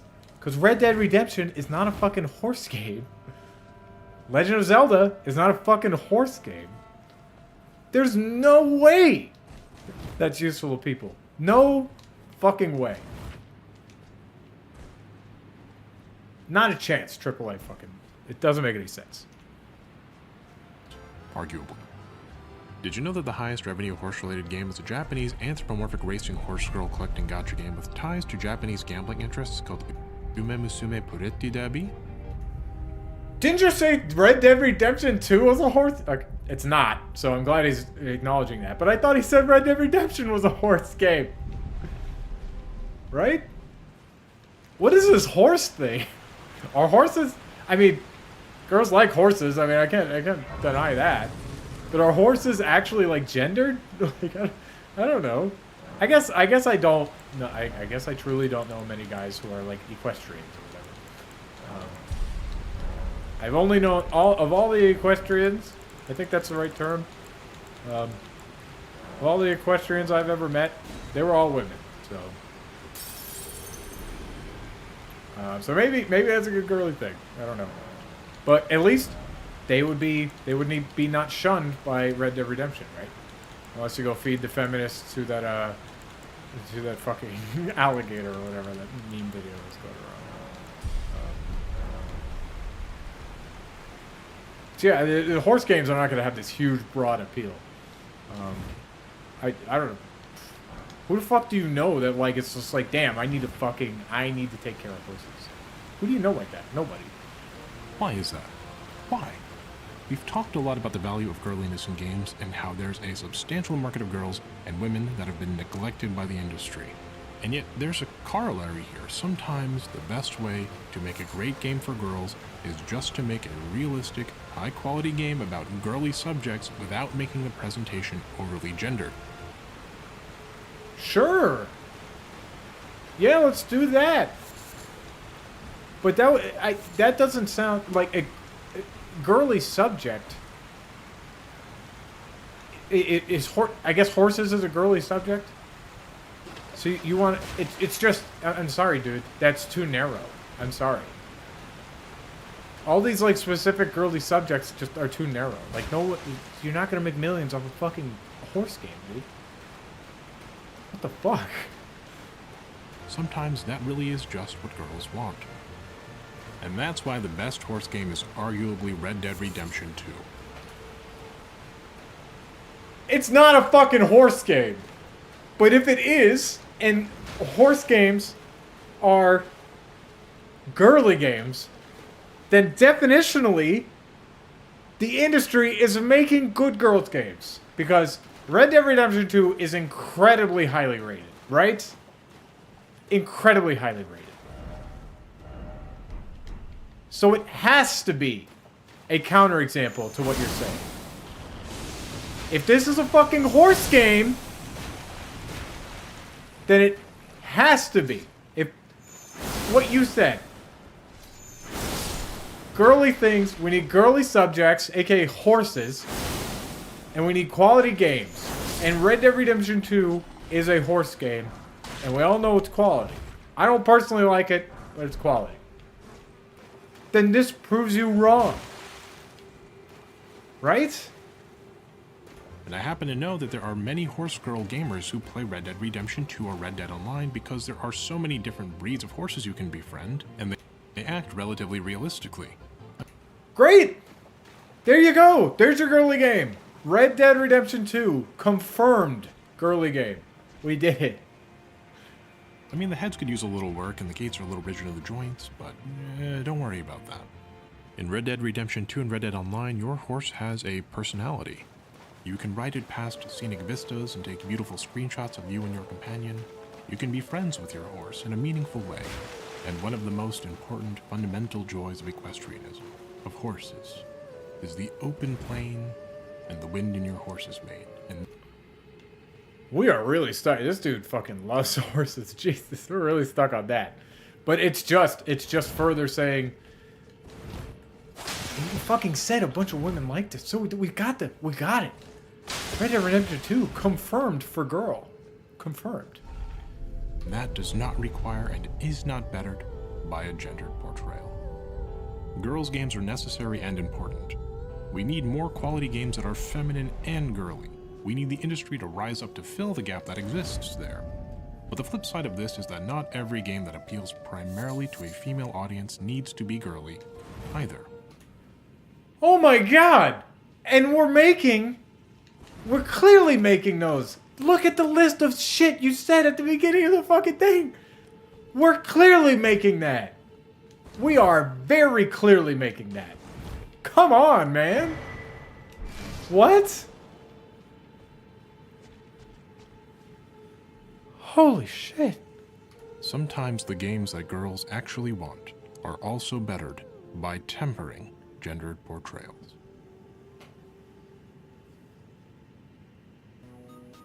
I understand that this video doesn't have anything to do with law. So, his conclusion is that we are making games for girls? What?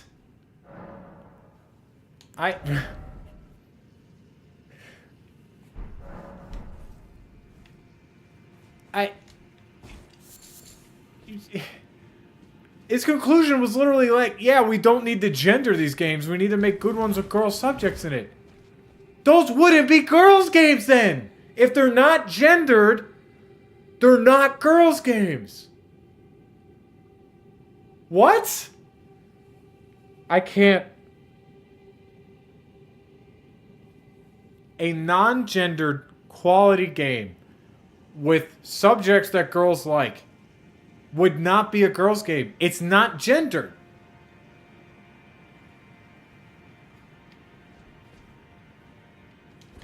Jesus Christ. So is that why we're not making girls' games anymore? Because we're making non-gendered games? Because the good games aren't considered girls' games? Is that it? Is that the whole fucking point of this? Is that what we're saying? That the girls' games aren't... We don't make girls' games anymore because we're making good games that appeal to girls. But you were lamenting the fucking Hamtaro thing. And you just talk about Red every day.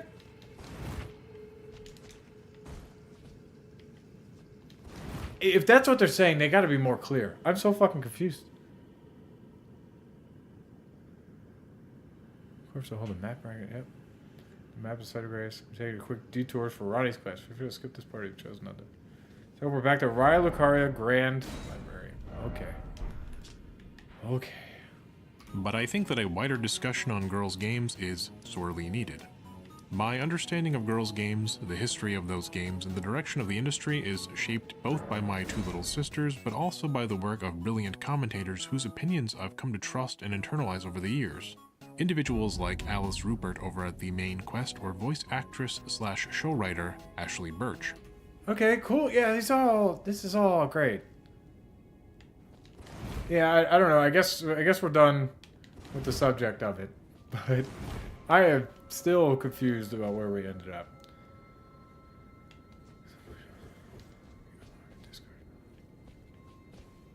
Oh, I didn't actually... Yeah, that one Site of Grace. I didn't do the Site of Grace thing. Do the Lake of Rot.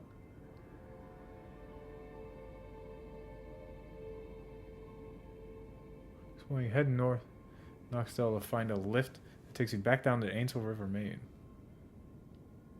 Oh, yeah, I went the wrong way, I guess. So here's the Lake of Rot.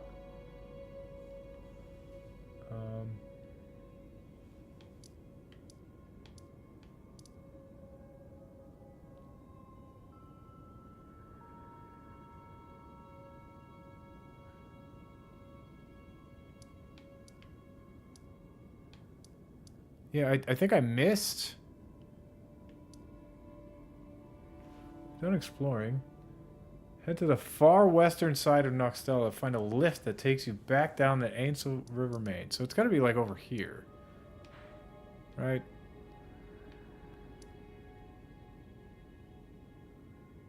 I don't know. Okay, let's try this. More and better girls' games will be a benefit to us all. And if you haven't yet, give some of those classic girls' games a try. See how you feel about them after playing them. But I thought you were saying that they got a good thing would make them not gendered. Didn't you say that?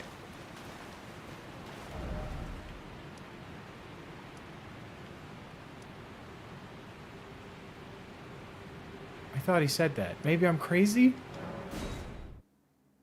But not gendered would not be girls' games. Right? Okay, so the answer will remain. Rest of the Site of Grace. Is this the one? Talk to Miniature Ronnie. Okay, we did it. Cool. You'll find a Site of Grace here where you're missing it. Give me the option to talk to the Miniature Ronnie. She'll ignore you first 2 times, so keep at it and she'll eventually give in and ask you to defeat. Okay. Oh, there we go. Cool. I hadn't accepted now that before eliminate the name of Rani the Witch. I will not. Let us speak. I was one of the demi. Each of us, which is when I would not. I stole the. I would not. The two thing and the baleful. I just don't Even care. I from him, though he was alive yet. But I was. Let's just get through it. Come on. I've let's forget what. I've let's forget what that. Okay. So ignore your first 2 times, or keep at it and she'll eventually give in and ask you to defeat. Luckily, if you continue forward, you'll find him right ahead in an open cavern. Beat it.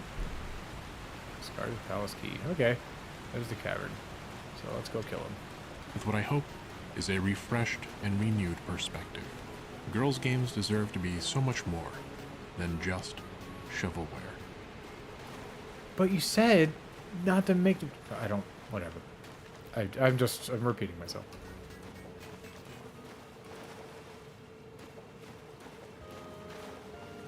This video is a bit of a departure from the last 2 videos, but I hope it was still interesting. I'd like to occasionally stray from... It was interesting at times. I'll give you that. I am so confused about what we're not doing and what. Well, you didn't. He didn't give the good example. He said fucking Hamtaro. He's like, oh yeah, indie games are doing this. He said Hamtaro. Is that a new game that I fucking forgot about?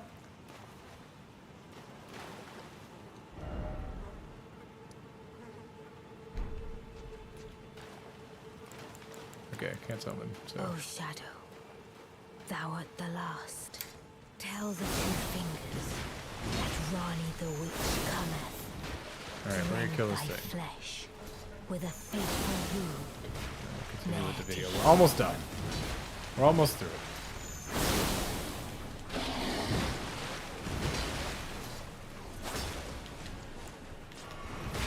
Oh, good. It heals itself. Let's actually take this too.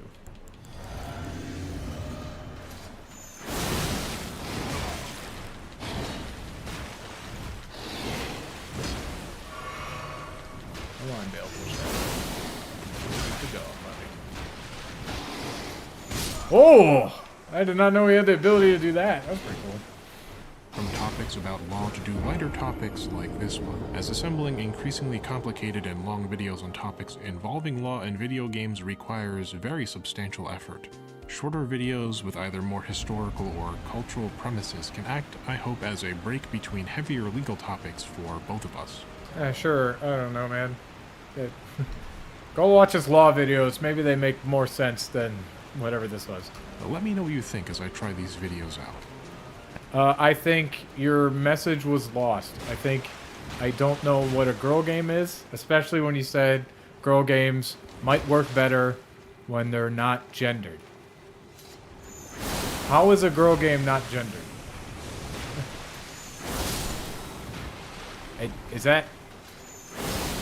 Yeah, I don't know.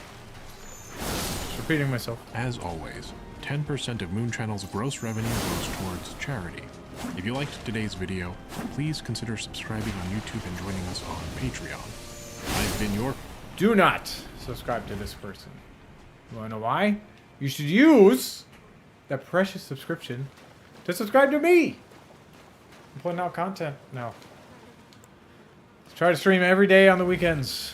So we're just trying to do Saturday, Sunday streams. Putting out content hopefully every day now. We got shorts coming out Monday, Wednesday, and Friday. And then highlights coming out Tuesday and Thursday. That's the plan.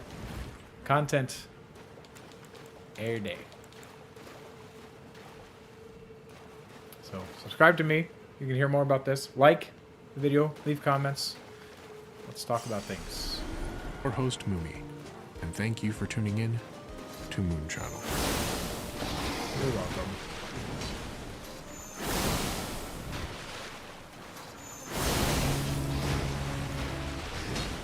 I'm just gonna pause it because it looks like we're playing Hamtaro thing. Maybe that would be nice to experience. Damn, the leaps. Homeboy be leaping. Oh, yeah, I didn't do that again.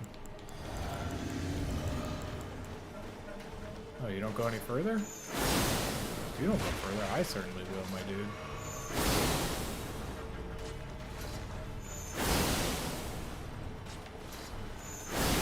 This is working out for me. Oh, I didn't heal? What did I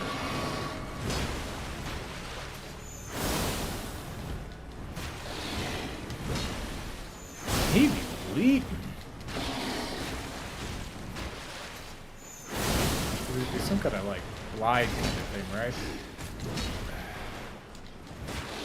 Around the geometry of the world.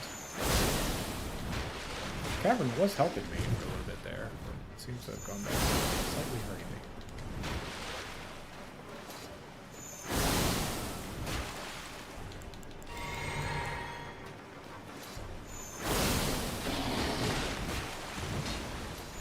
Beautifully fought. Yeah, beautifully fought indeed. Let's go. It was more of a challenge than I envisioned. Now I can finally stand before them. Indeed. This is farewell, my dear. Tell Blythe and E.G. I love them. Discarded Palace Key. We did it.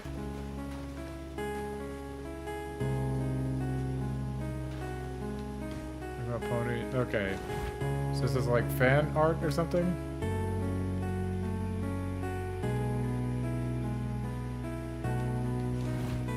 Alright.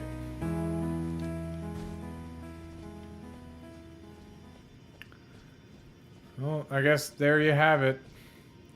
That was why... sorry. I'm going to make sure that doesn't autoplay. That was why doesn't the industry make good girls games?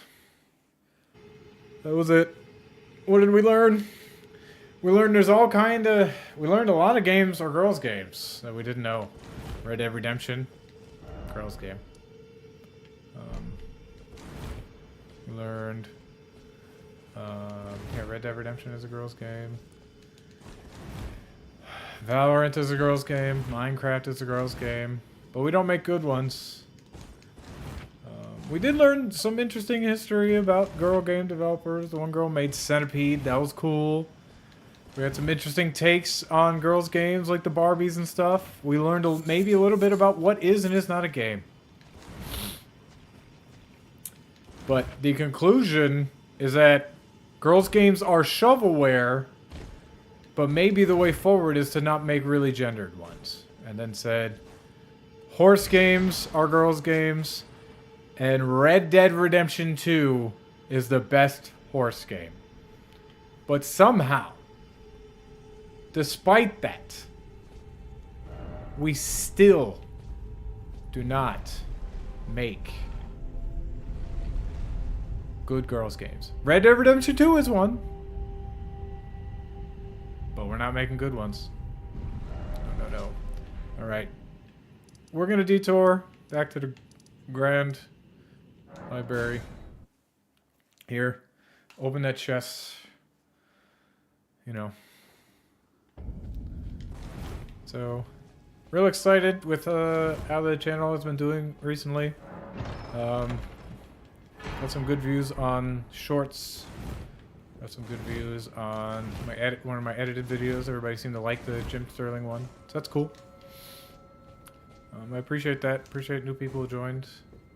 I'm gonna keep going at this. I figure while the channel is going, while the channel is growing, there isn't much of a reason for me to stop. You know. I appreciate all the new people who've been watching. Anyway, it's gonna about do it. I love you all. Stay safe. Be careful. You know. Play girls games. And you know what? If you've got the aptitude, go and make one. Moon Channel would really appreciate it. I'd appreciate it if you tune in next time. Not gonna stream tomorrow. Gonna be watching the Bills Steelers game tomorrow morning. But I will be streaming on Mondays. So I have it off for MLK Day. So that'll be fun. So I'll see you all there. In the meantime, stay safe. And I'll see you next time. Bye.